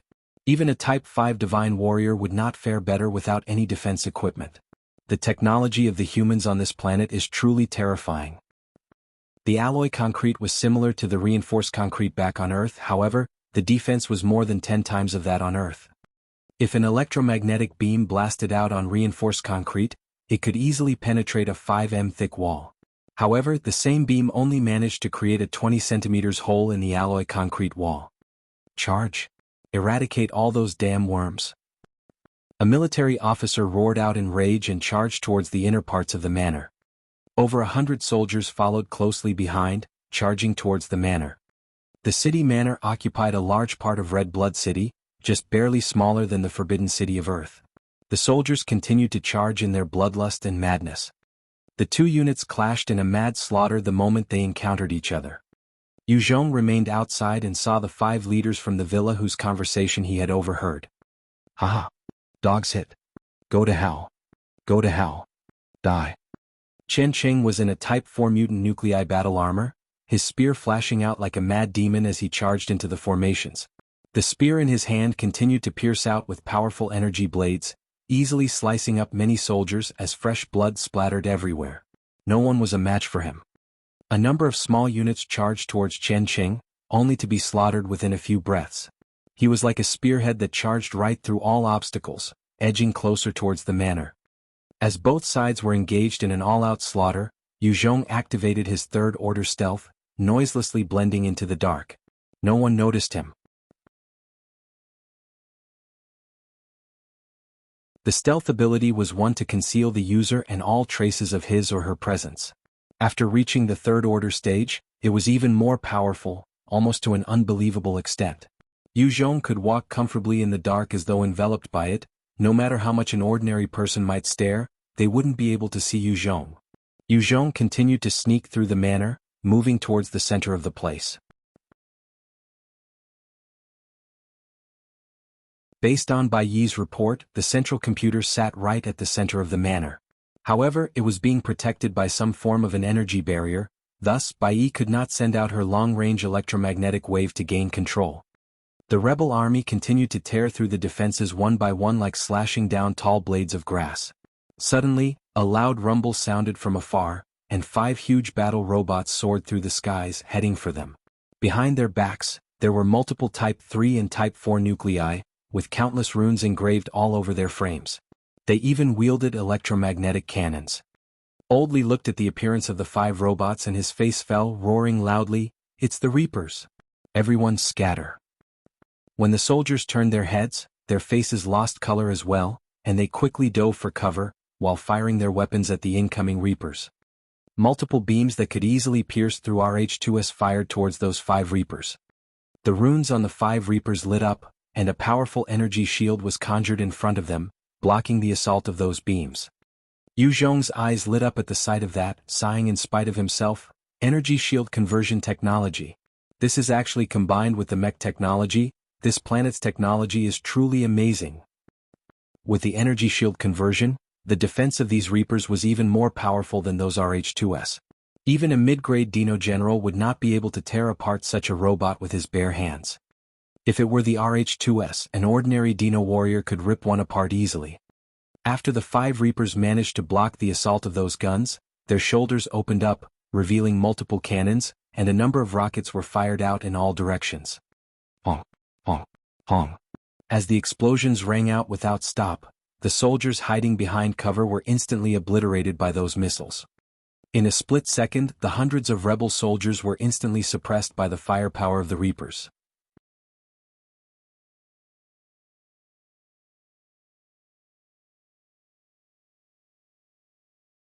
Chapter 863 Siege. With an impregnable defense and tyrannical firepower, these 5 Reapers were almost invincible existences on the battlefield, exuding a cold, metallic killing intent. Old Li of the rebel army roared out, "Satellite! Control them!" The 5 Reapers were truly terrifying, just a single one could cause a problem for everyone present. It would take a huge price to take one down. Once they were held up here, the reinforcements that were already on the way would be able to rout and eliminate them. As Old Li shouted, the satellite in midair flashed, and the movements of the Reapers suddenly faltered. At the middle of their frames, their cockpits opened up, revealing 5 shocked pilots. In order to gain a better understanding and feel of the battlefield, the 5 Reapers were assisted by the satellite. The commander only had to issue a flurry of orders, controlling the 5 Reapers to attack their enemies. At the same time, if the pilots had any strange thoughts, the Manor Lord could make use of the satellite to wrest control over the Reapers. This design had turned out to be a flaw of the Reapers. The moment the cockpits opened up and the pilots exposed, the rebel army began to fire out, their beams tearing into the 5 pilots. Once that was taken care of, the 5 Reapers ceased all movements, staying quietly there. 5 other soldiers quickly charged out from the rebel army, leaping into the cockpits, becoming the new pilots. One of the officer from the manor roared out with fury, "Crush them! We cannot let the Reapers end up in the hands of the rebels." The moment those Reapers ended up in the hands of the rebels, then their firepower would improve and become even more terrifying. The entire manor would not have much strength to resist their assault then. The Reapers were one of the strongest technological weapons of Cloud region. There were only about 100 of them, and they were usually used against the Dino race that possessed stronger physique and might than humans. Manufacturing one would require a lot of money and effort. At the same time, everyone knew what these machines were capable of. Upon operating the energy shields, even a mid-grade Dino-General would not be able to penetrate them. The city guards rapidly opened fire, shooting their own electromagnetic laser beams towards the 5 Reapers. Before those robots operated the energy shields, they were likewise vulnerable to laser and electromagnetic beams. Just as the beams were able to slam into the Reapers, a number of energy shields appeared in front of them, blocking the attacks successfully. Following some roaring of engines, the eyes of the 5 Reaper robots flashed red, and they turned around swiftly, opening up their shoulder plates again, revealing the electromagnetic cannons within. The next moment, multiple beams were fired out, heading straight for the city guards inside the manor. With the help of the targeting system of the satellite in the sky, a number of city guards were penetrated by the laser beams, as they rolled around and moaned. Under the scrutiny of the satellite, even if the city guards were to hide behind covers, they would still be slaughtered by the Reapers. With the satellite assisting the Reapers, both parties could exhibit a terrifying killing rate. In an area of about 2 square kilometers radius, their error margin would be within 0.2 m. Due to the sheer might of the combination of both equipment, the city manor specifically had a satellite installed. One officer shouted out, "Radio wave shield. Quickly deploy the radio wave shield." After he shouted his orders, a number of radar discs suddenly emerged from the city manor, emitting powerful radio waves outwards. The powerful radio waves instantly cut off the connection between the 5 Reapers and the satellite in the sky, preventing the efficient targeting system from slaughtering their city guards wantonly.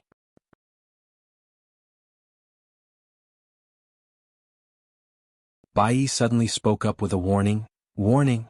Warning! Due to the presence of radio waves, I've temporarily lost control of the satellite. In order to regain control, we must leave the affected region." Bai was relying on her own electronic waves to infiltrate equipment. While her ability was powerful, it was likewise vulnerable sometimes. In such a huge region with interference, it was hard for her to exhibit her abilities to the fullest. Zhong's gaze fell upon the distance and muttered mildly, "Got it." After losing the support of the satellite, the 5 Reapers stopped all of their attacks. Their eyes flashed red and marched onward into the manor. With every step there was a loud booming sound full of overbearing pressure. Various laser beams and electromagnetic beams fired out from different alleys, causing minor ripples on the energy shields generated by those Reapers. In order to destroy these seemingly invincible Reapers, there was one more foolish idea, which was to go all out to wear down on the energy shield. Maintaining the energy shields required energy. If one were to forcefully attack, the shield would be depleted of its energy reserves. Once the energy was spent, they would just be 5 robots with high attacking power. Using electromagnetic beams and lasers, it would be enough to tear through their hulls. The rebel army did not waste time as they continued to fire their own weapons. With the help of the 5 Reapers, the rebel forces obtained the upper hand, slowly destroying the different posts of the city guards. However, with the loss of the satellite support, even if the 5 Reapers had a tyrannical firepower, the speed of the rebels' advance slowed down considerably. They had to sweep every single area for life signs, dominating each checkpoint by eliminating the city guards there. From time to time, there would be a burst of beams from a pile of rubble, directly killing 1 or 2 rebel soldiers. The pile of rubble would immediately become the focus of other retaliating fire, turning into dust. Both sides were unrelenting and merciless in their fight, causing a piling body count with each passing second. As they continued to tear each other apart, Zhong had already passed the battlefield while still in his stealth. Under the cover of the night, he sneaked past the city guards, appearing in the center part of the manor. At this moment, all of the troops within Blood Red City were gathered at this location, preparing to engage the rebels. They began to get in cover with their armor similar to the Sun battle armor. 300 no. More than 400. In the dark, Zhong did a quick head count and was shocked. There were actually over 400 warriors with enhanced equipment within this city manor. With the enhancement of the equipment, these soldiers could reach the Type 3 Divine Warrior stage of strength. If they were deployed out of Cloud Region, they would be a considerable faction anywhere. Instead, here they were just ordinary city guards. When Zhong had destroyed the Sun Alliance, he had obtained a batch of equipment for his own troops. However, with his abundant experience, he could tell that his own subordinates were a far cry from these city guards. Zhong's forces were made up of mostly slaves, their battle experience still lacking. However, the forces of Blood Red City had been constantly fighting against the Dino warriors, hence the gap between both. The defense inside the manor was tight. Zhong even saw a few generals with Type 4 mutant nuclei battle armor. Even a Type 5 Divine Warrior would be in peril when surrounded by so many elite soldiers powered by enhanced equipment. Zhong eyed the numerous experts silently, discovering that the entrance was guarded by 20 elite soldiers. At the same time, there was an expert with a Type 4 battle armor. Even if Zhong were to utilize stealth, it would be hard to sneak past them. The skill did not grant him an incorporeal body after all. Zhong raised his hand and fired out a line of silk from his ring, sticking to a rooftop within the inner parts of the mansion. He retracted it, pulling himself up onto the roof. He then stuck his palm onto a glass window, his devil flame burning through it easily. With a light jump, he managed to enter a room within the inner city.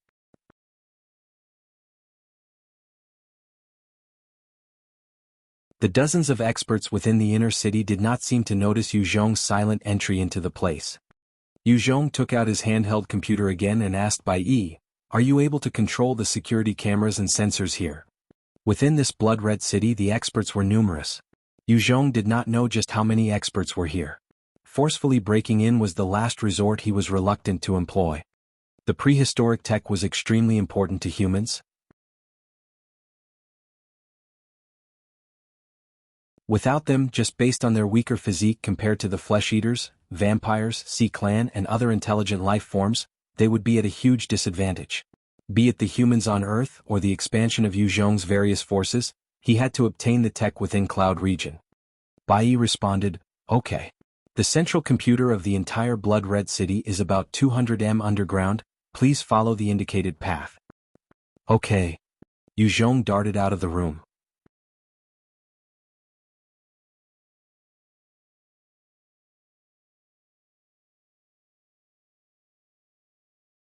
Chapter 864, Tyrannical Zhong. Outside the room, a number of crystals light up the corridor, revealing some security cameras and sensors. As he dashed out, the feed from the cameras and sensors painted a different story. Bai Yi spoke, "There's a fire escape on the left in 30 m. He swept to the left and located the stairs easily before heading down speedily. With Bai Yi controlling the security feed, she helped navigate Zhong to avoid a number of enemies sneaking all the way down. Just as he was about 20 m underground, Bai Yi suddenly asked, "There's an armory about 30 m to the right. Do you want to check it out?" As a super AI, Bai Yi had near-human thought process, and with the constant exposure to Zhong, she knew his habits and interests. He heard it and came to a stop. An armory? With his storage ring being upgraded to the level 10 treasure, its internal space had been expanded many times. It could easily store an armory's worth of equipment. Therefore he was highly tempted. "Are there any guards?" "There are 4 soldiers keeping guard." Bai Yi swiftly displayed the feed from the entrance of the armory. Zhong took a look and noticed 4 soldiers in Type 3 battle armor standing guard.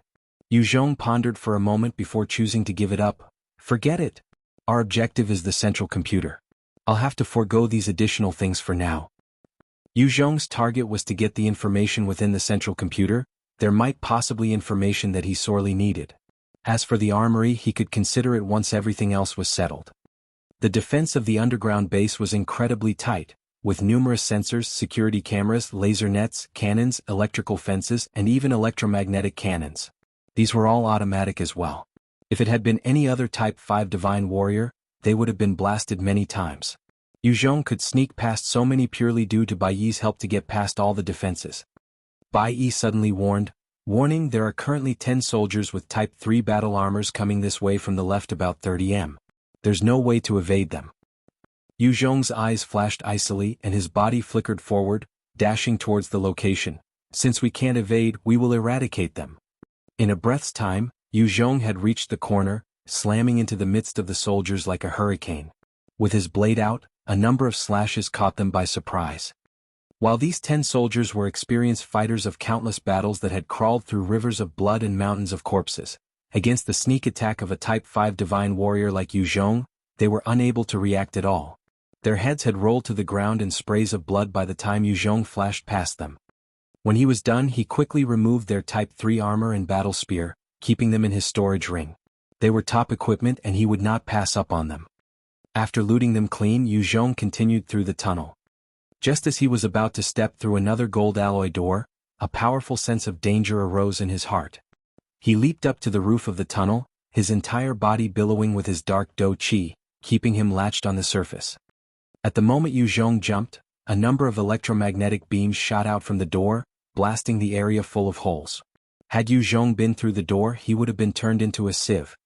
Since Yu Zhong's evolution to the Type 5 realm, his body of steel ability was at the third order stage. Even heavy caliber bullets and small cannons would not be able to pierce through his body. However, it was insufficient for him to block laser guns, ray guns, and electromagnetic beams. A voice filled with resentment traveled up. "You've come? Damn rebel soldier. Since you're here, come on in. I do not know what methods you've employed to actually sneak in here. I'm sure you can see what's going on in here. If you don't come, I'll kill this bitch." Yu Zhong flipped his hands, pulling out the handheld computer. On the display, right behind the door, there was a Reaper pointing its electromagnetic cannon at the door. Beside it, a handsome, middle-aged man wearing a Type 4 battle armor was grabbing a beautiful woman while speaking furiously.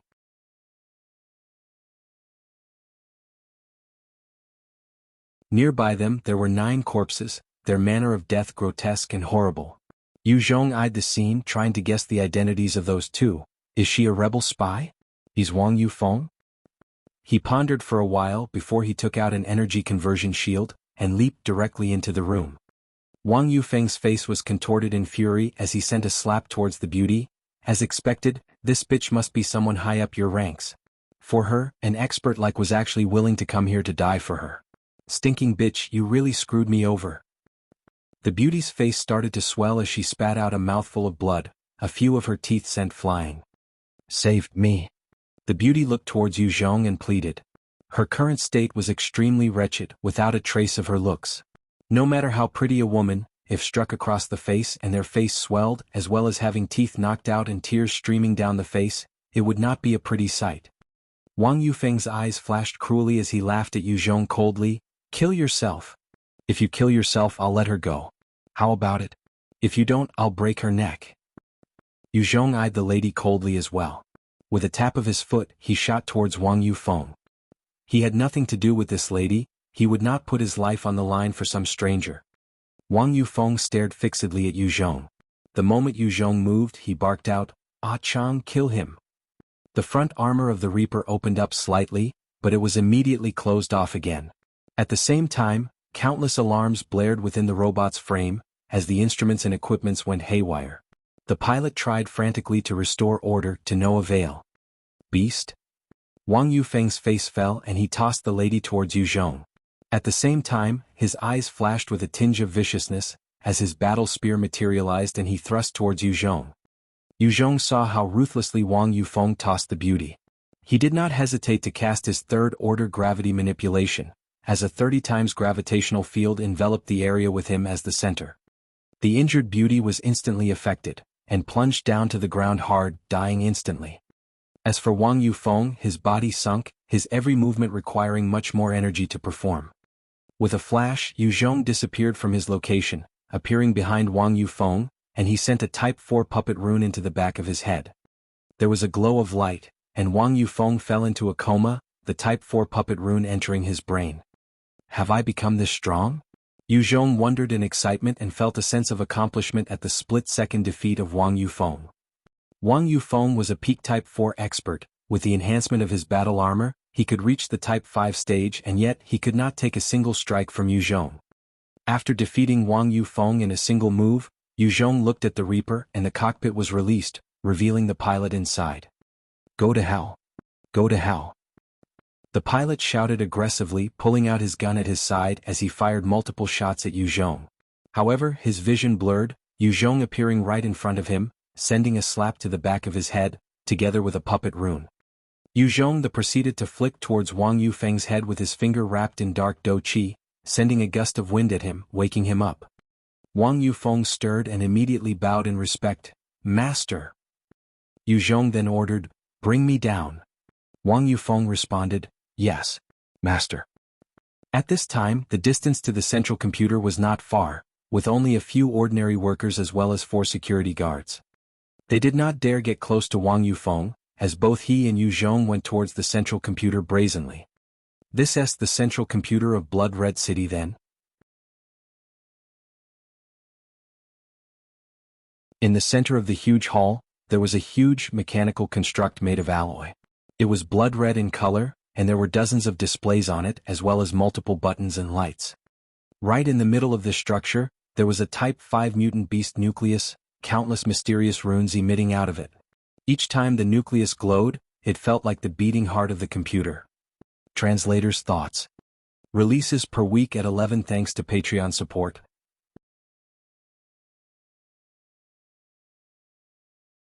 Release schedule as follows. Monday through Wednesday, 10 p.m. GMT plus 8. Thursday through Sunday, 10 a.m. and 10 p.m. GMT plus 8. Show your support. 1. Rate the translation quality. 2. Vote with Power Stones. 3. Leave comments cause I'll try to read and address any concerns. 4. Visit patreon.com/Kun to check out goals and rewards. 5. Visit Kunlun Bandcamp.com to check out my music. 6. Follow me on Instagram.com/ChaiKunlun to check out other silly shit I do.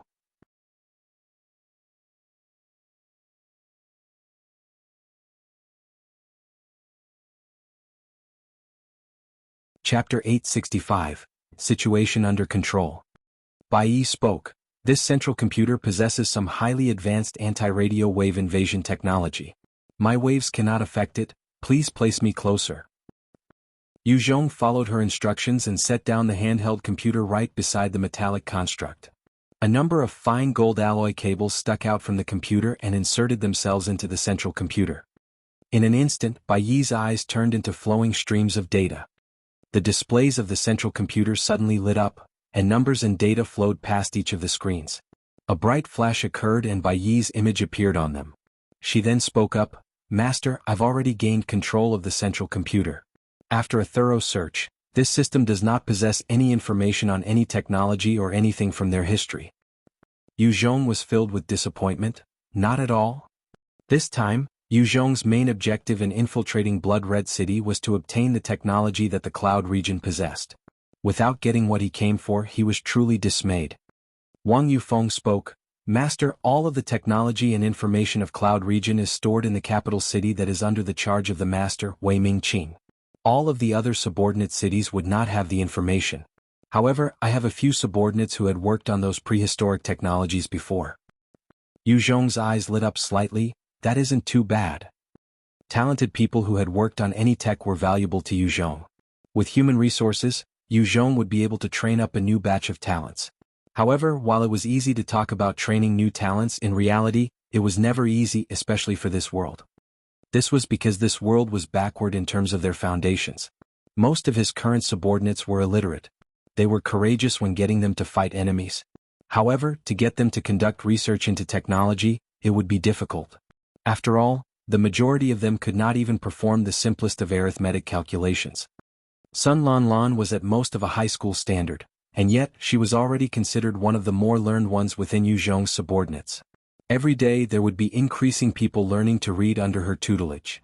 Bai Yi suddenly said, "Master, the central computer not only controls all the automation and electronics within the city, it also has access to 2 armed satellites and 4 reconnaissance satellites that orbit around 20 kilometers above the Shueluo 20 forts." Zhong stirred. "Armed satellites? What kind of weapons is on them? What's the effective range?" "They have 10 mega laser cannons, an effective range of about 30 kilometers. Zhong turned to Wang Yufeng, who was standing respectfully beside. "Wang Yufeng, since Cloud region has the strength to manufacture low-altitude satellites, how come you guys don't utilize those space ones?" All around the Blood Red City Manor, there were many low-altitude satellites. Although they were incredibly useful in terms of security and energy consumption, it was definitely incomparable to those space ones. Zhong did not understand why they did not fire those space-armed satellites, since it was entirely possible for them to do so with their technology that surpassed Earth. Wang Yufeng responded, "It is not that we do not want to, it's that we cannot. Those hundreds of armed satellites are the remnants of the era before the Great Devastation. They are all under the control of the Dino people. Some of the ones that we built and sent up had been destroyed by those armed satellites. Therefore we can only set up a few within the lower altitude to defend our Cloud region." Zhong frowned and continued to ask, "Has your technology level all these years not reached the level of the era before the Great Devastation?"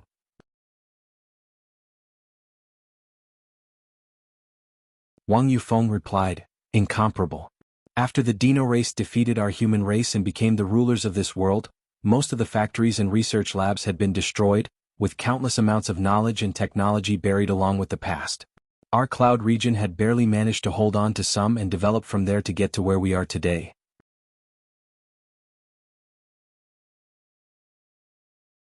Since most of our science came from the past, we have not yet broken through. Zhong then asked, other than the Reapers, are there any special weapons of war within Cloud region? Wang Yufeng replied softly, there are 36 laser cannon-mounted vehicles, 472 laser mirror guns. Some of our city guards are equipped with Type 5 enhancing armor. We also have an aerial robot combat unit as well as self-guided missiles. The strongest would be one and only Raytheon cannon sitting within the capital city. The range of the Raytheon cannon is over 20 kilometers, the firing rate is once every 4 minutes, and its area of impact is about a 1 kilometer diameter. Even a Type 6 mutant beast would be killed instantly by the sheer might of the cannon. It's the strongest weapon of Cloud region, and a remnant technology of the past era. Zhong's eyes flashed with delight, so there are still other strong weapons within Cloud region. It truly is the last stand of humanity then. The stronger the Cloud region's technology was, the better it would be for his strength. Bai Yi suddenly issued a warning, displaying an image at the same time, warning, warning. The rebel army had already broken past the final city defense. The estimated time for them to reach our current position is 10 minutes. On the various displays, many rebel soldiers were currently making their way over. Some city guards had even joined in as they launched their own assault inward. Currently, many of the city guards had been forced to retreat behind cover. However, the might of the 5 Reapers were constantly unleashed, obliterating those soldiers. Seems like it's time for us to make a move. Let's go. Zhong glanced at the display, taking the handheld computer up as he made his way out. Wang Yufeng followed tightly behind. After Bai Yi had gained control of the blood-red city's central computer, the entire underground fortress had become a death trap. Even if the Reapers were to charge in, they would be torn apart and ripped to shreds by the various defense systems. There was no need for Zhong to be worried about defense at all. Initially, Zhong had managed to infiltrate easily because of Bai Yi gaining control over the various automated defenses. If it had been any other Type 5 Divine Warrior, they could not have done what he did. Go to hell. Go to hell. In front of the city manor, Qianqing was screaming like an enraged demon, spearheading the charge in. Everywhere he went, the city guards would be torn to pieces. Seeing the seemingly invincible enemy tearing through their ranks, many of the city guards lost their fighting spirit, as they retreated frantically into the inner city. Some even got down on their knees and surrendered. Humans were after all not robots. No matter how ferocious they might be, there would be a point where morale would fall and crumble. Furthermore, these city guards were facing their own kind, not the Dino warriors. This affected their degree of willingness as well. Stop. Following a cold bark, a number of automated defenses that had been quiet all these while suddenly came to life, firing multiple beams at the rebel soldiers. When Qianqing saw those beams, his face fell and he ducked to one side. The commander of the rebels, Old Li, also shouted out with alarm, "Hidden attack! Hidden attack! Reapers! You're up!" The 100 of rebel soldiers parted, ducking behind cover. Reapers! Attack! Why aren't you attacking? When he realized that the Reapers were not firing at all, Old Li turned to look, and what he saw caused cold sweat down his back. The cockpits of those Reapers were open, and the powerful mechanical hands were grabbing their own pilots, while the laser cannons were trained on the rebel soldiers. When Old Li saw this strange scene, his heart clenched. Satellite! They have regained the control of the satellite.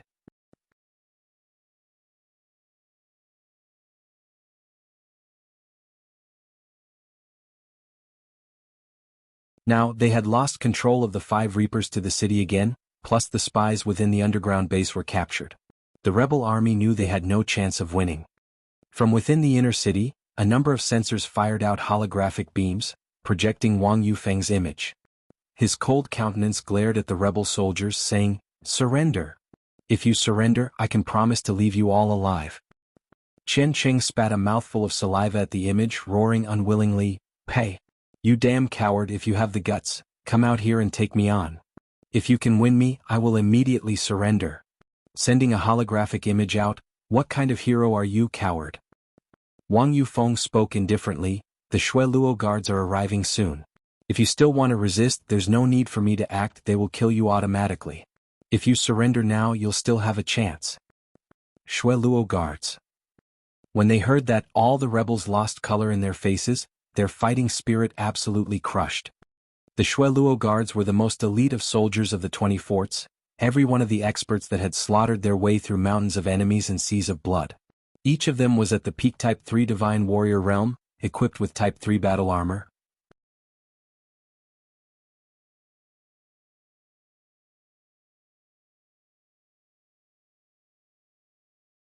Chapter 866, Tyrant's Orders. Each one of the Shui Luo guards was like freaks. Even when not wearing their armor, they could kill Dino warriors in combat. They were after all the most elite troops of the 20 forts, with abundant experience. These rebel soldiers would not last long against those Shui Luo guards. There was one distinguishable feature of the Shui Luo guards, which were their ferociousness. Not only were they vicious towards the Dino race, they were likewise merciless towards other humans who rebel, with almost no survivors from their hands. If the 5 Reapers were still in the hands of the rebel army, they might still stand a chance against the Shui Luo guards. However, once the control was turned back to the city manor, then there was almost no doubt about who was going to suffer. All of a sudden there was a shout of despair. Shui Luo guards. The Shui Luo guards are here. They're surrounding us from behind. The single shout caused their final ray of defense in their minds to snap, and the leader oldly sighed once before throwing down his spear and shouted, "Wang Yu Feng, we surrender. Remember your promise to protect our brothers. Otherwise, I will not let you off even when I become a ghost." Wang Yu Feng responded coldly, "Put down your weapons. Raise your hands above your heads and surrender now." Oldly also let out a sigh as he ordered the surrounding soldiers, "Put down your weapons." The rebel soldiers exchanged looks, turning silent, before finally throwing their weapons down and hugging their heads with their hands, surrendering. Even the ferocious Chen Cheng had thrown his battle spear roughly towards the ground in an unwilling manner, his expression helpless. Although he was brave, he was not stupid. The 5 Reapers were absolutely able to kill them all, adding on to the infamous Shui Luo troops who could take on mutant beasts and the Dino race. Forcefully continuing would just spell their deaths. A number of soldiers walked out from the manor to oversee and process the rebel soldiers. Soon, over 100 soldiers in Type 3 battle armor came roaring into the area on top of countless valiant-looking motorcycles with an overwhelming sense of bloodlust and killing intent, their laser weapons ready to fire. These soldiers were the Shui Luo troops, every one of them filled with bloodlust. They stared at the surrendered troops and exuded more killing intent. The moment the order was given, they would charge up and slaughter all of them. The leader of the Shui Luo troops stared at the soldiers kneeling, his hands gripping his battle spear tightly as he licked his lips. The killing intent was so palpable that the soldiers around him felt it, and they could not help but tremble, revealing fear on their faces. Right at this time, Wang Yufeng walked out from the inner city, smiling towards the Shui Luo troops. "Many thanks for General Jia's timely reinforcement." The leader of the Shui Luo guards was called Jianghu, a peak Type 4 divine warrior, half a step into the Type 5 realm. He had killed 2 low-grade Dino-Generals by himself before, and even the city lord Wang Yufeng would have to be courteous to him. Jianghu swept a cold glance towards those on the ground while speaking with a killing intent. "Wang Yufeng, do you need me to kill these fellows for you?" Wang Yufeng wore a smile and replied, "It's fine, there's no need for you to act. They had already submitted to me, I'll deal with them myself. Come, Captain Jia, let us have a good drink. We have troubled your brothers as well, I will get my men to take care of them." As the manor lord, not only was personal strength important, in fact, the reason why Wang Yufeng could become the city lord of Blood Red City was due to his interpersonal skills. He was amicable to everybody and knew how to work favors and express his goodwill.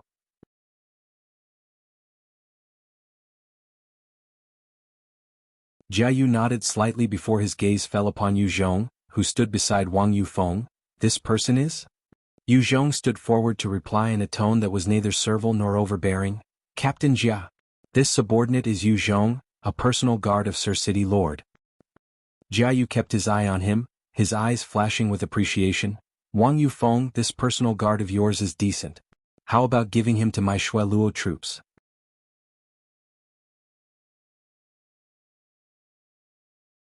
"I will use a Type 4 battle armor to exchange for him." Although Jianghu had not discerned Yu Zhong's true strength, with his beast-like battle instinct, he could feel that Yu Zhong was dangerous, even threatening to him.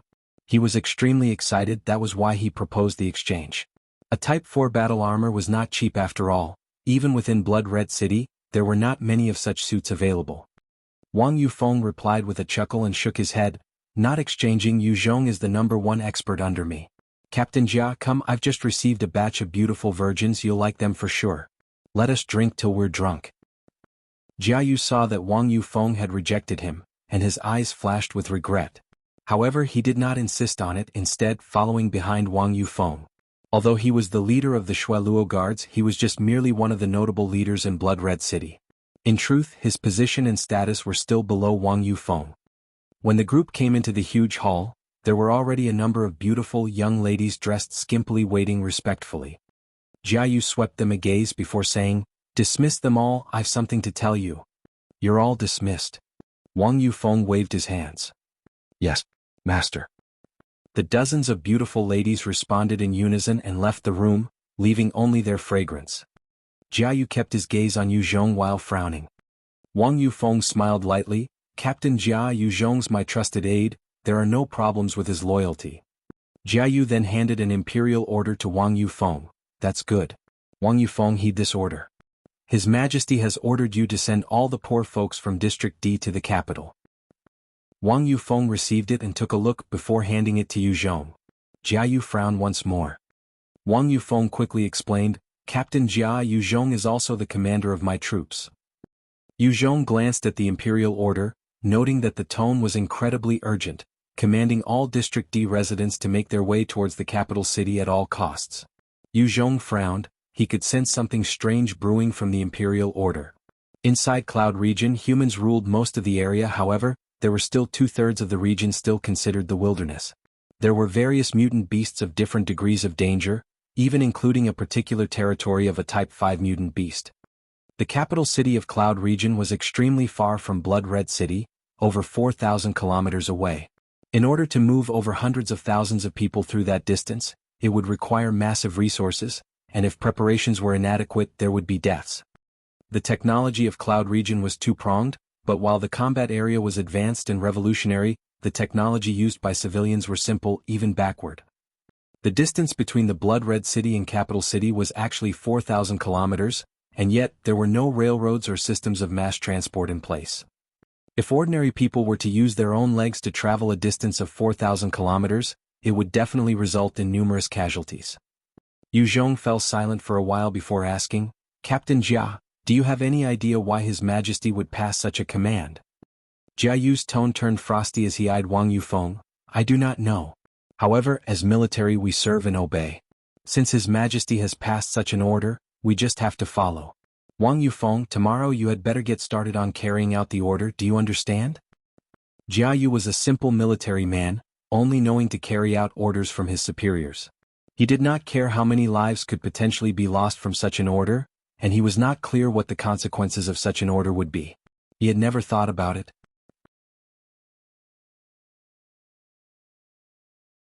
Yu Zhong was silent and replied, "I understand. We will carry out His Majesty's orders with immediate effect." Hearing Yu Zhong's response, Jia Yu's countenance turned slightly better. "That's good to hear." Wang Yufeng then laughed and pressed a button. "Since our official business has concluded, let us enjoy ourselves. Men."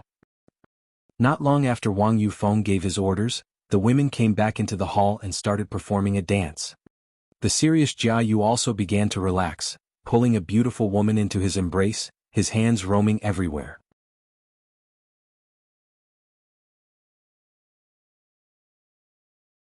Although he was a military person, he was also hot-blooded after all. To him, playing with women was an ordinary thing. As Jia Yu was enjoying himself and immersing in pleasure, Yu Zhong handed a small piece of paper to Wang Yufeng. Wang Yufeng glanced at it before turning the paper into ash. He then nodded to Yu Zhong, who dismissed himself noiselessly. Within the inner city, there was a huge underground prison. Right now, the usually empty jail was packed with the rebel soldiers, who were all in low spirits. The higher command of this rebel soldiers was gathered together in another cell, the wooden-faced male sighing gently, "This time we're finished." This cell was filled with all the important commanders of the rebel army. Of the 5 commanders who had gathered in secret, there were only 4 left: Old Li Chen Cheng, wooden-faced and ponytailed beauty. The ordinary woman with extraordinary strength had died on the battlefield. Old Li and the rest were tied up tightly with silk from a mutant tooth spider. The silk was incredibly tough, to the point where even a Type 4 divine warrior might not be able to escape from them. At the same time, they were administered some strange concoction that sapped them of their strength. They could not muster any energy at all and were no different from ordinary people, a far cry from their Type 4 divine warrior status. In the room there were sensors, monitors as well as laser weapons. The moment they tried anything funny, the laser weapons would fire out and blast them apart. The laser weapons were terrifying, as even mid-grade Dino-Generals were torn apart by them before, not to mention ordinary humans. Chen Qing began to complain, "We should have gone all out. At the very least, our deaths will have some meaning. You guys insisted on surrendering. Look what we've gotten ourselves into, our lives and deaths are in their hands. If anybody wants to kill us now, we can't even resist." The ponytailed beauty barked out, "Shut up, Chen Qing. It's not as though you weren't clear about the situation then. If we had resisted, our hundreds of brothers would have been annihilated by those fellows from the Shueluo guards." Chen Qing retorted, "Zheng Li Wen. If we had resisted then, true, every one of us might have died. But at least we could kill more enemies with us. Now we're trapped here in a cell, the enemies can kill us, but we cannot do anything to them." Zheng Li Wen's face turned ugly as she raised her voice, "What did you say?" Old Li, who had been silent all this while, piped up, "Enough. We might not die. In fact, our chance might be coming soon." Yu Zhong chuckled as he came up to the cell, "That's right. Seems like you're an intelligent person. I like speaking with smart people. I'm Yu Zhong." Old Li replied indifferently, "I'm Li Qingshan. This is Zheng Li Wen, that's Chen Qing, and that is Lu Qi. Since you've come here, you must have received the order from that tyrant to transport all District D residents to the capital city, right?" Yu Zhong replied, "That's right. What do you know? Tell me everything. Depending on your answer, I might let you all live." Li Qingshan suddenly asked with difficulty, "What happened to CC?" Yu Zhong responded emotionlessly, "She should be dead." Li Qingshan's face turned pale and he seemed to age a few years before sighing, "That tyrant is crazy. He wants to break through to the Type 6 Divine Warrior stage, so he wants to collect all the poor folk in capital city." Yu Zhong's face turned ugly, "Blood-sucking bees?" The blood-sucking bees could produce blood honey that was rich in life force and energy, strengthening a person's constitution and physique, helping them evolve. The Dino race had been utilizing such a method to become strong, conquering human establishments, capturing them as livestock for the bees.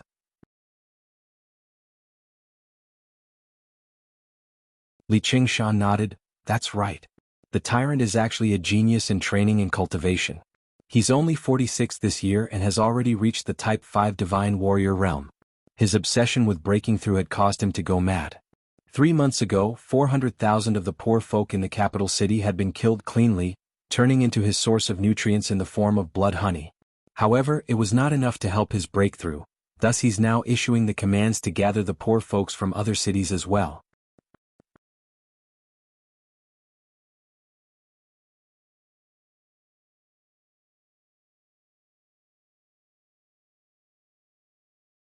Chapter 867, Cooperation.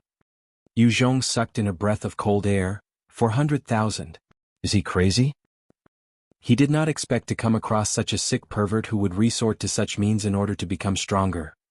Li Qingshan stared at Yu Zhong and continued, "It isn't just 400,000 anymore. Before we came to Blood Red City, based on our intelligence, over 800,000 had already died at his hands. We wouldn't have gathered so many like-minded compatriots otherwise.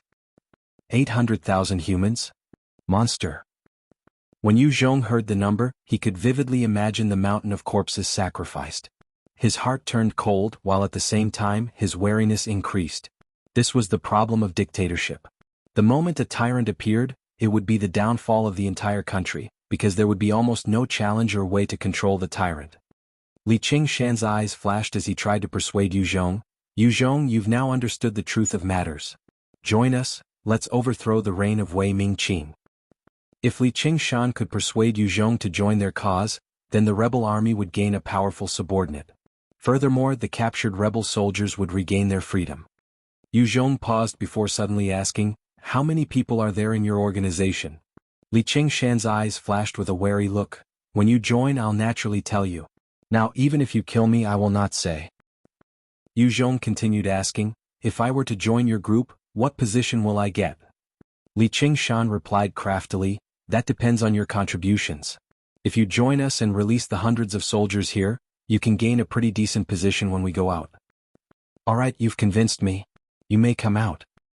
Zhong chuckled and waved his hands. Following the whir of some motors, the strands of mutant spider silk came undone. Some mechanical arms came out from the sides of the room, injecting the antidote to the strength suppressant in the bodies of the 4 leaders, absolving their weak state. Qian Qing stepped out and chuckled at Zhong, kid, you're not too bad, eh? The other 3 looked at Zhong warily. They were not as simple-minded as Qian Qing. Here it was obviously Zhong's turf. He just had to give an order and the automatic defense would fire at them, blasting them into pieces. Even a low-grade Dino-General would not be able to defend against laser beams and electromagnetic cannons. Their lives were still in Zhong's control. Li Qingshan bowed his thanks, many thanks. Zhong replied solemnly, don't mention it.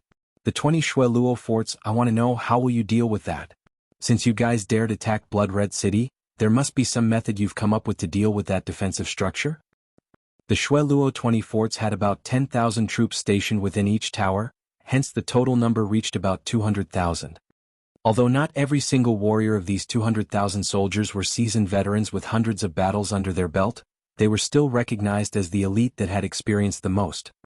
These soldiers were not like those jokers from the Green region who took up weapons and proclaimed themselves as factions. The weakest were equipped with defensive suits, multi-purpose helmets and ray guns for weapons. These 200,000 soldiers stationed within the forts were like a sleeping beast lying in wait, tearing through any enemies.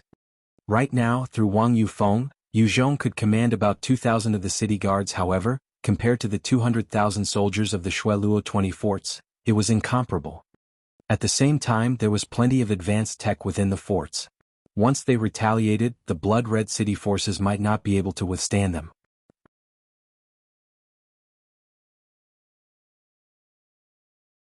Zhong might have already evolved to the Type 5 realm, which was rare for humans, but against 200,000 human elites that were armed to the teeth, his chances of success were infinitely small. Zhong stared at Li Qingshan, a huge pressure emitting from him. Li Qingshan knew that it was a critical moment. If he did not answer well, the 4 of them would likely be sealed again. The 200,000 soldiers of the 20 Shueluo forts were considered one of the 2 top human forces.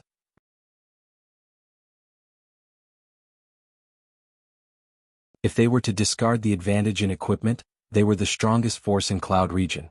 The other that could contend against them was the capital city guard stationed within the capital city. Their equipment was considered the best. There's a general located in each fort. In the first fort, which is the strongest 1st Shueluo battalion, the General Zhang Yan, he had already given the command not to participate in the struggle of Cloud region. He's willing to stay within the first fort to focus on defense from external enemies. In the second and third forts, the 2 generals Wu Bao and Wei Wu are both Zhang Yan's close friends.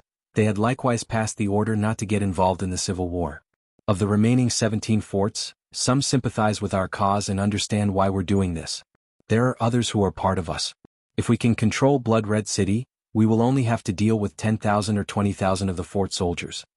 The powerful tech and equipment of the 20 Shueluo forts are all within their forts. On top of that, the most advanced weapons are all kept within the 1st, 2nd and 3rd forts. Making use of the satellite in Blood Red City, as well as arming the poor folks in District D, we will be able to take on the forces that are sent to quell the rebellion. Li Qingshan spoke in a grandiose manner. Zhong laughed lightly before tearing apart his lies. Half of them are your people? I'm guessing that not even a single one of the generals are on your side. However, it's likely that some of them sympathize with you. Currently, Li Qingshan was still wary against Zhong, thus his words contained a few bluffs within. Zhong did not expect him to be entirely honest as well. However, from his words, Zhong could tell that even if there was a rebellion in Blood Red City, the forces sent to deal with it would likely not be many. If over half of the 20 fort soldiers were Li Qingshan's peoples, then taking down the entire Blood Red City would have been an easy feat. A single Hongmen banquet could simply wipe out Wang Yufeng and the upper echelons of the city before they claimed it. When Li Qingshan's lies were exposed, he did not lose his calm, instead chuckling lightly. He would not possibly reveal all his trump cards. Zhong's voice then became extremely cold. Li Qingshan, our blood-red city can cooperate with you and rise against Wei Mingqing. However, your group has to bring all those who are lying in ambush within blood-red city away. If we find out that there are still your men hiding in our blood-red city, don't blame me for being merciless. Li Qingshan's organization had cast their roots deep within blood-red city, otherwise they would not have chosen this city where it was closest to the 20 forts, thus bringing about higher risks. Li Qingshan felt his heart run cold under Yu Zhong's gaze and replied, yes. He then asked, Yu Zhong, what about our comrades in the prison? When will you release them? Yu Zhong waved his hands, not now. When the time's right, I'll naturally release them. Men, take them to get some rest. 4 beautiful servings girls came over and brought Li Qingshan and the rest to the guest rooms. Yu Zhong made his way towards Wang Yufeng noiselessly. With his status as Wang Yufeng's trusted aide, no one dared to go against his orders within Blood-Red City. Yu Zhong quickly arrived in the hall once more. Currently, Jianghu was already drunk, his body naked, a pretty girl in his embrace as he slept soundly on a bed. Yu Zhong asked softly, has the strength-sapping poison been administered? Wang Yufeng shook his head, no. The taste is too strong. With Jianghu's training he would be able to tell. The strength poison in Cloud region was different from that of the winged race and both had their own pros and cons. The one from Cloud region lasted extremely long, while the one from the winged race was odorless and colorless. Both had their uses depending on the situations. Yu Zhong immediately made for Jianghu's position when he heard that.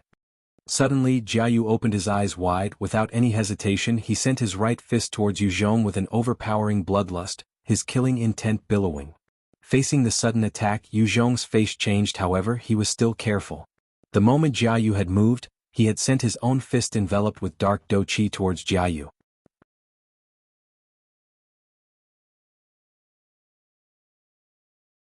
When both fists met, a powerful shockwave spread out. A powerful intent that could affect souls assaulted Yu Zhong. It was incredibly vicious and powerful. If an ordinary person were to face that attack, they would have long since felt an intense fear and their fighting capabilities would have been crippled by more than 80%. Even for someone as strong as Yu Zhong, he was affected slightly and sent stumbling back a few steps. I've long since noticed something strange between the two of you. Wang Yufeng, are you betraying His Majesty? Jianghu's eyes flashed dangerously as he barked out in fury. He lowered his body, and shot towards Yu Zhong like a cannonball, emitting his bloodlust as he attempted to grab Yu Zhong. Wang Yufeng stared numbly at Jianghu without moving. Without Yu Zhong's order, since he had already accomplished what he had to do, he would stand there like a puppet, with no self-will. This was the downside of the puppet rune. It could turn a person into a puppet, but they will lose their automatic will and self-preservation. Without Yu Zhong's instruction, any of Wang Yufeng's trusted guards could see that there was something wrong with him.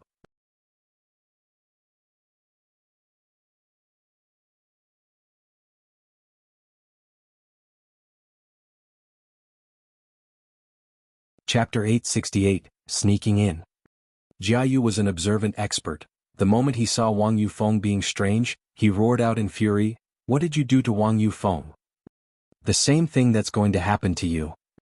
Yu Zhong's eyes flashed with a cold look, as he activated his third-order gravity manipulation, enveloping Jianghu with a powerful gravitational field. When Jianghu was swept by that 30 times gravitational force, his entire body sunk, as though he was suddenly forced to carry over tens of thousand genes.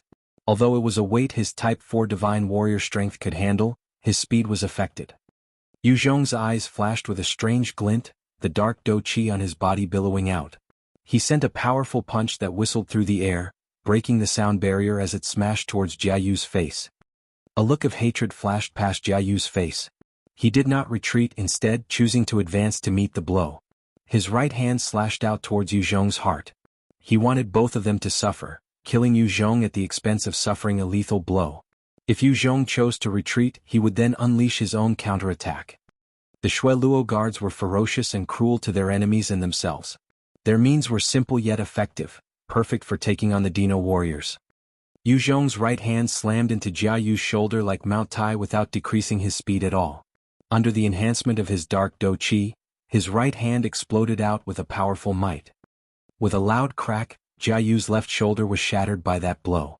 His entire body was sent soaring back dozens of meters.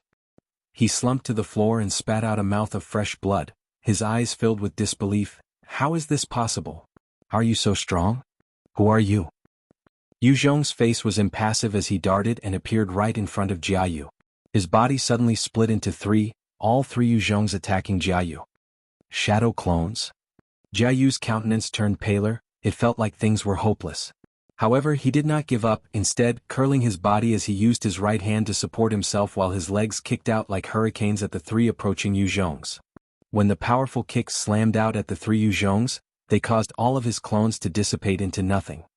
At that moment, Yu Zhong leaped out from behind one of them, his own legs slamming into Jianghu's body with a vicious and powerful force. Jianghu had no way to react nor defend himself in time. He was sent flying like a cannonball once more, spitting out a huge mouthful of blood. Yu Zhong then disappeared from his location, a palm slapping towards the back of Jianghu's head, his strength knocking Jianghu out instantly.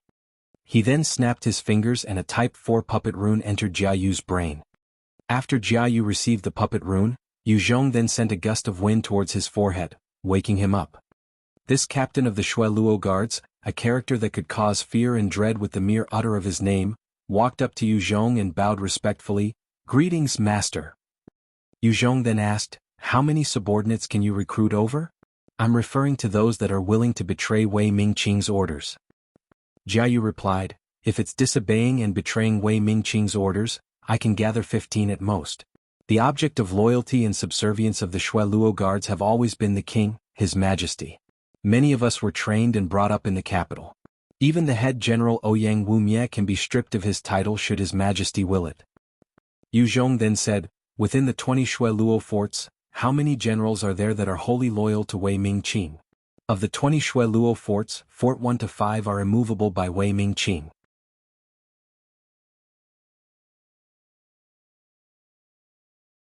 Other than them, of the remaining 15, we are unsure of the loyalties of 4 of them, while 3 others are sympathetic to the rebels' cause. On the surface, there are a total of 8 generals who are loyal to the king. Those that are loyal to the king are the generals from Fort 20 to Fort 13. They're Qing Yuan, Wei Jiang, Yu Lu, Ouyang Wumie, Shiyu, Pai Zhen, Huang Kuan, Chu Zhong respectively. The 1st to the 12th are Zheng Yan He, Wu Bao, Wei Wu, Diao Jin, Lu Yu, Chao Xian Zheng, Gai Long Yi, Qin Su, Hai Yi, Tong Bai, and Yen Long.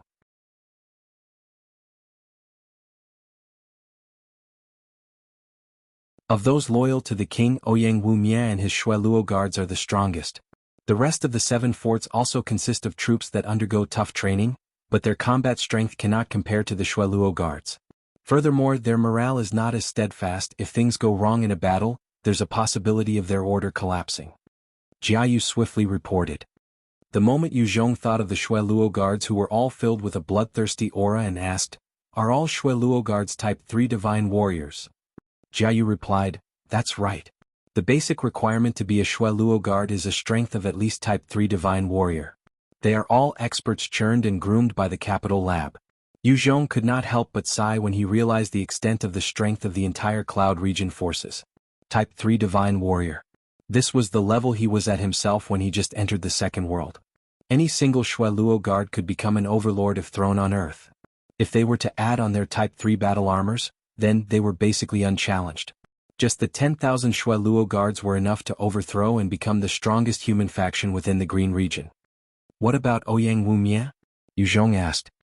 Jianghu replied, "He's an expert of the initial Type 5 realm. 3 years ago when he returned to the capital he was at that strength. He has the ability to manipulate ice and snow. His combat strength is terrifying. He's also one of the 4 Type 5 experts within the 20 forts. The other 3 are Zheng Yan He, Wu Bao and Gai Long. Even in a place like Cloud region where experts were aplenty, Type 5 existences were still rare. Of the entire 200,000 troops stationed in the 20 Shueluo forts, there were only 4. With a wave of his hands, Yu Zhong summoned 200 Type 3 puppet runes as well as a Type 5 mutant beast bone marrow, passing them to Jianghu. "I got it. Jianghu, go convert all of your subordinates. This is for your injuries. Drink it." The bone marrow was a rejuvenation item. With a powerful life force like Jianghu's, only a bottle was enough to help him recover. Jianghu received the 200 Type 3 puppet runes and bone marrow, responding with a wooden expression before dismissing himself. "Understood, master." Those controlled by the puppet runes would become tools to complete orders. They would not be able to bootlick or express their loyalty or any other emotions like that. Zhong thought to how he was about to destroy such an elite troop and felt a tinge of regret. Shueluo troops? What a pity, if only such a force belonged to me, that would be so much better. Early the next morning, Jianghu brought the 100 Shueluo guards and rode their armed motorcycles towards the direction of the 20th fort. No one noticed an additional strange and silent warrior. The 20th fort was the most important one among all 20 forts and the last defense line of Cloud region. The entire structure was made out of superalloy concrete, its height reaching 300 m, separating Cloud region and the other 19 forts. As long as it was shut, the other 19 forts would not be able to receive any support or logistics from Cloud region. If the generals from the front few forts were to harbor any strange thoughts, the 20th fort could just close and wait out for disaster to befall the other forts. This was the most critical location, and as long as Wei Mingqing controlled this place, he did not have to fear the other generals rebelling against him.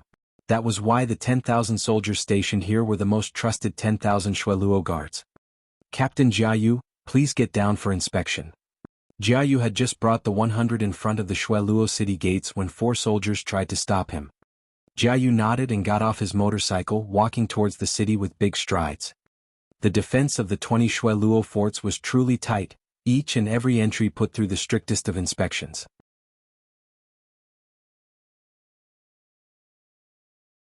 Even Jianghu, a captain of considerable status, was not spared. A thorough check was important because many humans had awaked strange abilities, some even allowing others to morph their appearances. However, while looks might change, fingerprints, genes and irises cannot be changed. Thus, every time there was an entry into the 20 Shueluo forts, there would be a thorough check. As the soldiers went through the checks, Zhong also went in fearlessly. Shueluo guard, Zhang Li.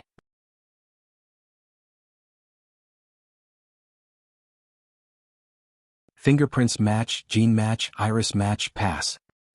As an electromagnetic beam swept past Zhong's body, a notification of a successful check sounded. Zhong went through each check easily. This was due to the assistance of the Super Wei. The other time, Zhong had gone through them when he first entered Cloud Valley. However, the other time he followed a set route. This time Zhong transformed into a Shueluo guard and was able to observe the inner workings of the Shueluo 20 forts. Inside the castle of the 20th fort, other than a few tunnels allowing the reapers and armored vehicles to be deployed, there were many bunkers and openings for firearms.